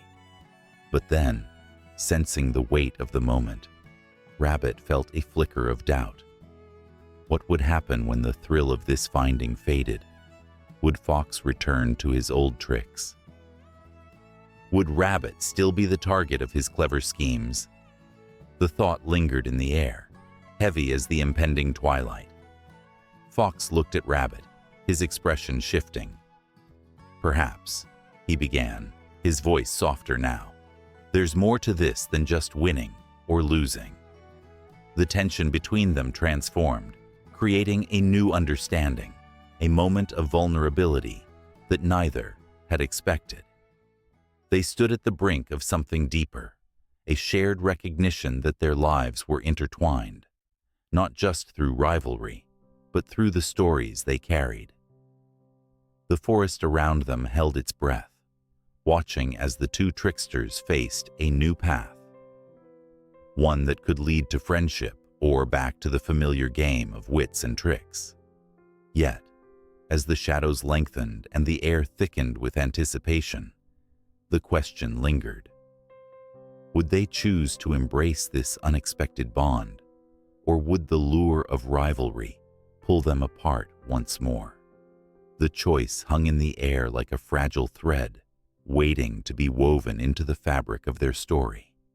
In a dimly lit room, the flickering flame of a fire dances, casting shadows that swirl like ancient spirits. A woman sits cross-legged, her long black hair cascading over her shoulders, eyes filled with wisdom far beyond her years. She holds a small bundle of feathers tightly in her hands, the soft bristles brushing against her palms like whispers from the past. The air is thick with stories, tales woven through generations, where women stood not just as figures in the background, but as powerful forces in the intricate tapestry of Cherokee mythology.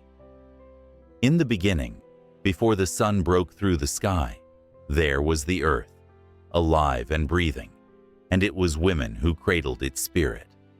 In Cherokee mythology, women were seen as the bearers of life, protectors of the hearth, and keepers of knowledge. They were not mere companions in the stories, but central characters, shaping the world around them. The tales flowed from their mouths like rivers, rich with emotion, steeped in the wisdom of the ages. One tale, in particular, held a sacred weight. It was the story of Selu, the corn woman. Her essence was intertwined with the land itself, and she was revered as the source of sustenance. Her laughter echoed through the fields, promising harvests that would feed the people. But her tale was not one of simple joy. It bore a shadow. It spoke of sacrifice and loss. When her own son, the embodiment of the winds, killed her in a moment of confusion and anger, the world mourned, the earth trembled, and the skies darkened. Yet, from her death, arose the very corn that fed the Cherokee. Selu taught them that life and death were but two sides of the same coin, a cycle that breathed through every being. The women in these stories were not passive. They were fierce and resilient. They battled against darkness, their spirits unyielding. In another myth, the Sun Woman, who journeyed to bring light to the world, faced trials that tested her strength and resolve. She fought against the shadow creatures, embodying the struggle for hope and brightness in a world often suffocated by despair. Her light was not just a gift. It was a symbol of endurance, illuminating the path for those who would follow. As the fire crackled, the woman narrated the tales, her voice rising and falling like the waves of a river. With each word, it became clear that women were the heart of the Cherokee community. They were the healers, the storytellers, and the wise ones. They taught the children the ways of the world, instilling values of respect, harmony, and responsibility. A young girl, wide-eyed and eager, listened intently, her heart pounding with the promise of her own potential. In the stories, women had the power to shape the very fabric of reality. They could summon rain, heal the sick, and call forth the seasons. The Cherokee believed that a woman's spirit was connected to the moon, her cycles mirroring the phases of the celestial body above. Just like the moon waxed and waned, so did the strength and influence of women in their lives. They were the embodiments of the earth and sky, of creation and destruction. But there were darker tales, too, that spoke of the consequences of neglecting the wisdom of women. The story of the Water Woman revealed the devastation that could ensue when her voice was silenced. Without the guidance of the feminine spirit, chaos erupted. Rivers flooded, storms raged, and the harmony of the world was thrown into disarray. It served as a poignant reminder that the balance between the masculine and feminine must be maintained, a lesson that resonated through the ages. As the woman by the fire spoke, her voice trembled with emotion, and her eyes glimmered with tears. Each story was a thread, interwoven with sorrow and joy, loss and love. The audience could feel the weight of the ancestors upon their shoulders, urging them to honor the voices of the women who came before. The tales were not just myths. They were living truths that shaped the very essence of Cherokee identity. The fire crackled louder, as if echoing the heartbeat of the earth itself. A gust of wind howled through the cracks in the walls, sending a chill through the room. It was a reminder of the spirits that hovered just beyond the veil of the visible world. The stories were not confined to the past. They were alive, pulsating with the energy of those who had lived, loved, and fought. As the night wore on, the tales of women continued to unfold. The woman spoke of the moon, whose influence was felt in every home. The Cherokee believed that their lives were guided by the lunar cycles, and women, as the keepers of these rhythms, would often perform rituals during the full moon. The moon was not just a celestial body. It was a powerful ally, a source of strength that connected women to the universe. What lay beyond the shadows of these stories was a truth that stirred deep within the souls of the listeners. The power of womanhood was not only to be revered, but celebrated. Each tale was a thread in a rich tapestry of existence, a reminder that women were the anchors of their communities, the voices of wisdom that could not be silenced. Yet even as the stories unfolded, there was an unspoken tension in the air. The world outside was changing, and the whispers of the past were becoming harder to hear. The voices of women, once so vibrant, were being drowned in the noise of modernity.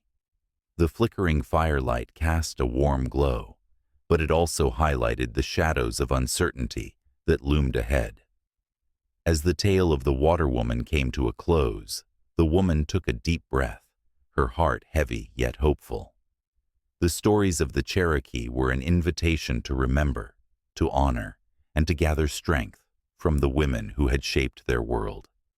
The flickering flames mirrored the flickers of resilience that pulsed in the veins of the present, keeping alive the flames of the stories that must never be forgotten.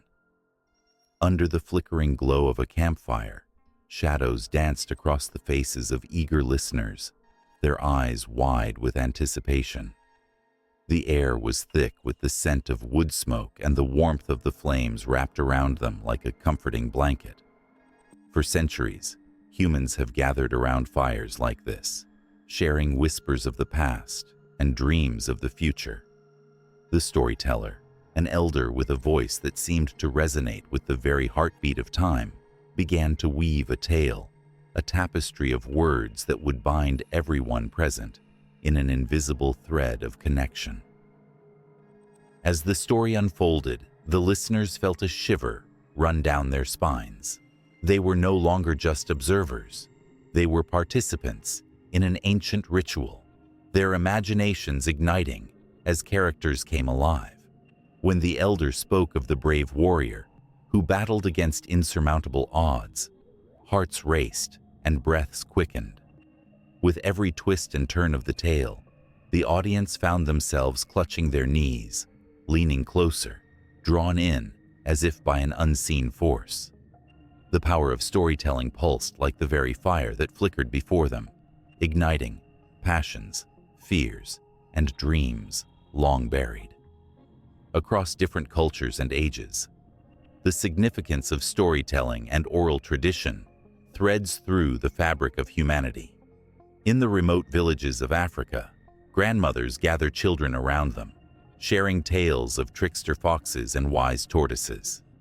Each story, steeped in the wisdom of generations, holds the essence of their culture. It is a means of teaching values, preserving history, and keeping the community bonded. Children's laughter mingles with gasps of awe as they cling to every word, their imaginations soaring. In stark contrast, in the lush landscapes of the Celtic lands, the bards of old would stand on hills, their voices echoing through valleys. They recited sagas of heroes and gods, cloaked in mystery and magic. The audience, captivated, often found themselves weeping for the loss of lives that had never been theirs, but felt so profoundly real. It was through these stories that the past became alive. Tales of bravery, love, betrayal, and loss laid the groundwork for a shared identity, drawing lines through time and space, connecting people who had never met. Even in the bustling streets of ancient cities, merchants would pause their trading to listen to wandering minstrels. The stories told were not mere entertainment, they were lifelines. In the bustling marketplace of Rome, amidst the clatter of carts and the vibrant chatter, stories of distant lands and fantastical creatures inspired dreams of adventure. For those who felt trapped by the mundane, these tales offered an escape, a glimpse into worlds where the impossible became possible. As centuries turned like the pages of a weathered book, storytelling remained a constant, evolving but never fading. In the Native American tribes, oral tradition was sacred. Elders shared creation myths, like the tale of Turtle Island, where the earth was formed upon the back of a turtle. These stories were not just narratives, they were blueprints for living, teaching respect for nature, understanding the cycles of life, and conveying the importance of community. The listeners, often adorned in traditional garments, would nod in agreement, feeling the weight of wisdom passed down through generations. With each story, the past seeped into the present.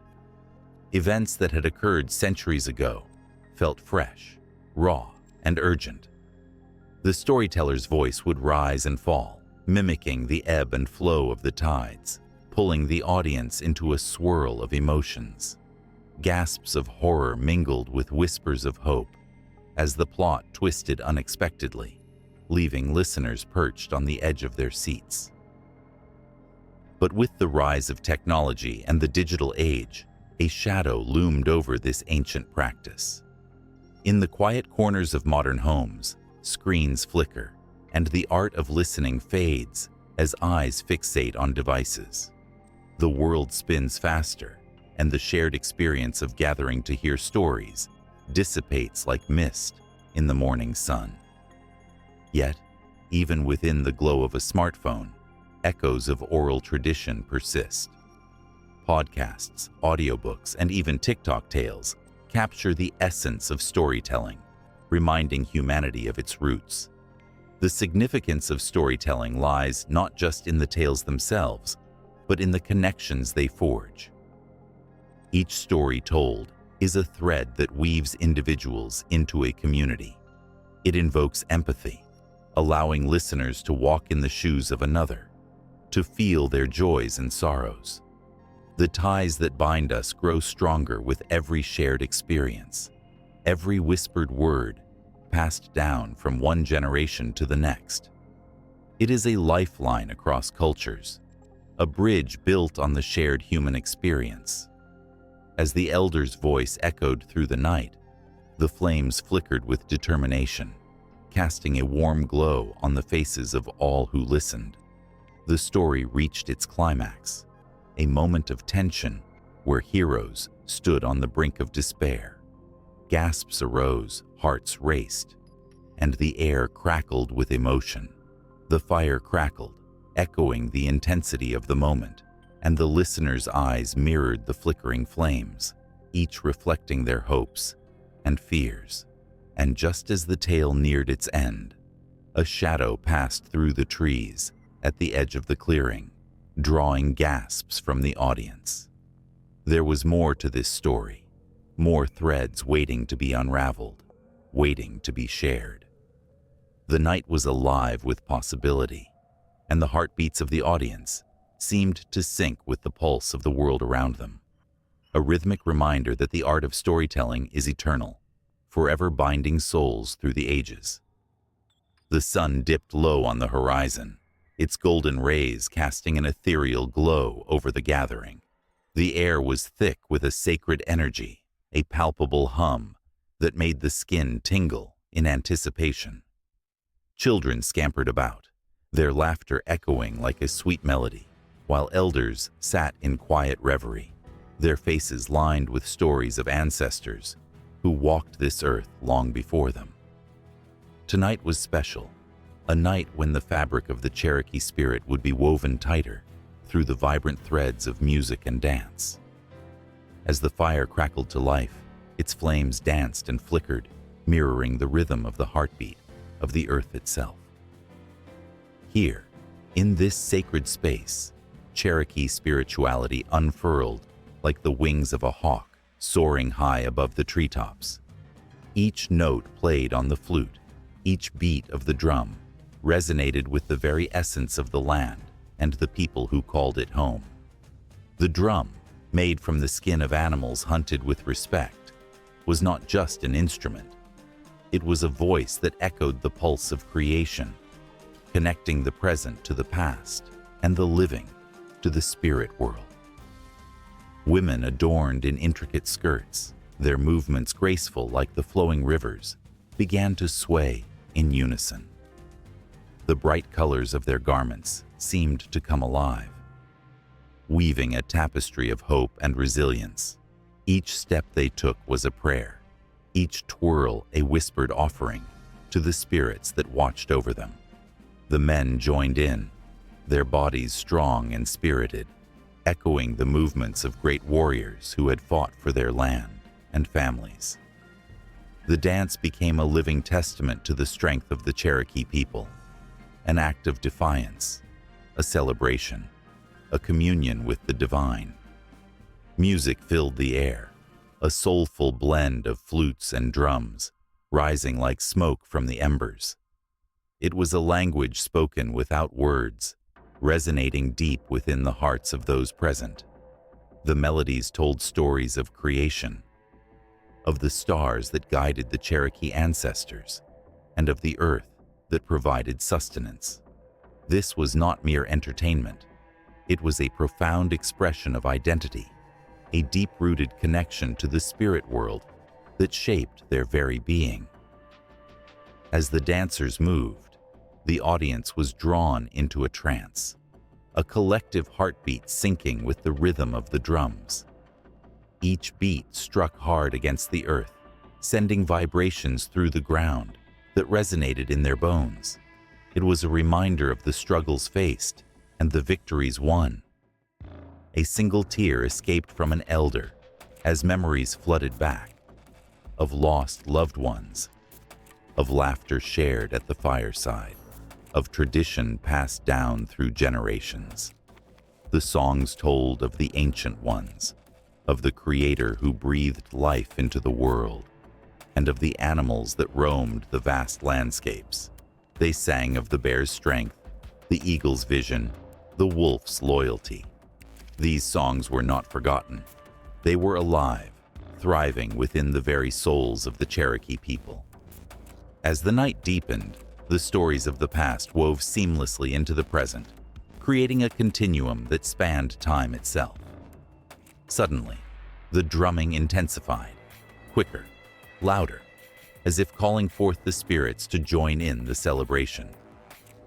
The ground shook beneath their feet, each pulse of the drum echoing like thunder in the sky.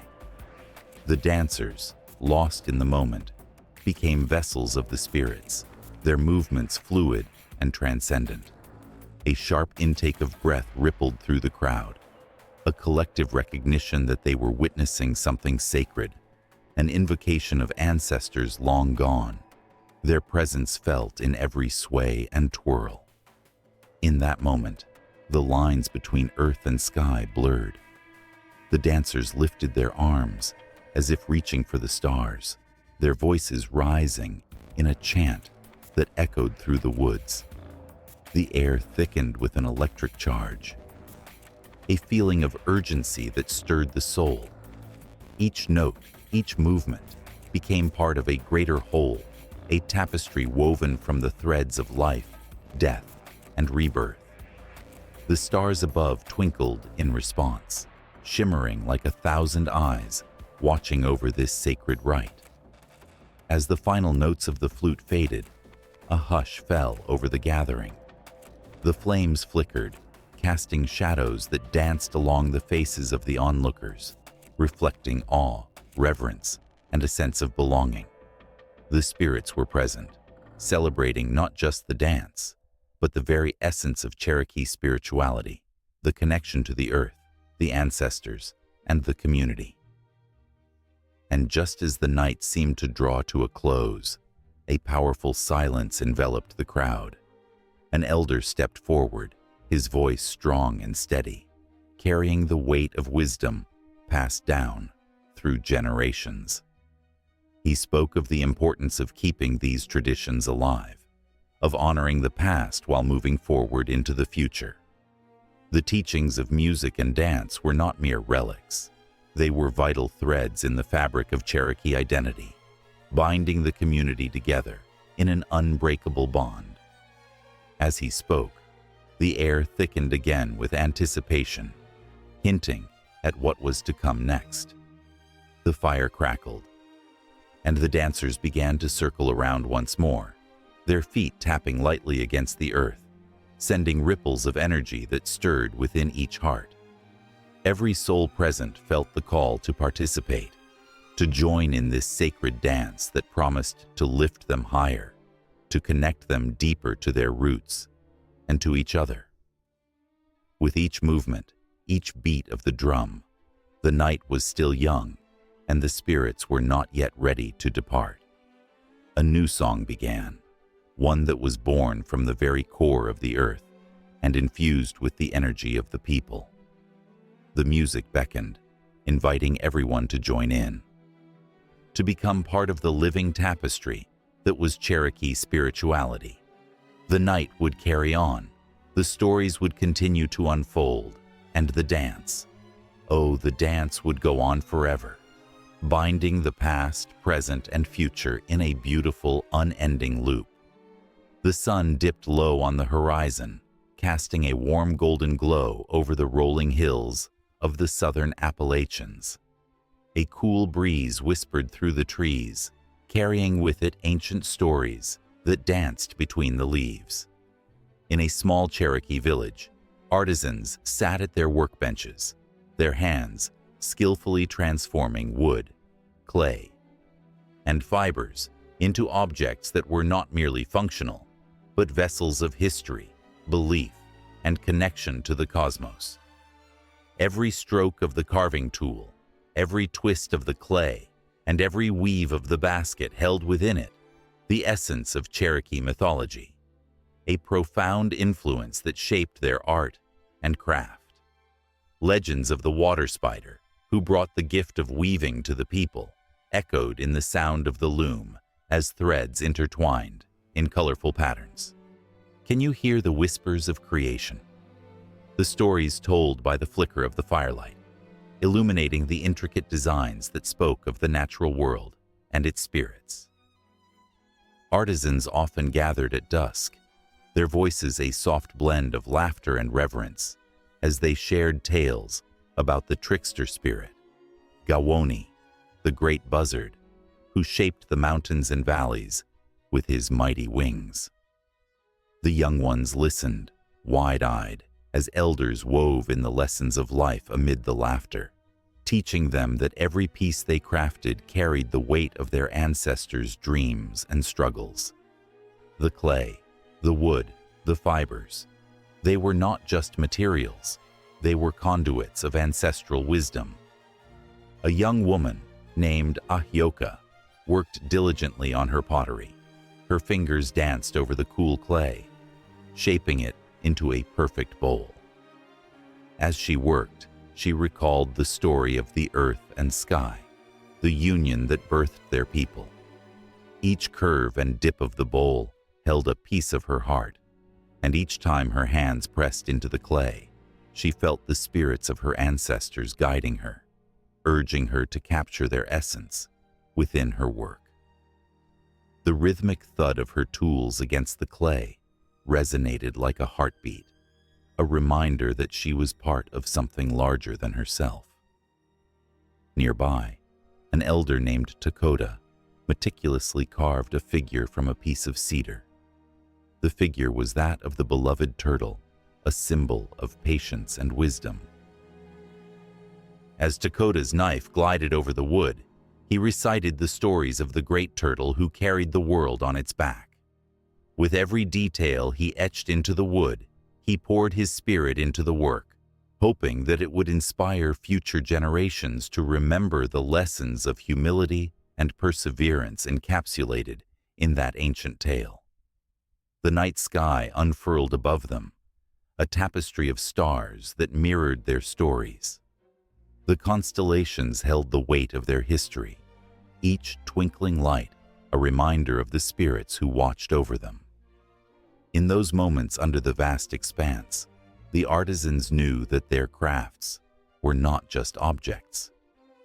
They were living stories, pulsating with the energy of creation and the heartbeat of the land. Young boys and girls darted in and out of the workshops, their laughter mingling with the older voices.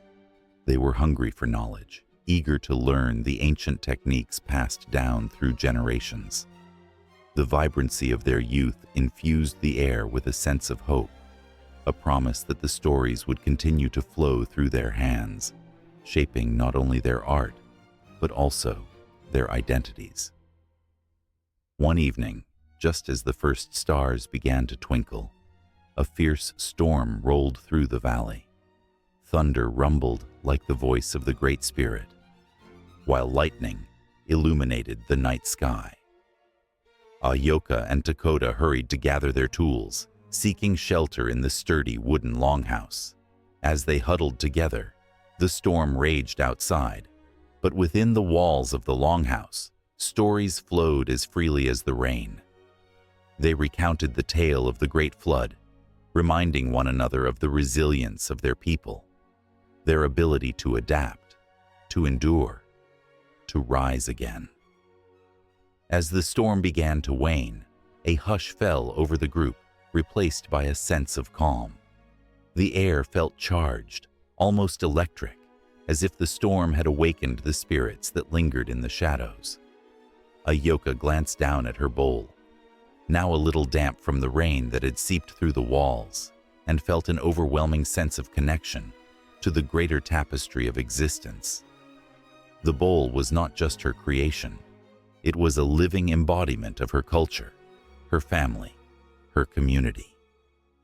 Days passed, and the sun broke through the clouds, washing the valley in light. The artisans returned to their work, emboldened by the storm's fury and the lessons it carried.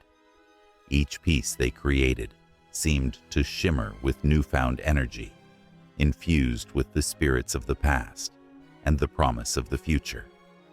The people began to gather for the annual festival, a time when their art and craft would be celebrated. Colorful banners and handmade decorations adorned the village, each piece telling a story of its own. As the musicians began to play, the air buzzed with excitement. The vibrant sounds of drums echoed through the trees, and the artists proudly displayed their creations. Each basket, each pot, each carving a testament to the power of Cherokee mythology.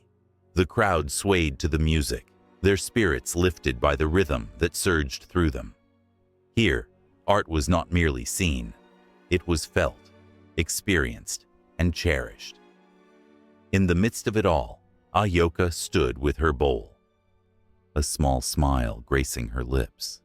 She could see the joy it brought to those who admired it, the way their eyes lit up as they traced the delicate patterns she had etched with care. With each glance, she felt a connection, a bridge formed between her and those who had come before her, a reminder that she too was a storyteller. And in her heart, she knew that the stories woven into her art would continue to inspire, to teach, and to connect the generations that would follow. The festival swirled around her, a vibrant tapestry of life, art, and the whispers of the Cherokee mythology that echoed in every corner. The influence of those age-old legends thrummed in the air, creating a pulse that intertwined with the heartbeat of the earth itself. Ahyoka felt the energy surge through her veins, each beat a promise that their stories would never fade, but instead would echo through the ages, carried on the wings of art and craft, continuing the legacy of the Cherokee people. On a clear night, when the stars flickered like scattered diamonds across a dark velvet sky, a group of wanderers stood beneath the vast expanse, their breath forming small clouds in the crisp air. The Milky Way shimmered overhead, but their eyes were drawn to a familiar shape, 7 bright stars in a distinct formation, gleaming like silver doves in flight. To many, they were known as the Big Dipper, yet their true essence was far more profound, steeped in tales that echoed through centuries. Long ago, in the ancient world, these stars were not just markers of the sky. They were woven into the fabric of countless myths. In one tale, the Big Dipper was believed to represent 7 sisters, celestial maidens who danced across the heavens, each embodying a unique spirit. Their laughter was the music of the cosmos, echoing through the ages, intertwining the lives of mortals with the divine. The sisters, named Al-Qaid, Mizar, Alioth, Megrez, Fekta, Dubhe, and Marak, were said to be protectors of the lost and lonely, guiding them through the darkness with their radiant light. As each sister took her turn in the cosmic dance, they whispered secrets to the night, stories of love and loss, of triumph and despair. Enchanted villagers would gather around flickering fires, their faces aglow with anticipation, awaiting the tales spun by the elders. "Listen closely," the old ones would say, their voices trembling with reverence, "for the stars are not merely lights in the sky. They are watchful spirits, guardians of our dreams and nightmares." Even the ancient Greeks looked up in awe, naming the constellation after the Great Bear, Ursa Major. Yet among their stories was one of profound sorrow. The 7 sisters were said to be eternally pursued by a relentless hunter. His name was Orion, and his quest for the sisters became a tragic chase across the cosmos. Each night, as he raised his bow, the sisters would scatter, their hearts pounding with fear, yet filled with the courage to escape his grasp. The night sky became a stage for their eternal dance, a ballet of survival and hope. The echo of their laughter mingling with the winds. But the beauty of the Big Dipper was not solely in its stories, it was in its guidance. Ancient mariners and travelers looked to these stars for direction, trusting in their steadfast glow to lead them home. "Follow the Dipper," the wise sailors would say, their voices carrying the weight of generations. The two stars at the end, Dubhe and Merak, pointed the way to the North Star, the beacon of hope for those lost at sea. As the waves crashed against their wooden ships, the sailors would glance skyward, where the sisters twinkled, promising they would find their way back to loved ones waiting on shore. The myths of the Big Dipper traveled from culture to culture, each interpretation adding a layer of richness to its legacy. In Native American lore, the constellation represented a great bear chased by 7 hunters, a story of struggle and survival, of nature's balance. In Chinese mythology, the Big Dipper was viewed as a celestial chariot, guiding souls to the afterlife, a reminder that even in death, there is a journey beyond. Yet, as time flowed on, the stars remained constant, their stories echoing through the ages. People would gather in fields, their faces turned upward, sharing whispered tales under the watchful gaze of the sisters. Children pointed with wonder, their imaginations ignited by the brilliance above. For them, the stars were alive, filled with dreams and wishes, each twinkling light a promise that life was more than mere existence. One fateful night, a fierce storm rolled in, the clouds swallowing the stars whole. The villagers huddled together, fear gripping their hearts as thunder rumbled ominously overhead. In the midst of the chaos, a brave girl named Lila stepped forward, her spirit unyielding. "We must not lose hope," she cried, her voice ringing out like a beacon. "The sisters are with us, even if we cannot see them." The villagers exchanged glances, her words igniting a flicker of belief. As the winds howled and rain lashed against their homes, Lila led the townsfolk in a song, their voices melding with the storm's fury. They sang of the sisters, of their strength and resilience, their laughter echoing through the tempest. And as the final notes faded into the night, the storm began to calm, the clouds retreating as if pushed away by the very force of their hope. Slowly, the stars re-emerged, the Big Dipper bright against the darkened sky. A reminder that even in the darkest times, light remains. With each passing generation, the myth of the 7 sisters wove itself deeper into the collective heart of humanity.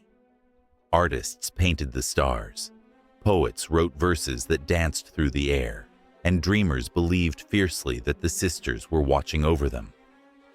The stories grew, transforming into a tapestry of emotions, joy, sorrow, love, and longing. Each thread a memory, a heartbeat shared under the vast cosmos.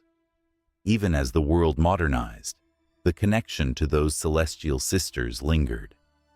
Children still looked up at night, their imaginations soaring as they created their own tales, each story a tribute to the eternal dance of the stars. "Can you see them?" they would ask one another, eyes wide with wonder. "Do you think they hear us?" And in that moment, united under the glow of the Big Dipper, they felt an invisible bond, a connection that spanned time and space, as if the sisters themselves whispered back, their laughter shimmering through the night. The myth of the 7 sisters, ever vibrant and alive, echoed across the ages, a testament to the human spirit's thirst for connection and understanding. As long as there were eyes to gaze upward and hearts to dream, their stories would continue, unfurling like a celestial scroll, each star a word, each constellation a chapter in the endless saga of life. And so, the Big Dipper remained, a guiding light in the darkness, a symbol of hope, forever weaving its magic into the very fabric of existence, urging all to remember the dance of the sisters and the light they shared. As the sun dipped below the horizon, casting long shadows over the fields, the moon began its slow ascent into the night sky, a glowing beacon that had guided humanity for eons. Its silvery light spilled over the earth, illuminating crops that had turned their faces toward the warmth of the sun during the day. Farmers, their faces weathered and lined with experience, paused in their evening labors, sensing the pull of the moon, a force seemingly small, yet profoundly influential. For centuries, in cultures across the globe, the moon has held a sacred place in farming traditions. Ancient civilizations, from the Egyptians along the Nile to the Mayans in their sacred jungles, worshipped lunar cycles, believing that the moon's phases could dictate the rhythm of planting and harvesting. They knew instinctively that the moon's position in the sky could affect not just the tides, but the very soil beneath their feet. They marked their calendars by its cycles, their lives entwined with its ethereal dance. When the moon waxed full, farmers would gather, lit by lanterns, sharing old wives' tales and whispered secrets about the best times to sow seeds. It was said that planting during the waxing moon, when it grows full and bright, encouraged the plants to reach for the sky, their growth nourished by the moon's glow. Crops like corn and beans thrived, flourishing under this lunar influence, their roots digging deep into the earth as if grasping for the power that shone above. On nights when the moon was new, a different kind of magic unfolded. The darkness brought stillness, a time for reflection and preparation. Farmers would sharpen their tools and mend their fences, waiting for the opportune moment when the moon would once again illuminate their fields. The new moon signified a time for rest, but it also whispered promises of new beginnings. It was a time to dream of harvests yet to come, when the earth would once again yield its bounty. But the moon's influence was not limited to merely planting. The full moon, with its luminous presence, played a critical role in the timing of the harvest. As the milky light bathed the fields, farmers would work tirelessly, gathering crops that glistened under the celestial glow.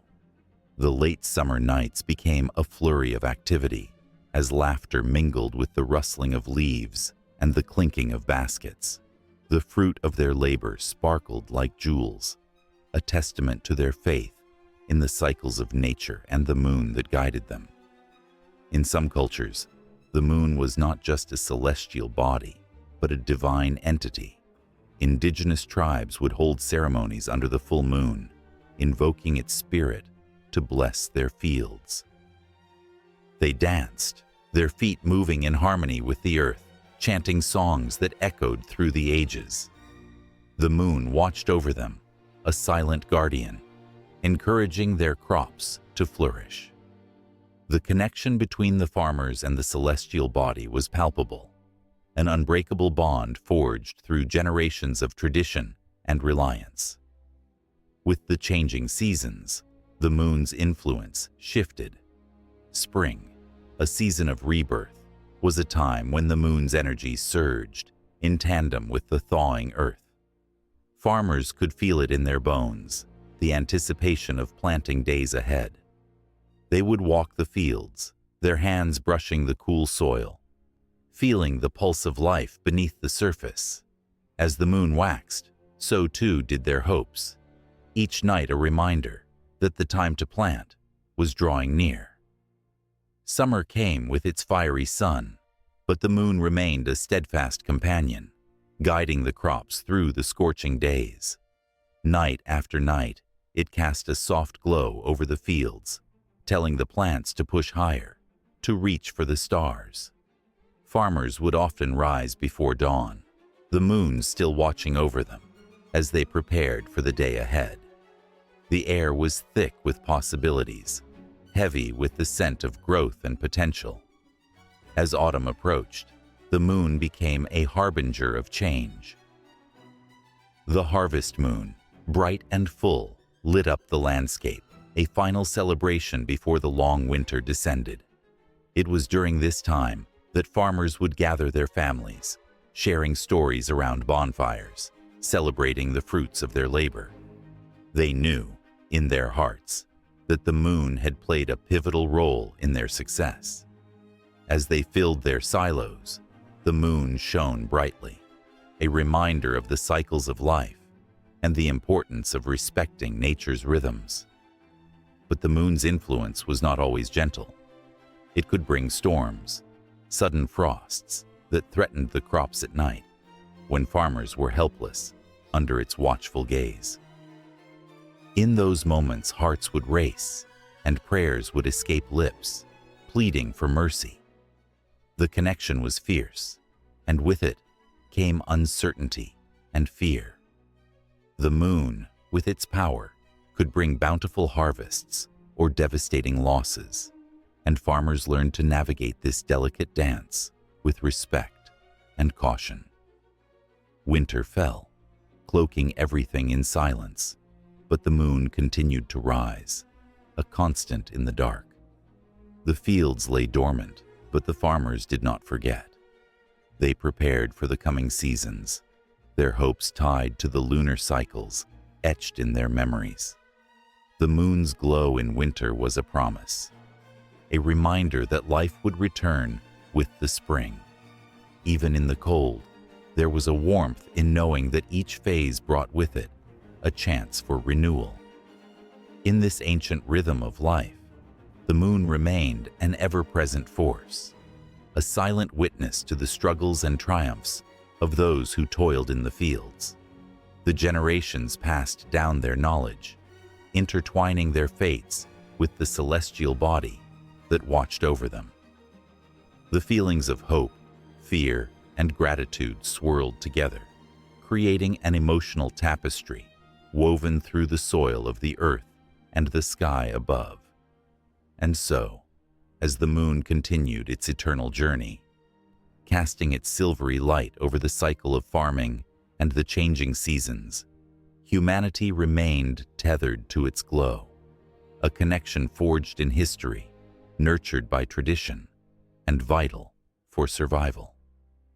The farmers, with hearts full of hope and dreams, would always look to the sky, knowing that the pull of the moon would guide them through every season, every planting, and every harvest to come. In the stillness of dawn, where the mist clung to the earth like a secret not yet whispered, a colossal shadow moved beneath the surface of the water. It was the giant fish, a being so immense that legends spoke of its very existence, shaping the land. For centuries, the people revered this creature, believing it held the power to create and destroy, to give life to rivers and valleys with a flick of its tail. As the sun rose, its golden rays danced on the water, revealing glimpses of the fish's iridescent scales, shimmering like treasures lost to time. With each movement, it stirred the depths, causing ripples that echoed across the surface, resonating with the hearts of those who lived nearby. Fishermen paused in their morning routines, their nets forgotten as they gazed into the water, eyes wide with awe. Children, their laughter ringing out like bells, rushed to the banks, pointing and gasping at the sight of the behemoth gliding beneath.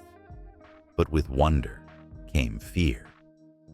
Whispers grew among the villagers, tales of the fish's might and the chaos it could unleash. Years ago, when it had swum too close to the shore, Its thrashing had stirred up storms that swallowed entire towns. The elders warned of its restless nature, insisting that the fish was a guardian and a curse, a creature whose moods could determine the fate of the rivers. One fateful day, as the villagers gathered at the water's edge, a heavy silence fell over the crowd. The sky darkened, clouds swirling ominously. The fish, sensing the tension, breached the surface with a magnificent leap, showering the onlookers with droplets that sparkled in the fading sunlight. Gasps turned to screams as the thunder of its landing sent waves crashing against the shore, pulling at the earth like a hungry beast. From the depths, a voice emerged, deep and resonant, stirring the souls of those who dared to listen. It spoke of creation, of the rivers that flowed through the land, birthed from the fish's very essence. "I am the weaver of water," it proclaimed, "the architect of life and the bringer of storms." The villagers, entranced by the power of the voice, felt a swell of emotions. Fear blended with a sense of belonging, a connection to something greater than themselves. As the giant fish spoke, memories flowed through the minds of the people. They recalled the days of drought, when the rivers ran dry and despair hung heavy in the air. They remembered the moments when the fish, in its grandeur, summoned storms to quench the earth's thirst. Each tale they shared seemed to tie them closer to the fish, forging an invisible bond that intertwined their fates. But beneath the surface, the fish's turmoil grew.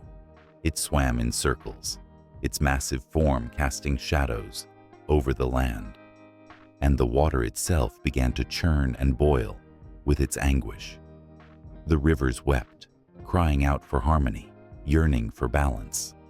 The villagers could feel the tremors beneath their feet, a reminder that the fish was not merely a creature of legend, but a force of nature, alive with emotion and unpredictable as the weather.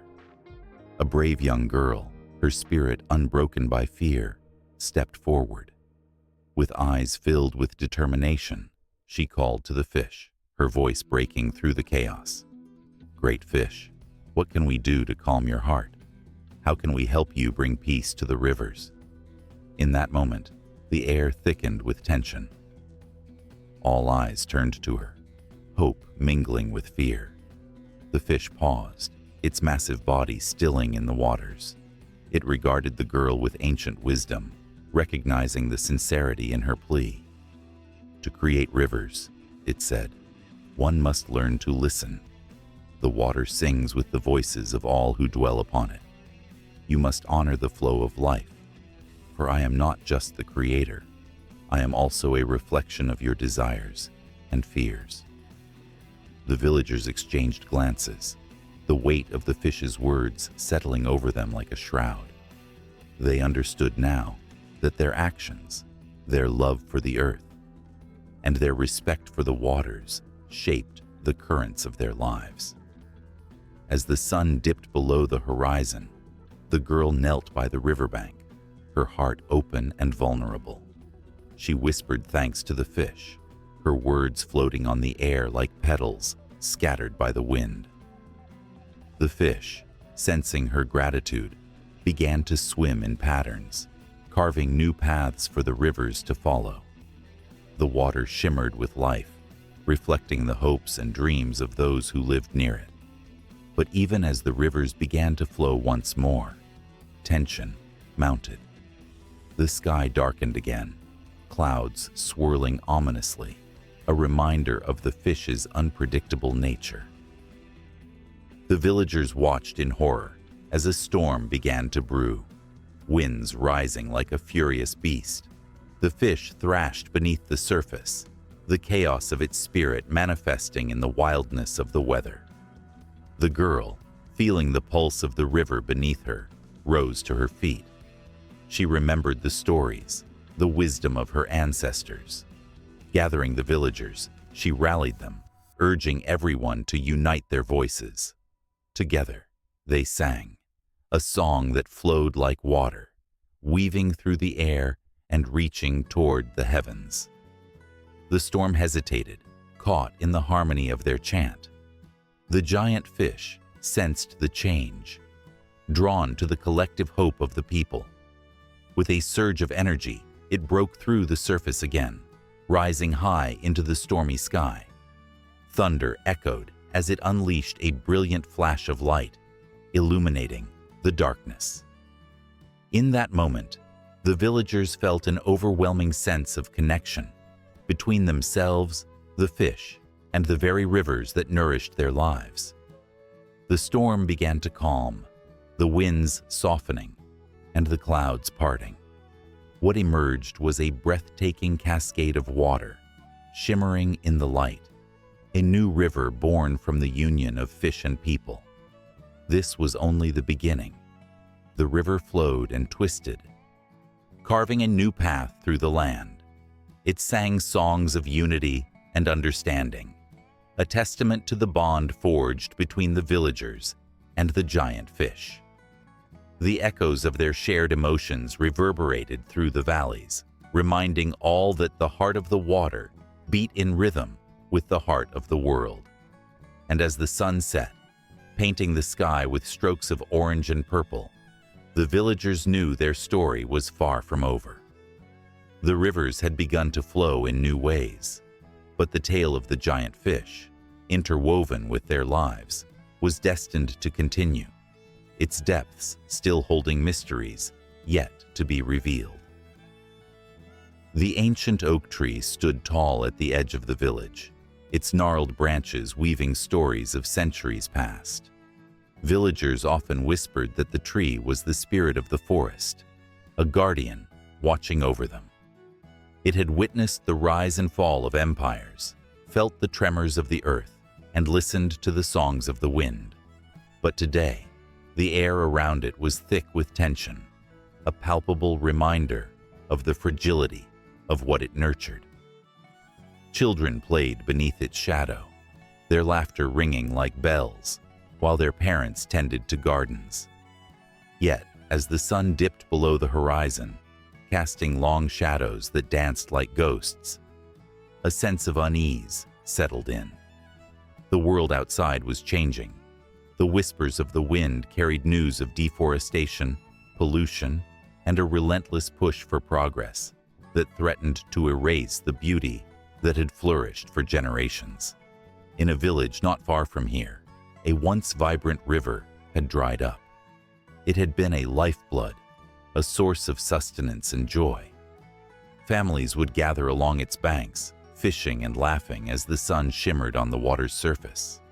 But that laughter had turned to silence when the river vanished, swallowed by the greed of men who took without consideration.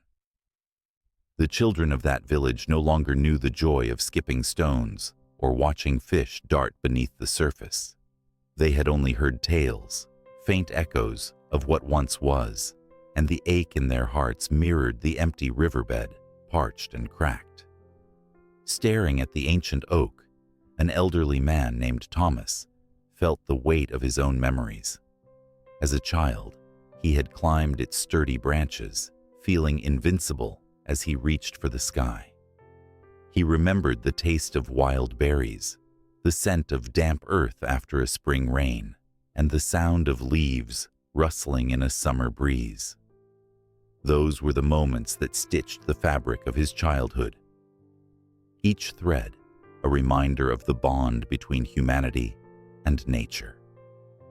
But time had frayed those threads, leaving gaping holes that echoed with loss. He had seen the way the world turned blind to its surroundings. Fields that once bloomed with wildflowers had succumbed to concrete jungles. The chorus of birds had been replaced by the cacophony of machinery. Progress, they called it. But to Thomas, it felt more like a betrayal. Each fallen tree, each drained river, each breath of polluted air was a cry for help that few seemed willing to hear. He had tried to talk to the younger villagers, to ignite in them a passion for preservation. But their eyes glazed over, drawn more to the bright screens in their palms than the vibrant life outside. One day, as the sun crested the horizon in a blaze of orange and pink, a group of children gathered around him. They were captivated by his stories, hanging on to every word as if he were weaving magic. He spoke of a time when nature was revered, when the people danced with the seasons, when the earth was not a resource, but a living entity to be respected and honored. Their wide eyes reflected a flicker of understanding, but it was over too quickly, the harsh reality of their world crashing back in as the day wore on. As sunset approached, the village was hushed, and Thomas noticed a deepening darkness creeping over the hills. It wasn't just the absence of light, it was a weight, like the sky itself was mourning. That evening, a storm gathered, fierce and relentless. Wind howled through the trees, and rain lashed against the earth, as if nature were unleashing its fury, pleading with humanity to listen. The ancient oak, resilient yet trembling, stood firm against the tempest, a testament to the power of nature's endurance. In the throes of the storm, a bolt of lightning split the sky, illuminating the tree's majestic form, casting shadows that reached out like desperate hands. The villagers watched, hearts pounding, as the storm raged on, a reminder of nature's raw power. It was in that chaotic moment that they began to understand. This was not just a tree, it was a lifeline. The forest was a heartbeat, and if they kept silencing it, they would be lost as a people. As the storm subsided, a fragile calm washed over the village. The air was rich with the scent of wet earth and blooming flowers, and the vibrant greens seemed to glow in the aftermath. The villagers gathered at the foot of the ancient oak, feeling its strength pulse beneath their fingertips. It was a moment of awakening, the realization that they were not separate from nature, but rather an intrinsic part of it.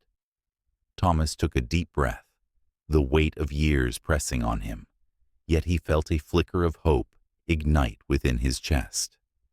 Perhaps, just perhaps, they could turn the tide.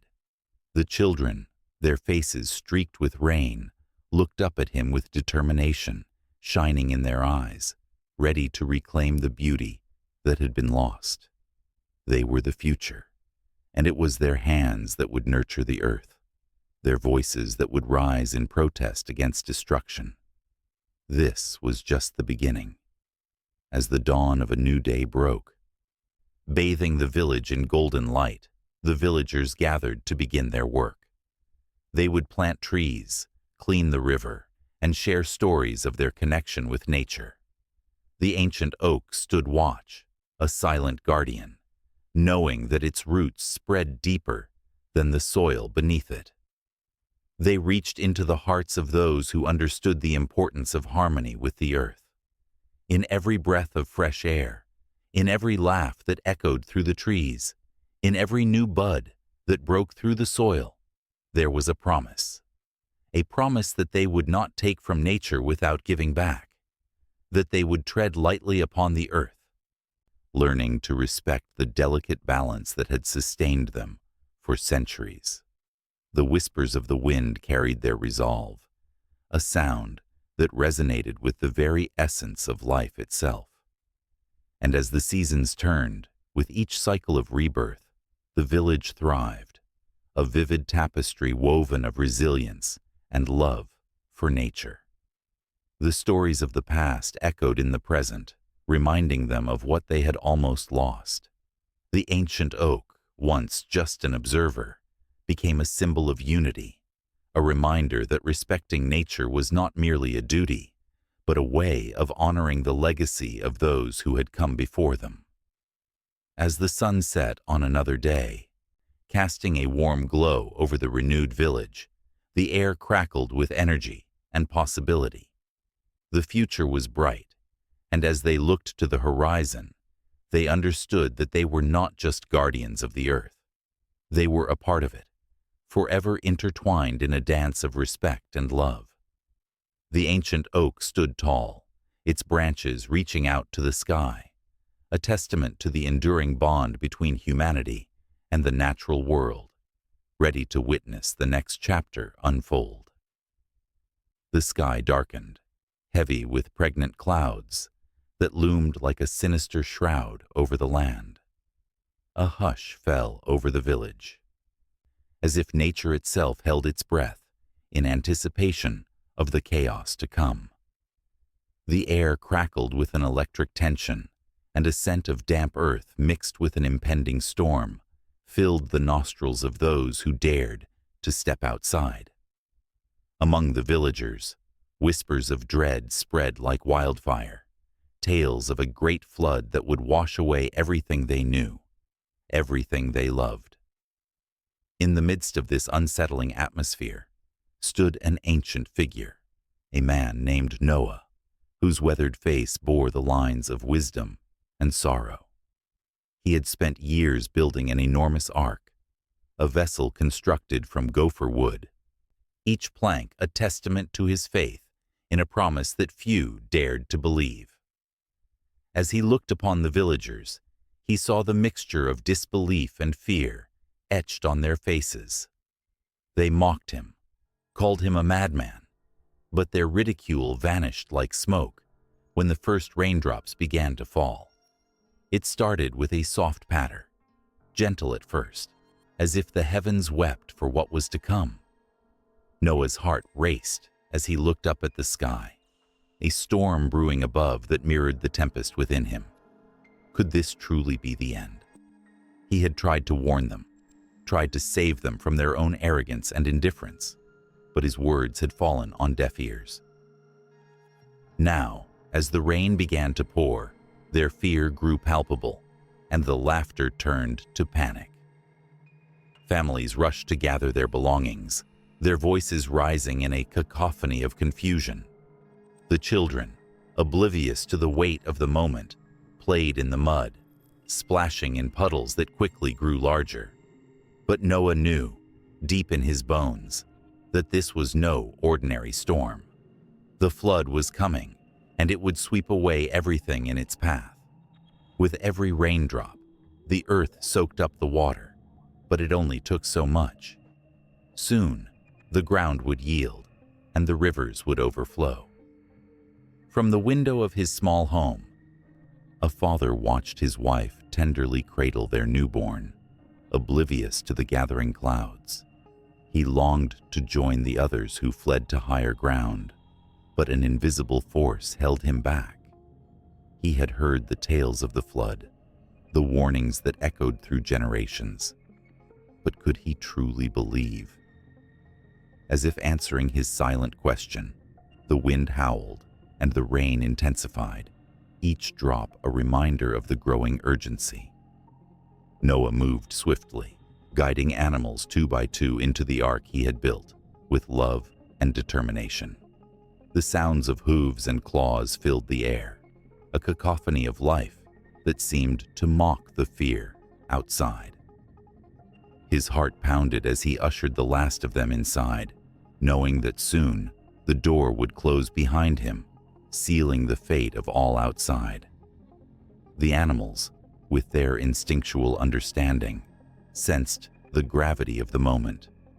They huddled together, each species finding solace in the presence of the other. Outside, chaos erupted.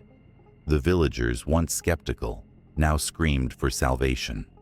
The torrents fell in sheets, turning streets into rivers, and the waters began to rise.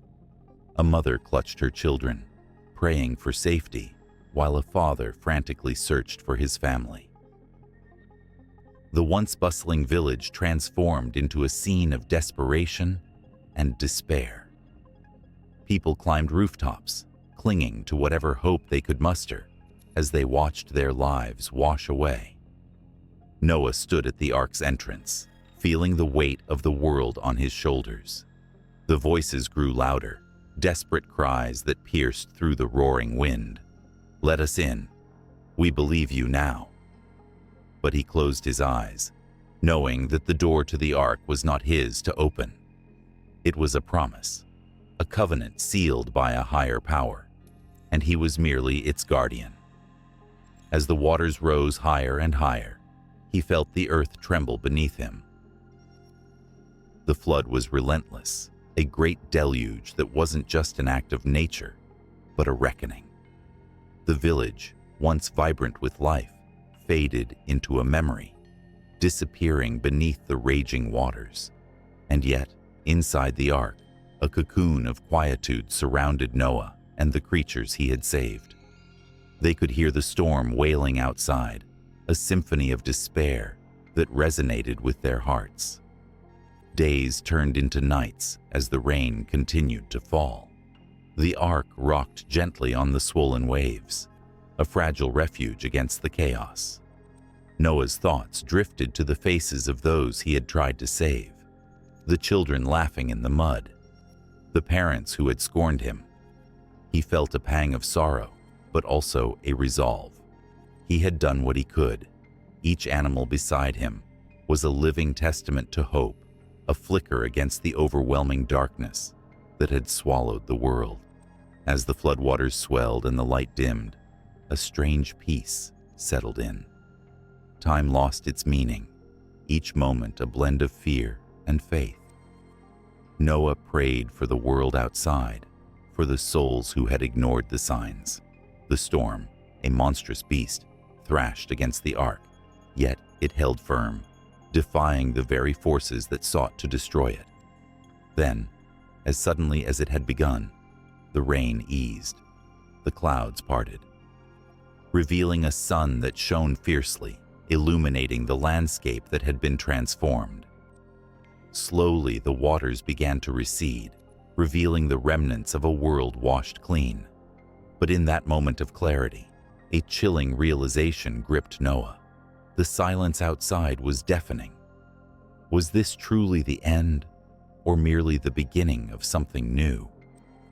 The ark floated aimlessly, and he felt the need to step out, to see what lay ahead. But as he looked at the animals, their eyes reflecting a similar blend of curiosity and fear, he understood that the journey was far from over. The flood had changed everything, and they were now part of a larger story, one that would ripple through time, leaving echoes of caution for generations yet to come. The door of the ark loomed before him, a threshold to a world reborn.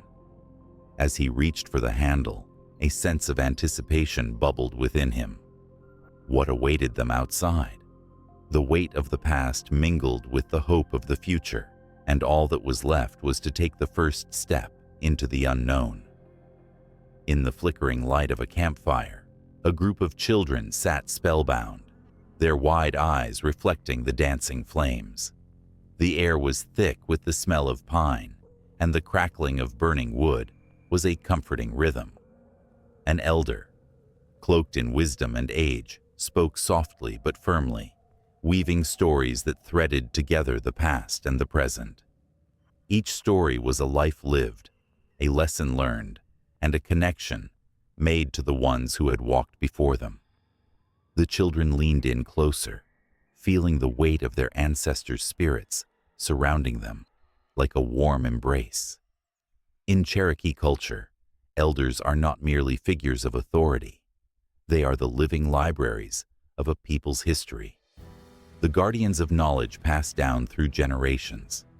To be an elder is to be a bridge between worlds, the world of the living and the world of those who have gone before. The respect given to these elders is profound, reverberating through the very fabric of Cherokee belief. When they speak, it is as if the ancestors themselves are echoing through their words. As the elder recounted a tale of a great flood that had once swept through the land, the children gasped.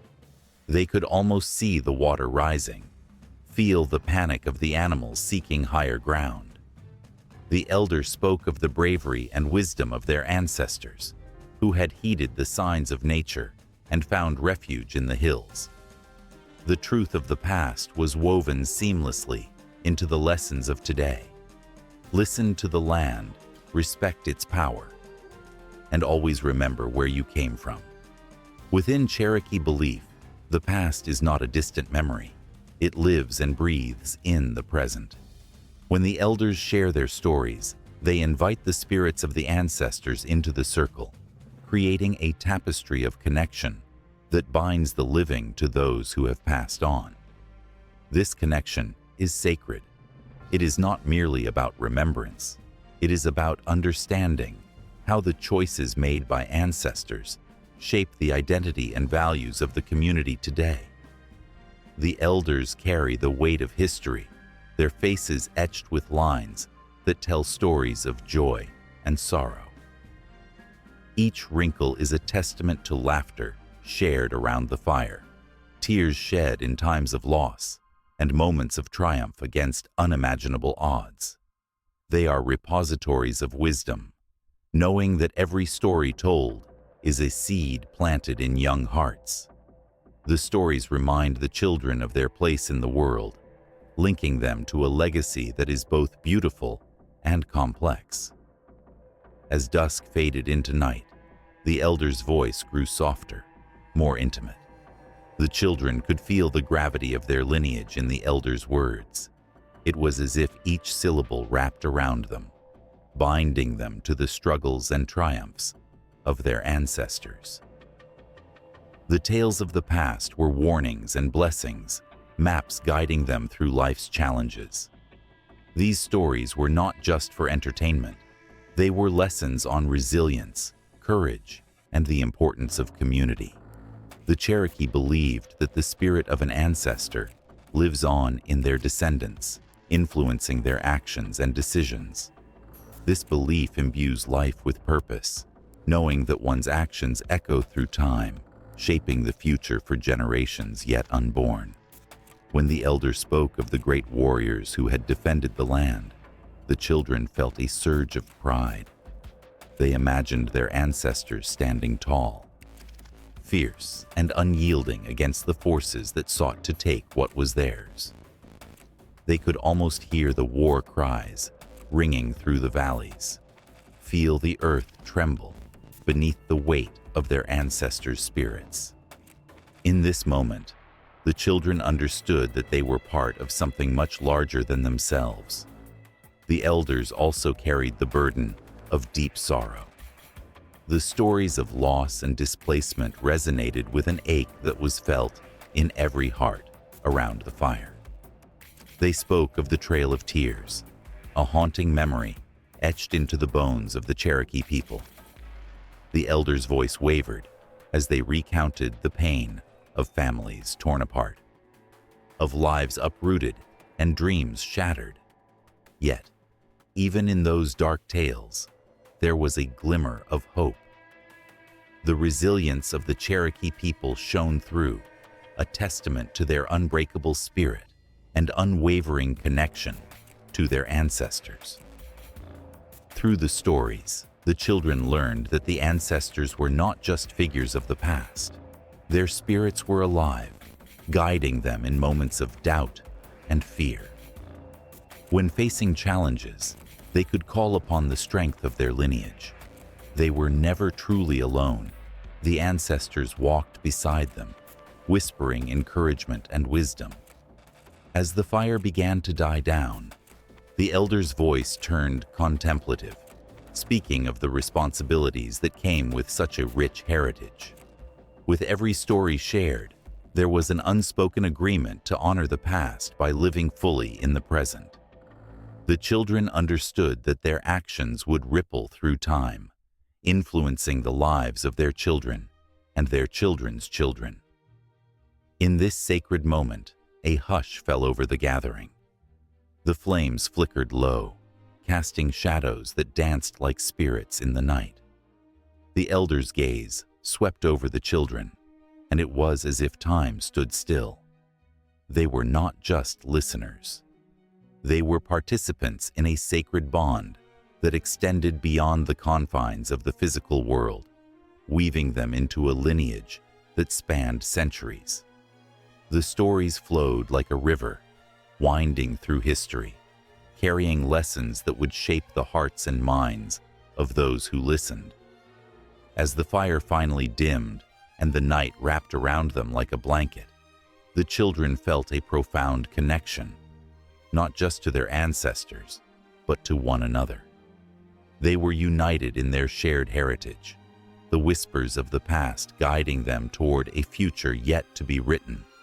And as the stars twinkled overhead, it became clear that though the stories may end, the legacy would continue, flowing like the river that nourished their land, ever present and alive, a constant reminder that they were part of something timeless.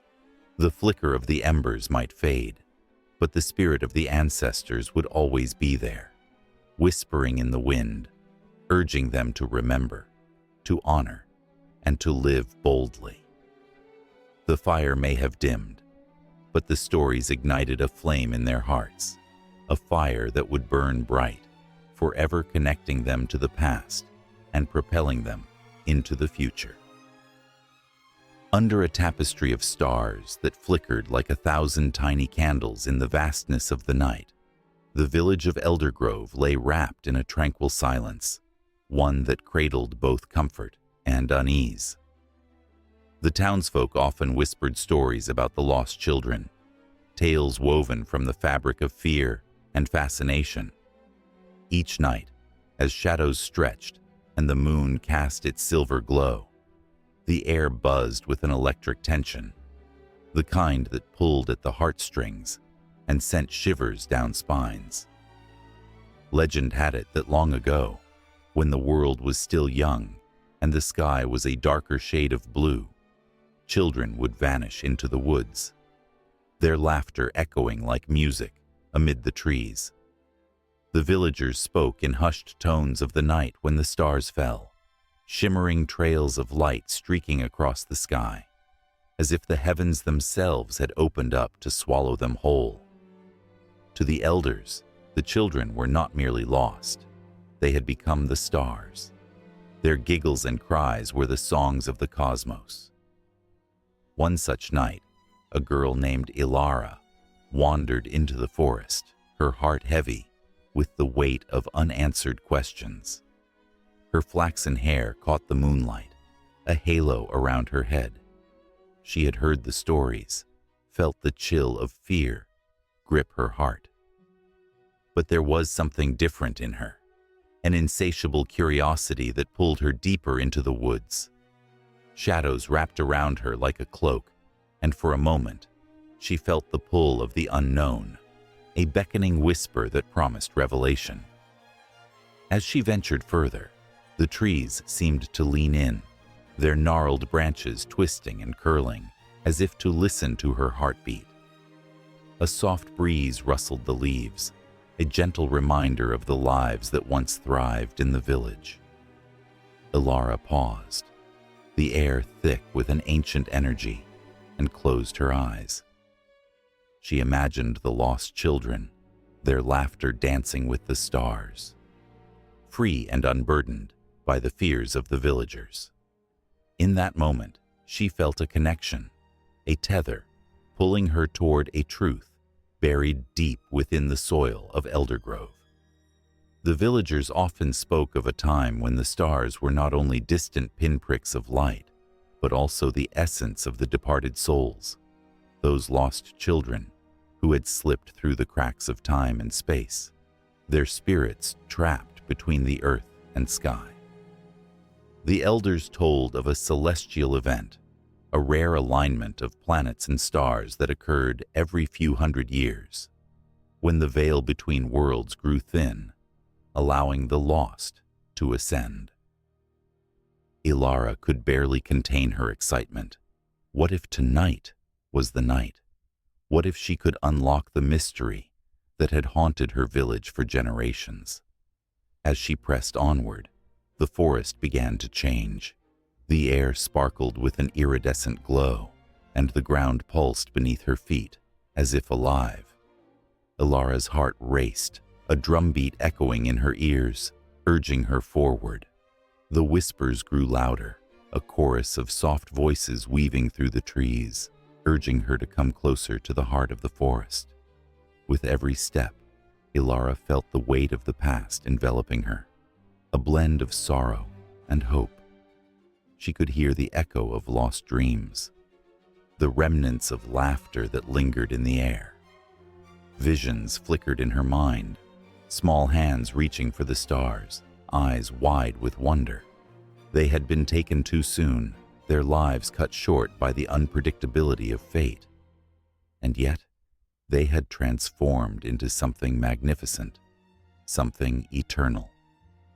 The ground opened up before her, revealing a hidden glade bathed in ethereal light.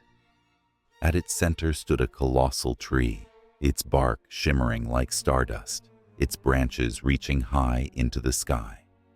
Ilara approached, her breath hitching in her throat. This was no ordinary tree. This was the bridge between worlds, the gateway to the cosmos, where the lost children danced among the stars. She felt their presence, a vibrant energy coursing through the air, filling her with a sense of belonging. Suddenly, a gust of wind swept through the glade, swirling around her like a tempest. The laughter of children echoed, vibrant and joyful, wrapping around her like a warm embrace. Ilara's heart soared, and tears streamed down her cheeks as she realized that she was not alone. The lost children were here, their spirits alive in the shimmering light, inviting her to join their cosmic dance. But as the laughter faded, a heavy silence fell, and the reality of her surroundings crashed down around her. The joyous energy shifted, and with it came a sense of urgency, a warning carried on the wind. Time was slipping away, and the alignment of stars was fleeting. She could feel the pulse of the universe, quickening with each heartbeat, urging her to make a choice. A figure appeared in the shadows, a boy with tousled hair and eyes that sparkled like the night sky. His smile was both inviting and sorrowful, a reflection of the many lives he had witnessed. "You can join us," he said, his voice a haunting melody that echoed through the glade. "But once you step into the light, there may be no return." Ilara's heart raced. The allure of the stars beckoned her, promising freedom from the burdens of the earth. She could leave behind the pain of loss, the whispers of fear that plagued her village. But at what cost? She thought of her family, the lives that would be forever changed if she chose to ascend. Tears blurred her vision, a storm of emotions swirling within her. As she looked up at the brilliant display above, she felt the weight of eternity pressing against her. The stars twinkled, a myriad of stories waiting to be told. The lost children danced among them, their laughter resonating with the truth that life, in all its fragility, was beautiful. To be a star was to shine, to be free, but to lose oneself in that brilliance held a price that weighed heavily on her heart. The boy reached out, his hand glowing with starlight, a promise of belonging. Ilara hesitated, the choice before her as immense as the universe itself. The air crackled with tension, a moment suspended in time as her destiny hung in the balance. Shadows shifted, the glade trembling with the energy of countless souls yearning to be heard, to be remembered. The laughter echoed once more, a bittersweet reminder of the lives that had intertwined, a legacy that would never fade. The tree stood as a sentinel of hope and sorrow, the guardian of the lost children's dreams. Ilara felt the weight of their stories pressing against her, urging her to make a decision. To step into the light meant embracing the unknown, to become part of something larger than herself. As she took a deep breath, the whispers swirled around her, wrapping her in their embrace.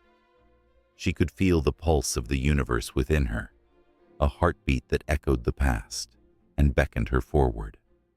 The stars shimmered, a promise that the lost would never be forgotten, that their dreams would continue to dance across the sky. And in that moment of hesitation, everything changed. Time slipped away like grains of sand through her fingers, and the stakes rose higher than ever, the rhythm of the cosmos quickening, an invitation she could not ignore.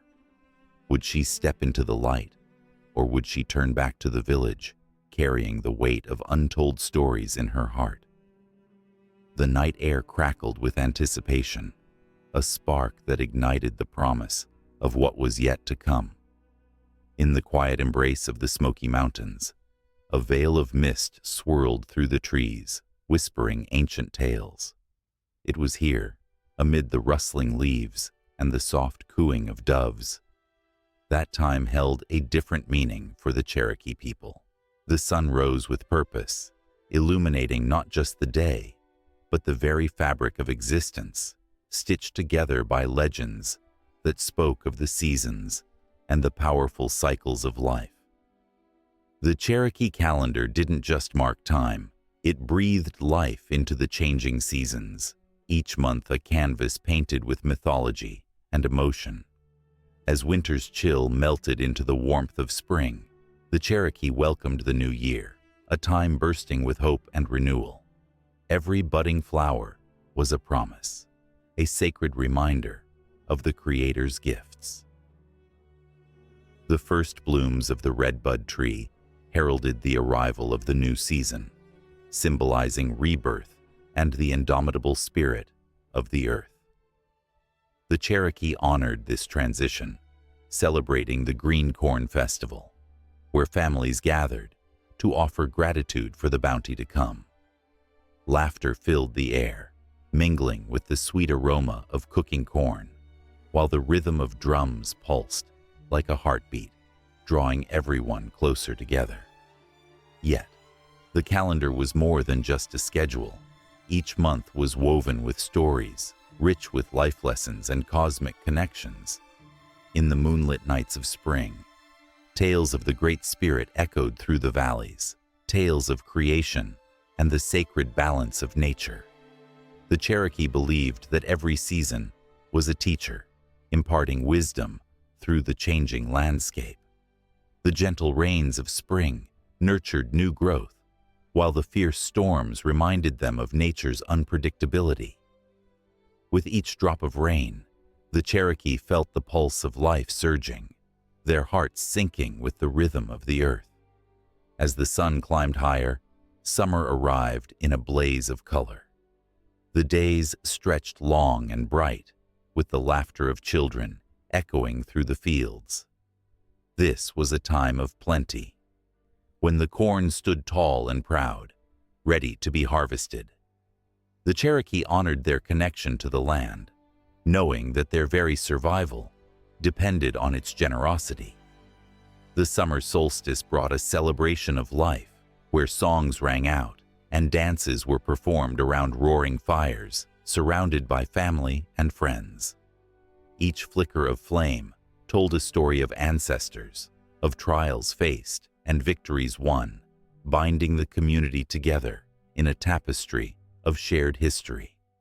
But with the warmth of summer came the weight of responsibility. As the sun began to set earlier, the Cherokee prepared for the season of harvest, a time of gathering and gratitude. With each cornstalk pulled from the earth, a prayer was offered, a whisper to the winds, thanking the Great Spirit for the sustenance provided.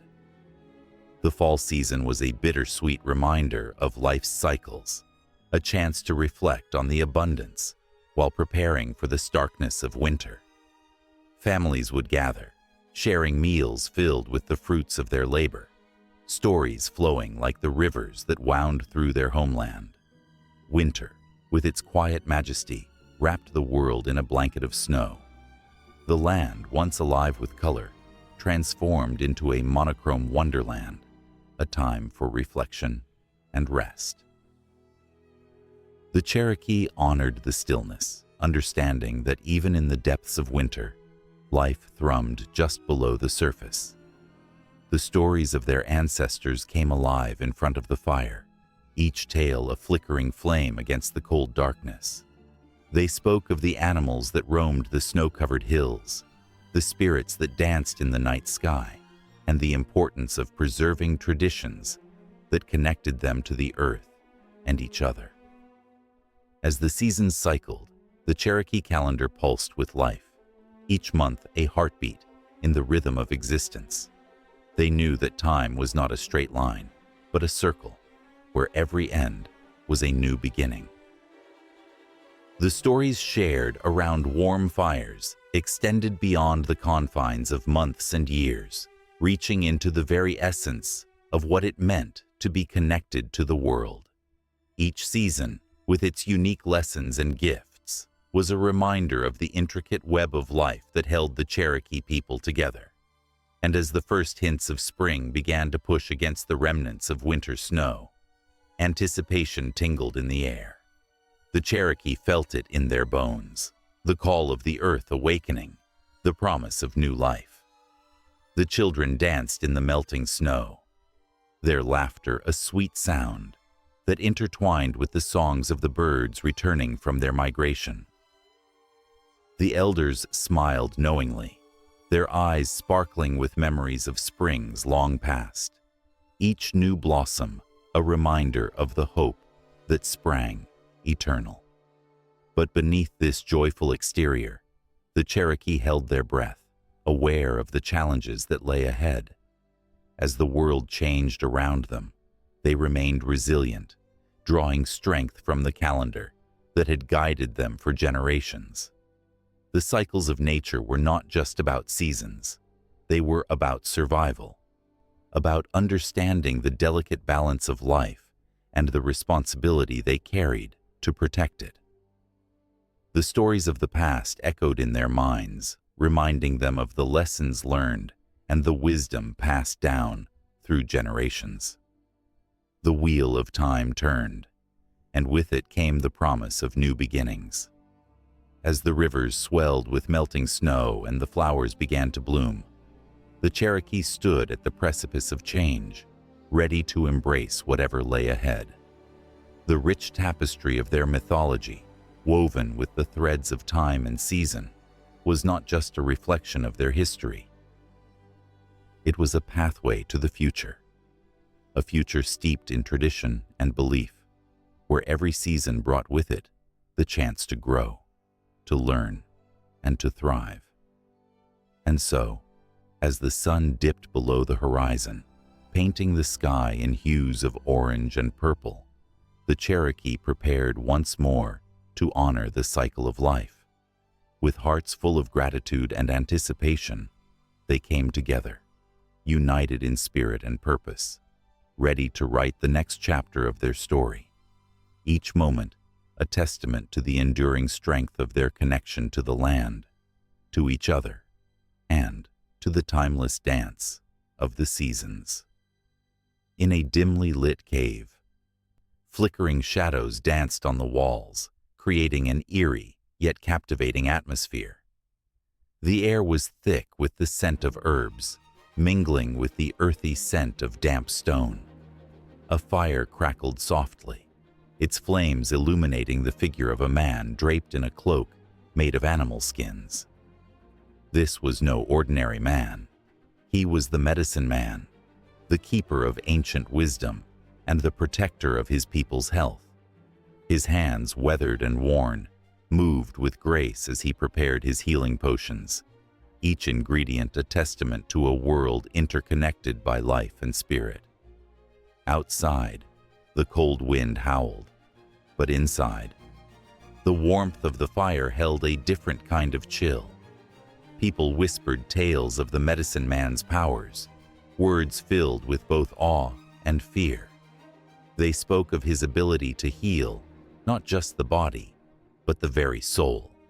He was a bridge between the seen and the unseen, a link to a world that was often overlooked. The medicine man held close the secrets of plants that could cure fever, roots that could ease pain, and chants that could call upon the spirits for aid. His eyes, dark and deep, held the weight of generations, the echoes of those who had come before him, seeking solace and healing. On a night much like this one, a young mother, panic-stricken and desperate, entered his cave. Her child lay feverish and listless, his tiny body burning with illness. The mother's heart raced, each beat a prayer for her son's life. She placed the boy at the medicine man's feet, tears streaming down her cheeks. In that moment, the air shifted, thick with the weight of hope and despair. The medicine man knelt beside the child, his expression calm, yet filled with a fierce determination. He began to gather herbs, each one chosen for its unique power, while murmuring ancient incantations, words that had been passed down through the ages. As he worked, he felt the pulse of the universe around him, the life force that connected all beings. The flickering fire cast a warm glow, and the cave walls seemed to pulse in rhythm with the child's heartbeat. The medicine man took a deep breath, inhaling the essence of the plants, each a whisper of the earth's wisdom. With deft hands, he brewed a potion that shimmered like liquid sunlight, the colors swirling together in a mesmerizing dance. He could feel the energy surging through him, a surge of life that he channeled into the remedy, pouring his heart, spirit, and ancestral knowledge into every drop. The mother watched, her breath caught in her throat as hope battled with despair. Would this be the moment that changed everything? As the medicine man administered the potion, he spoke softly, his voice a soothing balm against the chaos of the outside world. He called upon the spirits, inviting them to join in the healing, to send their light and strength to the fragile boy. The room fell silent. The only sounds were the crackling fire and the soft rustle of the herbs. In that sacred silence, something remarkable happened. The child stirred, a soft sigh escaping his lips. The fever broke, and color returned to his cheeks. The mother gasped, her heart soaring as she cradled her son in her arms, tears now of relief cascading down her face. The medicine man, witnessing this miraculous transformation, felt the powerful bond of life reverberate within him. He was more than a healer. He was a guardian of hope. Yet, not every tale was filled with such profound joy. There were times when the medicine man faced the dark shadows of his craft. Disease and despair were relentless foes, creeping into villages like a storm cloud on the horizon. He had seen too many faces turned pale, too many families torn apart by grief. There was a time when a strange sickness swept through the community, a vicious wave that left no one untouched. The medicine man fought tirelessly, concocting elixirs and remedies, but the darkness was stubborn, clinging to the very fabric of life. One evening, as the sun dipped below the horizon, the medicine man stood alone at the entrance of his cave, watching shadows stretch and merge into night. He felt the weight of every life he had tried to save, every soul he couldn't reach. Doubt gnawed at him, a persistent whisper that questioned his abilities. But just then, a soft rustle in the bushes caught his attention. Out stepped a grandmother, her face lined with years of wisdom and love. In her hands, she held a bundle of herbs, freshly gathered from the forest. "Do not lose heart," she said, her voice steady and soft, like the caress of a gentle breeze. "You carry the wisdom of our ancestors. Trust in it, and the spirits will guide your hands." The medicine man felt a spark ignite within him, a reminder of the strength that flowed through the roots of his lineage. He accepted the herbs, the warmth of her touch lingering on his skin like a blessing. Together, they prepared a powerful brew, chanting in unison, their voices entwined in the sacred ritual of healing. As night deepened, the fire crackled with renewed vigor, and the medicine man knew that he was not alone in this battle. He had the support of his people, the wisdom of the earth, and the blessings of the spirits. Just as darkness can cloak a village in fear, it can also bring forth unity and resilience. He understood then that the essence of healing was not just in the plants or the chants, but in the love and connection shared among all beings. With renewed resolve, he resumed his work, knowing that the dawn would bring hope. The fire flickered, casting shadows that danced upon the cave walls, a tapestry of struggles and victories. Healing was a journey, a path winding through pain and joy, light and darkness. The medicine man understood that he was merely a vessel, a conduit of nature's power, guided by the spirits of those who had come before him. And as the night wore on, whispers of healing began to spread through the village, carried by the wind like a promise. The stories would continue. The flickering flames of the fire would burn bright, illuminating the path for those who would seek the medicine man's wisdom. Each soul that entered his cave would add to the tapestry of healing, weaving their own tales of struggle and triumph, feeding the ever-turning wheel of life. The medicine man's legacy was not just his alone. It was a collective heartbeat, a symphony of souls intertwined in the sacred dance of existence, forever echoing through the ages. The sun dipped low in the sky, casting long shadows over the desert floor, where the air shimmered with heat. As dusk approached, a coyote sat on a rocky outcrop, its eyes glinting like polished stones in the fading light. It was not just any coyote. This was the trickster, a master of deception and cunning, a figure woven into the very fabric of the land's stories. The whispers of ancient tales danced on the wind, tales that spoke of wily creatures and their audacious exploits. In the world of these legends, nothing was ever straightforward. The coyote was both a hero and a fool, a creator and a destroyer. Everyone knew that the trickster could outsmart anyone, but no one quite grasped the price of his tricks. Every laughter that erupted from his antics echoed with a hint of sorrow, a reminder of the delicate balance between joy and chaos. A flicker of excitement stirred in the hearts of those who gathered around the fire, eager to hear what mischief the coyote had woven into the night. Long ago, before the land was dotted with towns and roads, the coyote roamed freely, his cleverness unmatched. In one tale, he approached a proud mountain, its peak touching the clouds. The mountain, with its towering presence, boasted of its greatness. "I am the mightiest of all," it declared. "No one can outshine me." The coyote, with a mischievous gleam in his eye, saw an opportunity. He suggested a race to the sun. The mountain, forgetting itself in its arrogance, agreed, believing that its strength would easily carry it to victory. As the sun rose, the race began.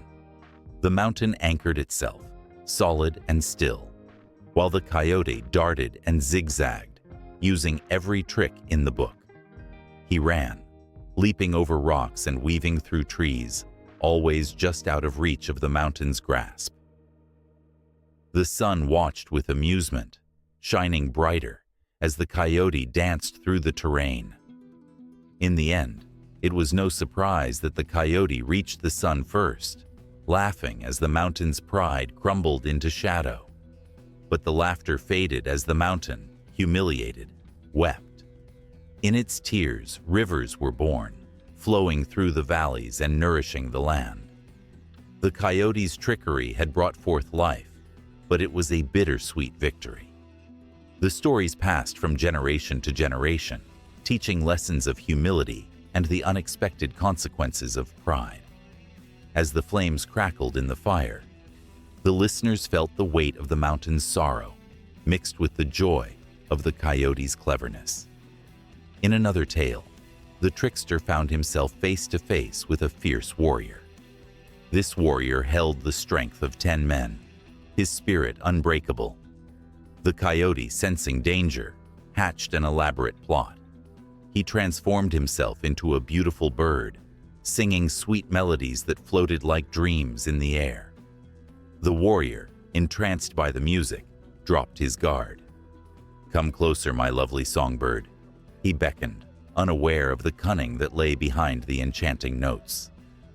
As the warrior approached, the coyote flapped his wings, leading the warrior deeper into the woods, far from his village and all its warriors.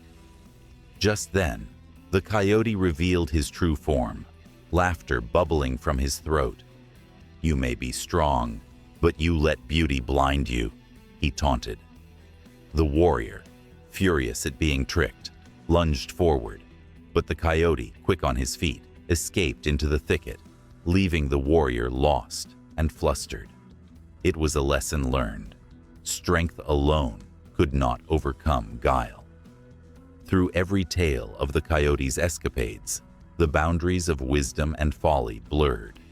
Yet, beneath the layers of laughter and mischief, there lay a truth that resonated deeply within those who listened. Each story stirred the hearts of the people, reminding them of their own follies and the importance of balance in a world that often tilted toward chaos. As the night wore on, the gathering swayed between laughter and contemplation, the vibrant fire illuminating their faces. A hush fell over the group as a new story began to emerge. It was about the time the coyote encountered the wise old owl, who was said to know all the secrets of the universe. "Ah, you think you can outsmart me?" the coyote challenged, his tone dripping with bravado. The owl, perched silently on a branch, merely blinked, its large eyes filled with an ancient wisdom that seemed to pierce the coyote's bravado. The coyote proposed a game of riddles, convinced that he could outwit the owl. Round after round, he threw tricky questions the owl's way, but each time, the wise creature answered with calm precision. The coyote, growing frantic, finally asked, "What is the most powerful force in the world?" The owl paused, considering, while the coyote's heart raced with anticipation. "Love," the owl finally replied, his voice steady. The coyote's laughter faltered, an unexpected weight settling in his chest. He realized that no trick could match the truth held within that single word. The flames flickered and crackled, casting shadows that danced like spirits around the gathering. Each face shone with wonder or contemplation, leaving an electric charge in the air. The stories of the coyote, filled with both lightheartedness and profound lessons, continued to weave a tapestry of connection among the listeners. They shared in the laughter, felt the sting of pride, and most importantly, recognized the fragile dance between joy and sorrow. As the moon rose high above, illuminating the night with silvery light, the coyote's laughter echoed in the distance, blending with the whispers of the wind.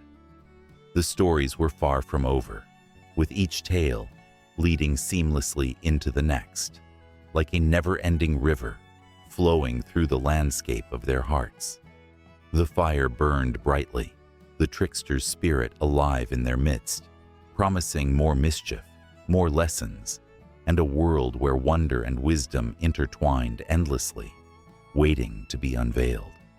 The air was thick with tension, a silence so profound that even the faintest whisper felt like an echo from another time.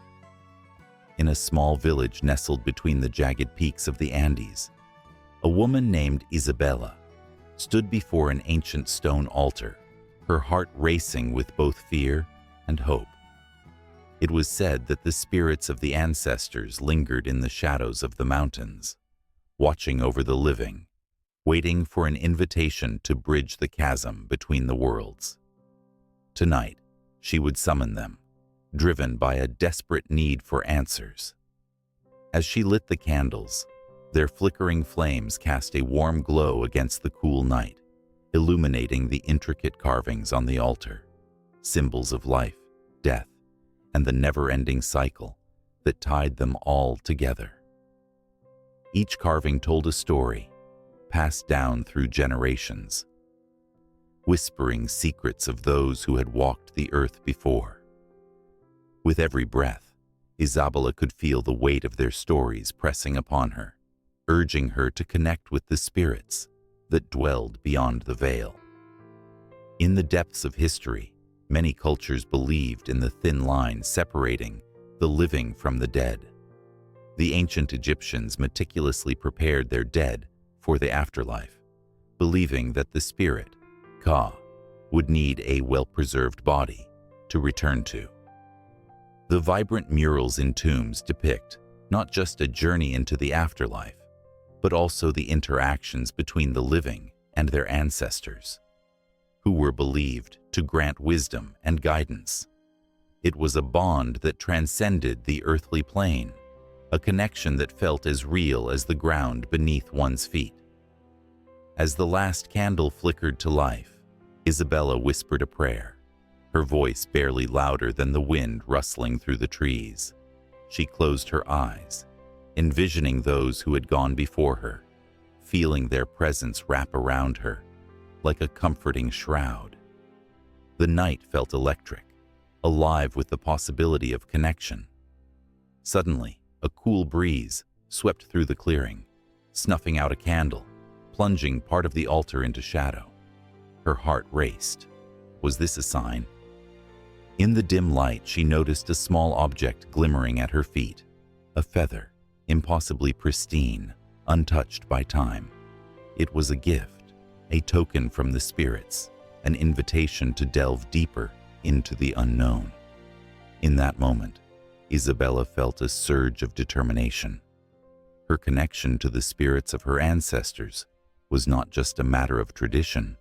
It was a lifeline, a source of strength that could guide her through the turmoil of her life. Across the ocean, in the heart of West Africa, the Yoruba people celebrated the Orisha, the spirits that governed all aspects of life.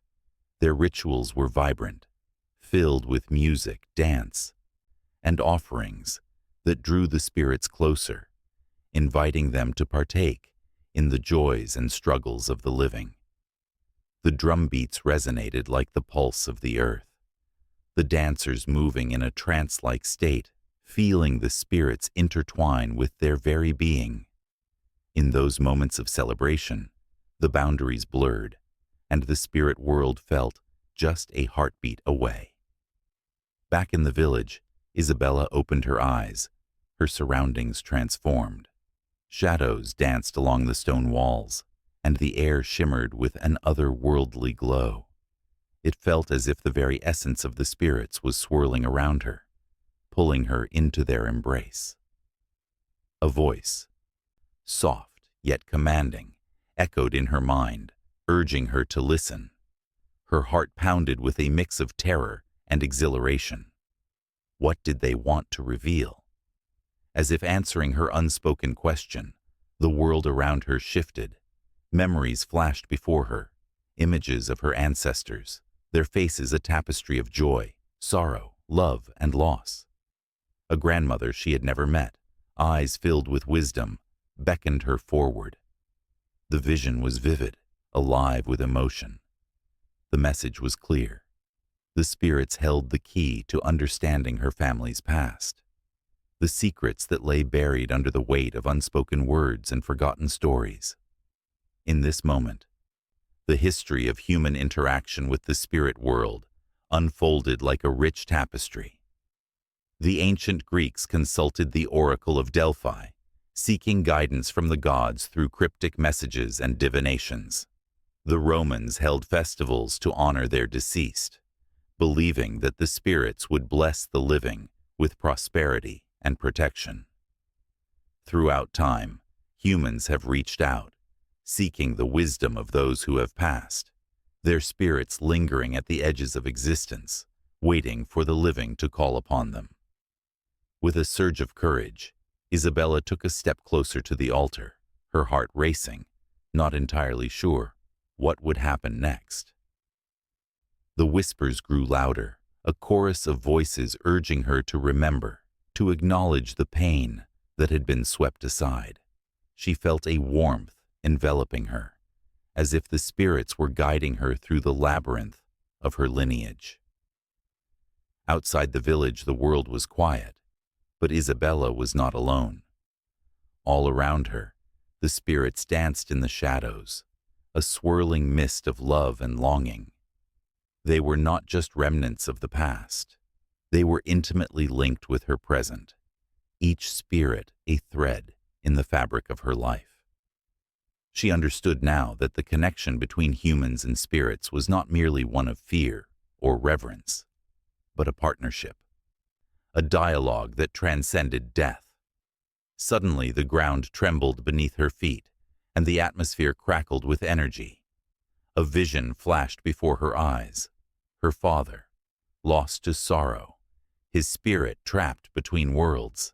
She gasped, tears streaming down her cheeks. The realization hit her like a thunderbolt.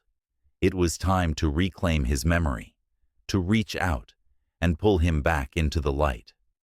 As the candles flickered wildly, the connection surged, and Isabella felt the weight of generations pressing down upon her. She was not just a solitary figure in the night. She was part of a continuum, a bridge between the living and the spirits.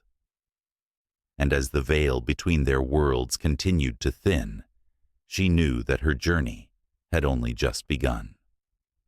In the shadow of the great mountains, a gathering began as dusk painted the sky in hues of orange and purple. The Cherokee people, clad in traditional attire adorned with symbols of their ancestors, came together beneath the watchful gaze of the stars. A drumbeat pulsed through the air like the heartbeat of the earth, steady and strong, urging the spirit of the people to rise and dance. With each rhythm, the memories of their people swirled around them, binding them with the invisible threads of tradition, identity, and purpose. Rituals were the lifeblood of Cherokee existence, moments when the ordinary transformed into the extraordinary. They were not just ceremonies, they were the very fabric of their lives. Each gathering served a purpose, a connection to the ancestors who had walked the land long before them, and a bridge to the spirits that still whispered through the trees.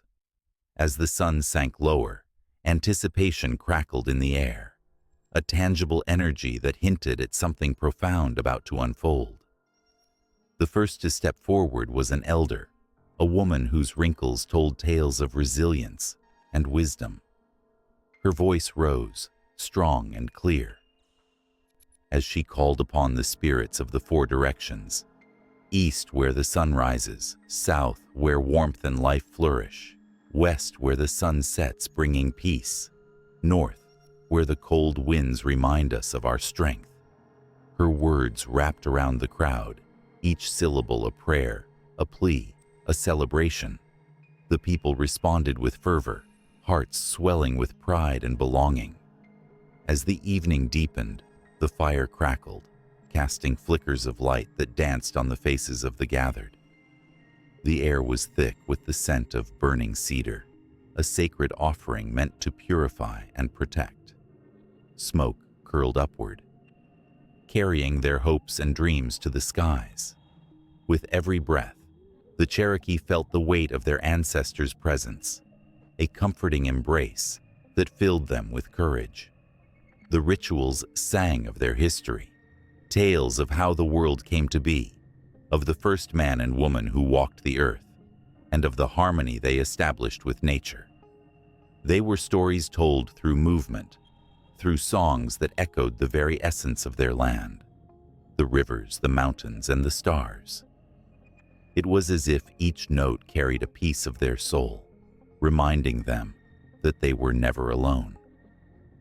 Drumming intensified, and the dancers emerged, their feet pounding against the earth in a rhythm that mirrored the heartbeat of the universe. Each dancer, cloaked in the echoes of tradition, became a living story, a vessel of the past. Their movements were both graceful and powerful, embodying the spirits of animals that roamed the forests, swift as a deer, fierce as a bear, wise as an owl. The energy swelled, drawing everyone into the whirlwind of celebration, a powerful reminder of their connection to the earth.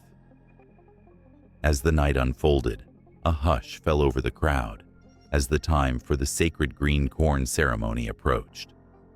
This ritual celebrated the first harvest, a moment of gratitude for the bounty bestowed upon them. It was a time for renewal and forgiveness, where the people would shed old grievances like autumn leaves, opening themselves to the abundance of life. Hearts raced with the promise of healing as families came together, hands clasped, tears glistening under the moonlight. A young girl, eyes bright with innocence, stepped forward with her family. She bore a basket of corn, the very symbol of life and sustenance. The elder, with a gentle smile, took the basket and offered a blessing, her words wrapping around the girl like a warm shawl. May your heart always be full. May your spirit always be free. It was a moment suspended in time, a beautiful exchange that echoed with the hopes of generations past and present. In the flickering light, shadows danced, creating shapes that seemed to tell stories all their own. As everyone joined hands, the air vibrated with the sound of voices blending together in a chant, a collective heartbeat that resonated with the rhythm of life itself. Each note rose higher, cascading like a waterfall, lifting spirits, intertwining hopes and dreams like the roots of ancient trees that held their ancestors' memories. But even amidst the joys of the night, a tension lingered. A reminder of the struggles that lay beneath the surface, the memory of loss, of displacement, of the fight for survival, loomed heavy in the hearts of many. As the singing faded into soft whispers, the elder spoke again, not with sadness, but with strength. She reminded them of their resilience, of the spirits who still walked beside them, urging them to remember their stories, to honor their past, so they could shape their future. "Rituals bind us," she said, her voice rising like the smoke from the fire. "They remind us who we are, where we came from, and the strength that flows through our veins. It is in our gatherings that we find healing, hope, and a path forward."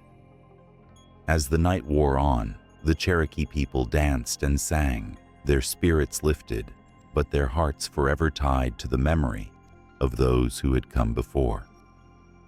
Each beat of the drum echoed not just in their ears, but deep within their souls, igniting a flame of determination that would carry them into the future. With dawn approaching, the horizon began to lighten, a gentle reminder that even the darkest nights must yield to the light. As the stars faded into the glow of morning, the Cherokee people embraced the dawn of a new day with open hearts, ready to face whatever lay ahead, fortified by the bonds of their rituals, their stories, and their unbreakable spirit. In that moment, as the sun rose, they understood that they were not just participants in their ceremonies.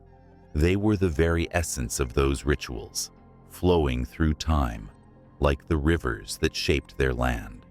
And thus, the cycle continued, echoing through the valleys and forests, as the Cherokee people prepared to weave their next chapter into the tapestry of their rich history. Each ritual a beat, each story a thread, binding them together in a dance as old as time itself, unbroken and everlasting. The sun dipped low on the horizon, painting the sky with strokes of crimson and gold casting shadows over the ancient lands of the Cherokee. This was a time when the air buzzed with stories, tales woven into the very fabric of their existence.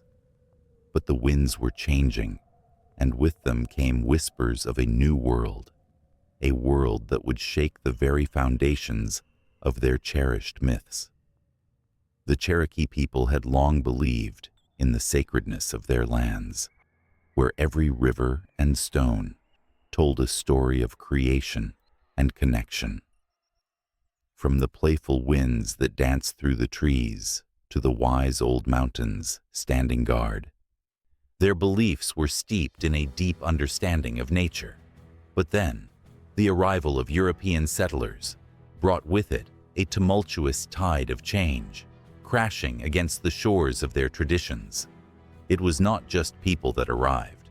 New ideas and strange customs flooded like a storm, distorting the clarity of their myths, making the familiar feel foreign. As the first ships anchored in the waters, the Cherokee watched with cautious eyes. The settlers, with their strange clothes and even stranger beliefs, spoke of a singular god, a concept that rattled the very core of Cherokee spirituality. The stories of the earth being a living, breathing entity, filled with spirits and deities, clashed violently with the rigid doctrines introduced by the newcomers. This was not merely a disagreement, it was a fracture in the very essence of existence, a questioning of who they were and what they believed. In the dim light of a flickering fire, the elders convened, voices low but urgent. They spoke of the Great Spirit, of the rivers that flowed with life, and the animals that roamed the earth. But now, there was a new shadow on the horizon, stories of a singular divine being who promised salvation, but threatened to erase their ancient ways. Children listened wide-eyed, filled with both wonder and fear, feeling the weight of this change settle upon their shoulders. The stories they shared began to shift, adapting to the new realities that surrounded them. The trickster figure of Raven, once a cunning hero in their tales, started to reflect the complexities of change, the confusion and loss that came with the encroaching presence of the settlers. The tales that once celebrated the harmony of life began to tell of struggle, of resilience against forces that sought to reshape the landscape of their beliefs. The ancient myths twisted and turned, incorporating new elements, blending the past with the present in ways that were both beautiful and heartbreaking. As the settlers pushed further into Cherokee territory, their hunger for land and resources deepened. The stories transformed into echoes of resistance. The tale of the water spider, known for bringing fire to the people, began to symbolize not just survival, but the fight against the overwhelming tide of oppression. The Cherokee turned to their myths for strength, recounting stories of bravery and cleverness, tales that infused their people with courage in the face of despair. Yet, despite their resilience, the pain of betrayal seeped into the very soul of their narratives. The arrival of diseases, unknown to the Cherokee, marked a devastating turning point. The stories began to reflect loss and sorrow, mourning not just for those who had fallen ill, but for the very essence of their culture. The words of the myths became laden with grief, a bittersweet reminder of what once was. In the midst of this turmoil, the Cherokee found solace in the shared memories of their ancestors, weaving threads of hope into their tales, a testament to their enduring spirit. The tension between the old ways and the new created a chasm that widened with each passing year. Spirit beings that once danced with joy now appeared somber in the eyes of the storytellers. The myths morphed, incorporating themes of adaptation, resilience, and at times, bitterness. As the settlers' ways began to take root, The Cherokee found themselves at a crossroads, their stories a reflection of both loss and transformation. In the shadows of the forests, the voices of the living echoed alongside the whispers of the departed. The Cherokee gathered under the canopy of stars, weaving together the old and the new. The moonlight illuminated their faces, revealing a mixture of hope and sorrow. They spoke of their ancestors, honoring those who had fought valiantly to protect their way of life, while acknowledging the new realities that had emerged.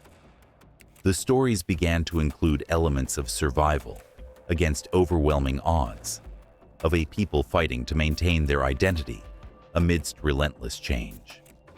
They blended the richness of their traditions with the harsh lessons brought forth by contact with Europeans. New characters emerged in their oral traditions, embodying the challenges of a world transformed, yet still clinging to the essence of Cherokee spirit.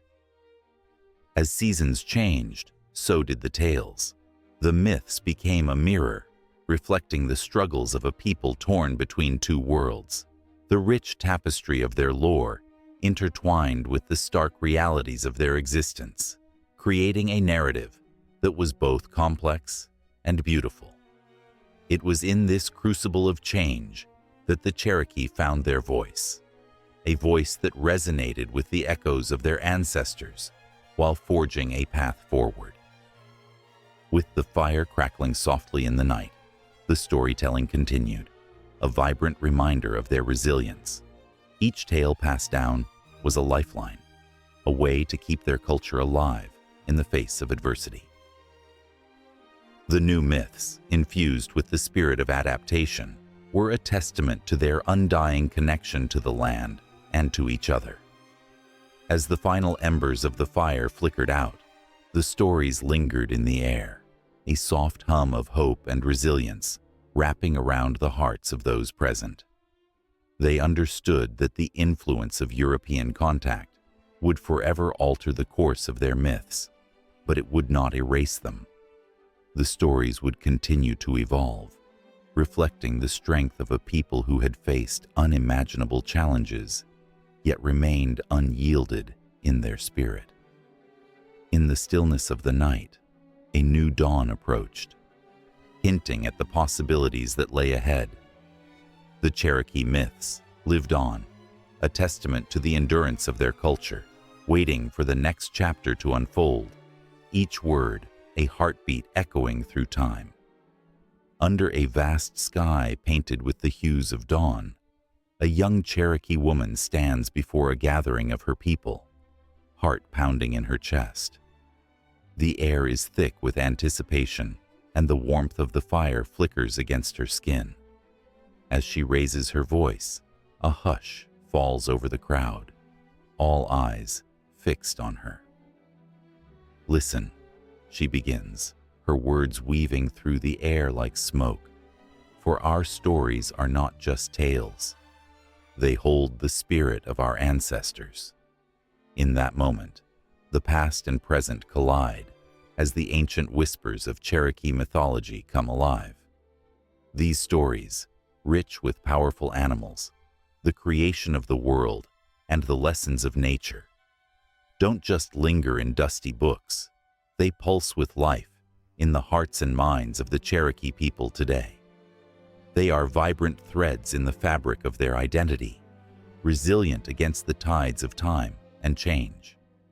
The tales of the Cherokee, once whispered by firesides in the twilight of the Smoky Mountains, have traversed generations, each retelling adding layers of meaning.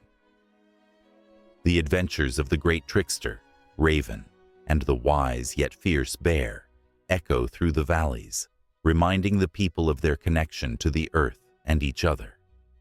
These stories do not simply entertain, they teach endurance, courage, and respect for the world around them.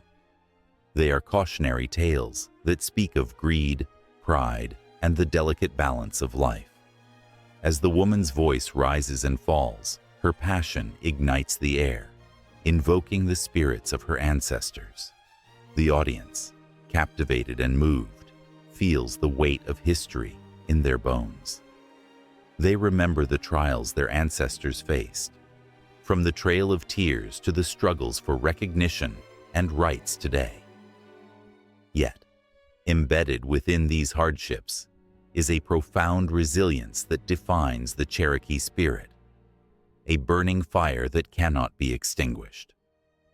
In the shadows of the mountains, elders gather to pass down the sacred stories, their faces etched with lines of wisdom and experience. They speak of the sacredness of the earth, of how every river, rock, and tree is imbued with spirit and meaning. Children sit at their feet, wide-eyed and eager, soaking up each word like the ground thirsts for rain. The elders know that these tales are not merely folklore. They are a lifeline, a way to keep their culture alive in a world that often seeks to erase it. The importance of these stories echoes through modern Cherokee life. Today, artists and musicians incorporate these themes into their work, breathing new life into ancient tales. A young man strums his guitar, blending traditional rhythms with contemporary melodies, while weaving in the stories of his people.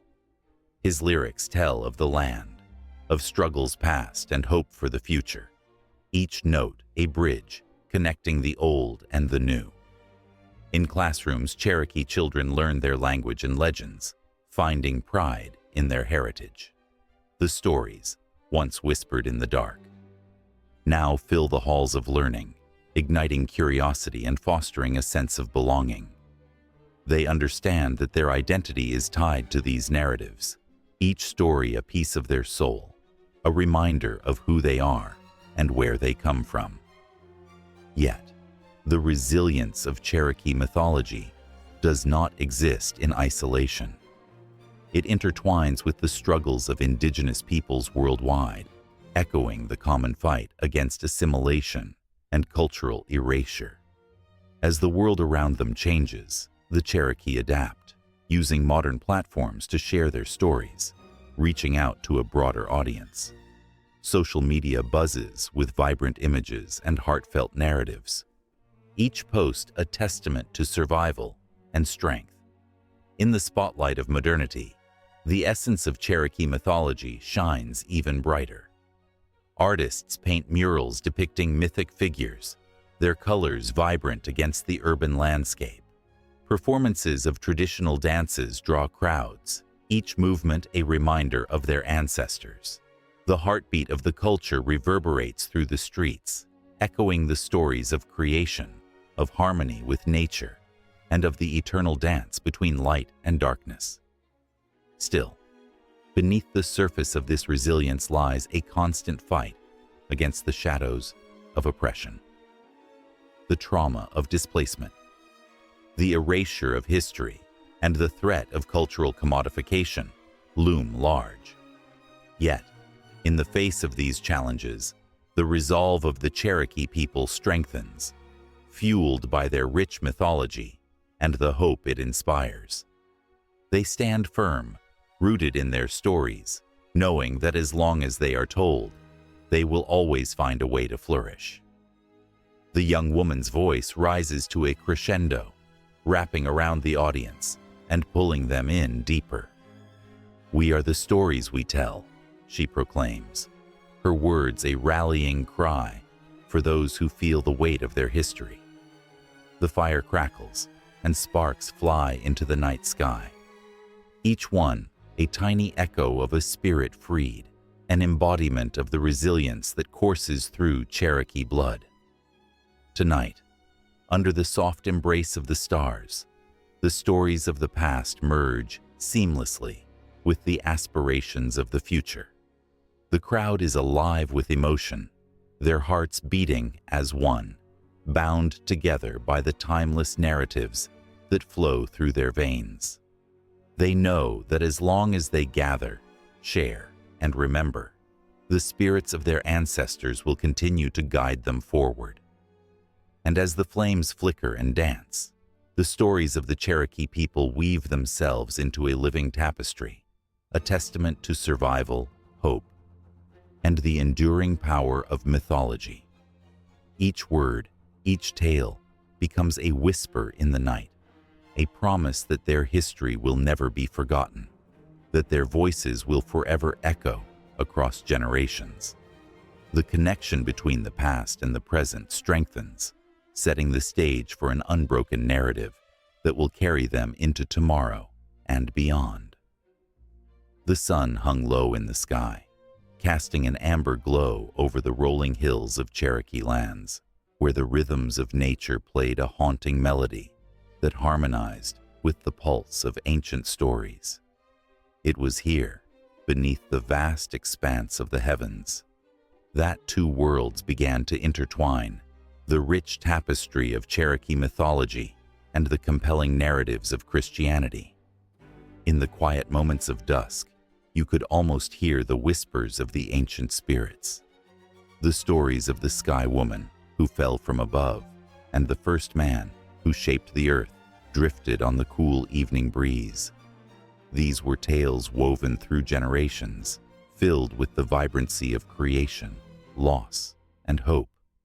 Yet, amid this sacred heritage, the arrival of Christian missionaries brought new tales, stories of salvation, grace, and a singular path to the divine. Elders gathered around fires, their faces illuminated by flickering flames, deep lines etched by time, telling of sorrow, resilience, and unyielding faith. Eyes glimmered with the light of countless stories, while the winds seemed to carry the weight of their ancestors. They remembered the first encounters with those who carried new beliefs, a time when confusion and curiosity danced in the air. What did it mean, they wondered, to accept a faith that spoke of a singular God, when their own beliefs were steeped in a rich pantheon? Their mythology was filled with vibrant characters: the beloved rabbit, clever and cunning, the great thunder beings who roared across the skies, and the mysterious water spirits that danced in the streams. Each held a lesson, a truth that transcended time and space. As missionaries moved through the villages, the air thickened with tension. Children listened wide-eyed as they heard tales of a man who walked upon water and healed the sick. He spoke of love and forgiveness, concepts that resonated deeply with the Cherokee heart. Yet, how could these teachings coexist with the stories of the earth and sky? The elders pondered as they navigated the delicate threads of their identities. In sacred ceremonies, the spirits were called upon. The smoke of burning herbs twisted into the air, carrying prayers to those who watched over them. There was a palpable energy in these moments, a connection to the past, present, and future that brought a profound sense of unity. Yet, a different kind of prayer echoed in the ears of some, a prayer to this new God who promised eternal life, a peace that surpassed understanding. On one fateful evening, an elder named Atohi stood before his people, the weight of centuries resting on his shoulders. His voice trembled, but his resolve was unyielding. "We are the children of the earth," he proclaimed, "and our stories are etched in the very fabric of this land. But perhaps there is a way to walk both paths."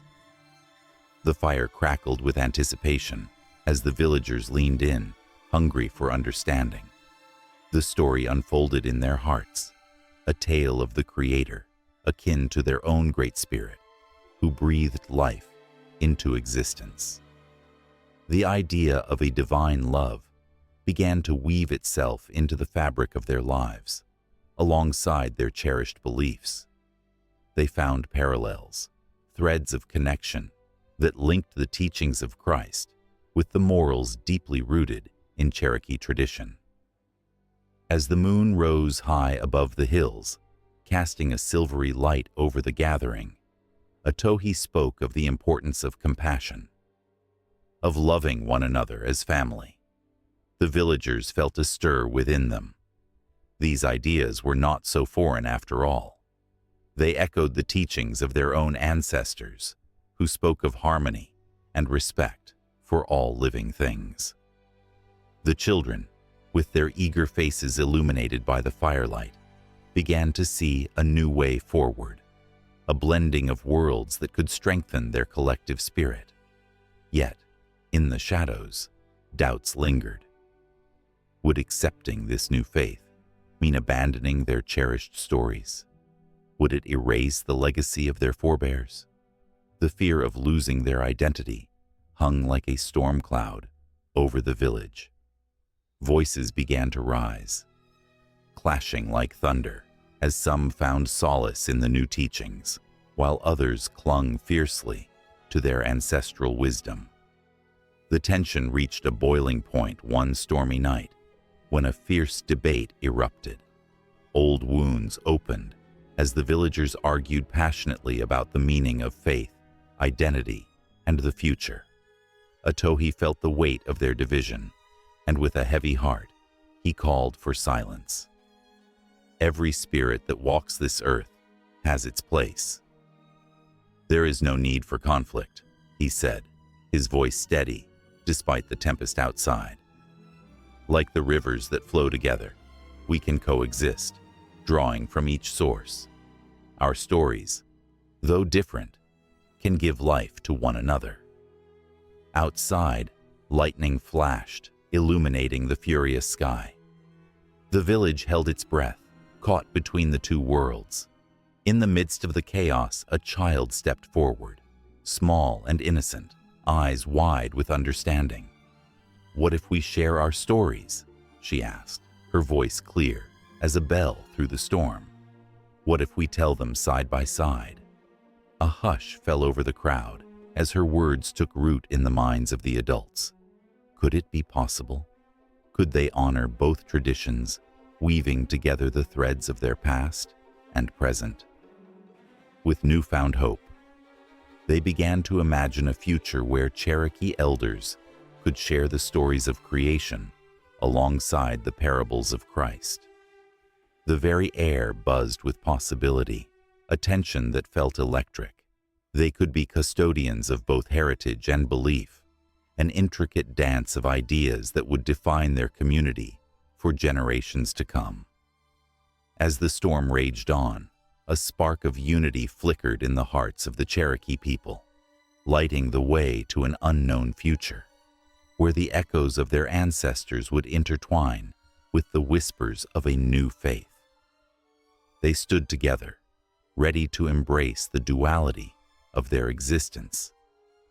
A tapestry, rich with color and depth, forever changing the landscape of their identity. The night wore on, thick with anticipation, and the world outside trembled, waiting for the dawn of a new understanding. On a rainy evening in a bustling city, an old bookstore beckoned the weary traveler with its flickering neon sign. As the door creaked open, the scent of aged paper and leather envelopes, the visitor. Each shelf held a piece of history, and among those shelves, ancient stories whispered their timeless truths, ready to be reimagined for a new generation. Here, the past collided with the present, creating a vibrant tapestry of emotions that reached across time. In the corner of the shop, beneath a dim light, a group of eager readers gathered for a discussion about modern interpretations of classic tales. They spoke with fervor, the excitement palpable in the air. A retelling of the Odyssey was the centerpiece of their conversation, examining how Odysseus's long journey home mirrored today's struggles. The challenge of returning to a place of belonging resonated with those who faced their own battles in life, love, and identity. Each listener felt the raw power of nostalgia, their hearts sinking with the echoes of ancient heroes navigating the storms of their own making. As the group analyzed the story, one young woman shared her personal connection. She had spent years chasing her dreams, only to find herself stranded in the chaos of modern life. Her voice quivered as she spoke of her own odyssey, a metaphorical journey through heartbreak and self-discovery. The room fell silent, each person pulling the threads of her story into their own experiences, amplifying the shared human struggle that linked them to Odysseus. It was as if the old hero had stepped down from the pages, wrapping them in a cloak of empathy and understanding. Outside, the rain fell heavier, tapping against the windows like a heartbeat. The evening grew more intimate. The group began to draw parallels between Greek mythology's gods and contemporary figures of authority. The laughter of Athena and the rage of Ares morphed into the faces of politicians and celebrities in today's world. The audience felt the shift, the wildness of ancient emotions translated into modern dilemmas, their relevance sharper than ever. They discussed how these larger-than-life characters mirrored the complexities of their own lives, often struggling with the same flaws, desires, and ambitions. A man at the back of the room shared a bold notion. What if the gods were not just distant figures, but representations of our inner struggles? What if Apollo's quest for beauty reflected society's obsession with perfection? The group leaned in, the room charged with the intensity of the discussion, as they wrestled with the idea that ancient myths were not merely stories, but mirrors, reflecting their deepest insecurities and aspirations. The weight of those thoughts was heavy, sinking into their minds like the shadows of the gods themselves. Then, a voice broke through the tension. "Look at the story of Persephone," said an older gentleman, his eyes glinting with wisdom. Her descent into the underworld and return to the surface could represent our own battles with mental health. The room ignited with passion as they explored the nuances of depression, the cyclical nature of despair and hope embodied in Persephone's journey. The conversation sparked a fire in each heart, igniting their own struggles with darkness and the longing for light. They shared stories of their own winters, times when they felt trapped in shadows, and the springs that followed, full of renewal and hope. As the night deepened, tales of love and betrayal intertwined with contemporary relationships. The tragic romance of Romeo and Juliet emerged, but it was not merely a story of star-crossed lovers. It transformed into a discussion about the pressures of modern love, social media, family expectations, and cultural divides. A young couple spoke of their own challenges, where love felt like a battlefield, fighting against the world's expectations.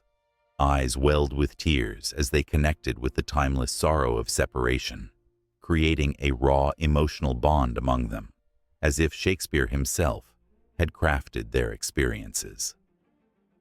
In the corner of the shop, a young boy listened intently, clutching a book about King Arthur. He raised his hand hesitantly, capturing the attention of the group. What if being a knight today means standing up for what's right, even when it's hard? His innocent question hung in the air, stirring deep reflections in each listener's heart. The adults around him felt a wave of vulnerability wash over them, igniting a fire within to be more courageous in their everyday lives. The boy's words echoed like a call to arms, urging them to become modern-day knights, fighting for justice and truth. As the clock struck midnight, the bookstore seemed enchanted. Shadows danced along the walls, and the stories held inside felt alive, each character breathing with the current reality of their listeners. They discussed how the narratives of old not only entertained, but taught invaluable lessons that transcended generations. The power of storytelling became even more evident as they realized that ancient tales were not relics of the past, but living, breathing entities that continued to evolve. Emotions swirled in the room, weaving a rich tapestry of passion, grief, joy, and connection. The air was thick with the weight of shared histories and the realization that each of them was part of a larger narrative. They were not just observers of ancient stories.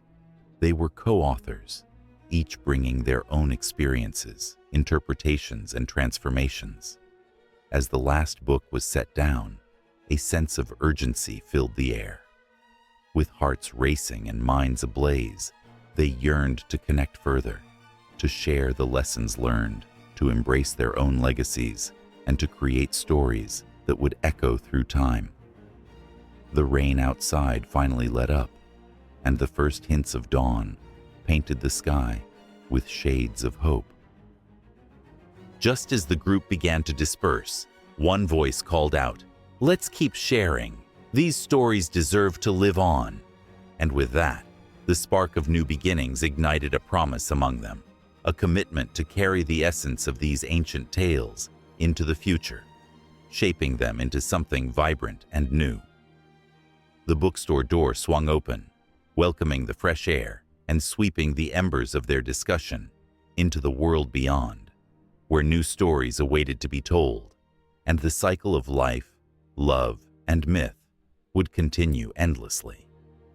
The air was thick with anticipation, a stillness that felt almost sacred as the sun dipped below the horizon, casting golden shadows across the land where the Cherokee had thrived for centuries. Children gathered around the flickering fire, their wide eyes reflecting the flames that danced like spirits around them. They listened, hearts pounding, as the elders began to weave tales of a world where animals spoke and the rivers carried the wisdom of generations. The crackling fire seemed to hold its breath, as if it too was eager to hear the stories that had been passed down through the ages.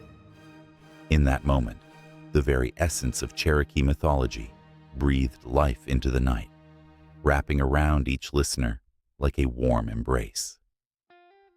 But with every story told, a looming weight settled in, the knowledge that these tales were delicate threads in a tapestry that risked fraying with time. The elders felt this urgency, a flicker of fear igniting within them. Would their children carry these stories forward, or would they fade into whispers carried away by the wind?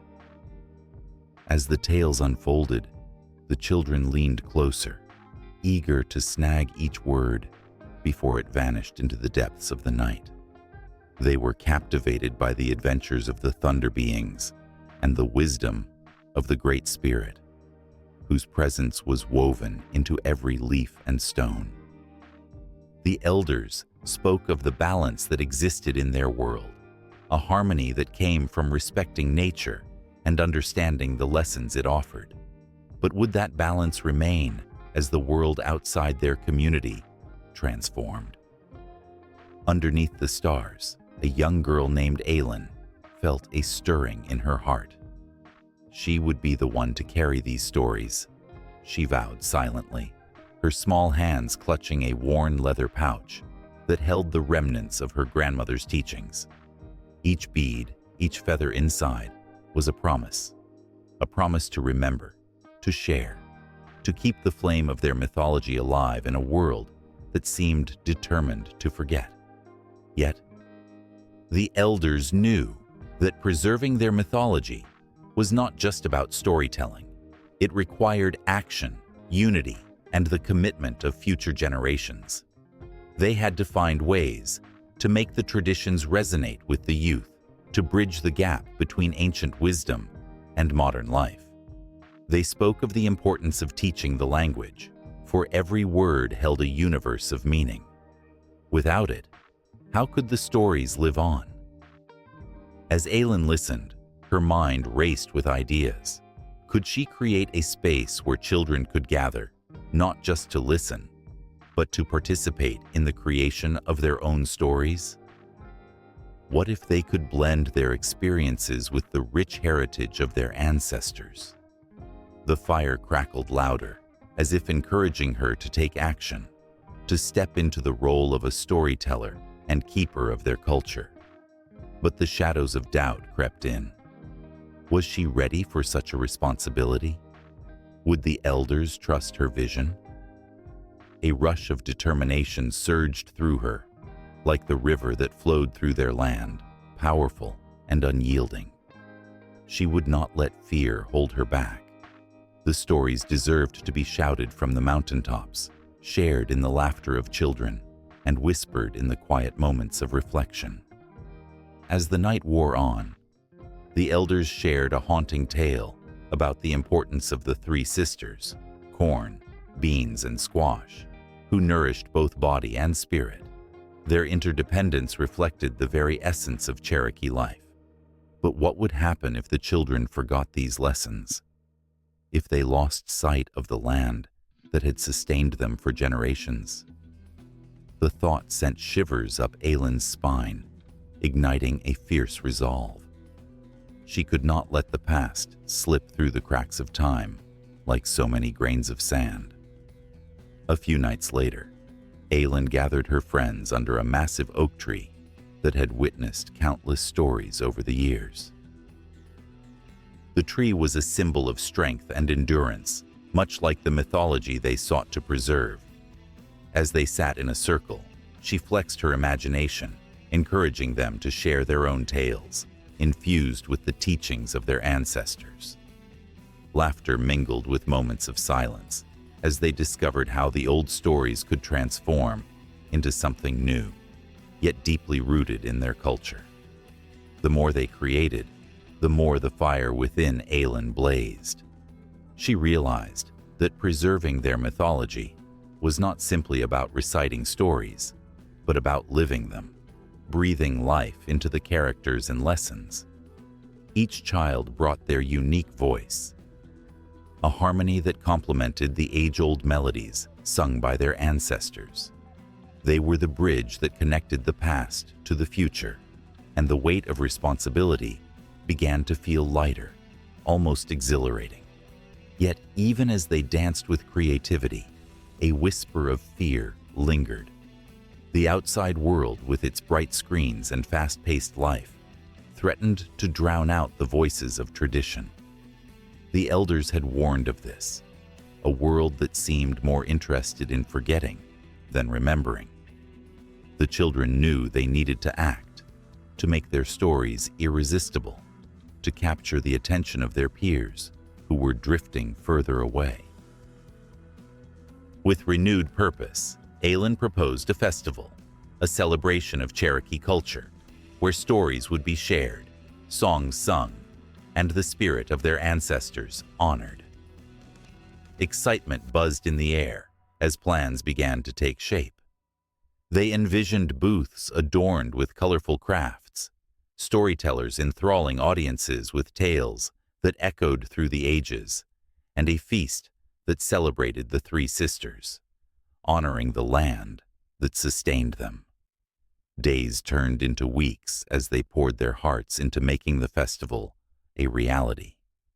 The elders watched with a mix of pride and concern, hoping that this spark would ignite a flame that could not be extinguished. They shared their knowledge, guiding the youth in ways that had been lost to time, teaching them the traditional rhythms of dance, the melodies of old songs, and the significance of each story. Finally, the day of the festival arrived, a vibrant tapestry of colors, sounds, and laughter. Aylin stood at the heart of it all, her spirit soaring as she witnessed her friends come alive with purpose and pride. They stepped into the roles of storytellers, weaving together the old and the new, creating a legacy that would echo in the hearts of those who came after them. But just as the fire began to blaze brightly, a new wave of doubt washed over the elders. Would this festival be enough? Would it truly ensure that their mythology would thrive in the coming years? And as the sun set, casting a warm glow over the gathering, the question lingered like a whisper in the wind, a reminder that the journey of preserving Cherokee mythology was far from complete. The stories needed to be nurtured, expanded, and adapted, just as the children had begun to do. In that charged atmosphere, amidst the laughter and storytelling, the elders exchanged glances, the weight of their shared history palpable in the air. They knew that the path ahead would demand courage, resilience, and a commitment that spanned generations. The flickering flames danced with a renewed intensity, reflecting the hopes and dreams of those who had come before, those who stood now, and those who would rise in the future. The stories had taken on a life of their own, and as the night deepened, the fire crackled, whispering promises of what was yet to come.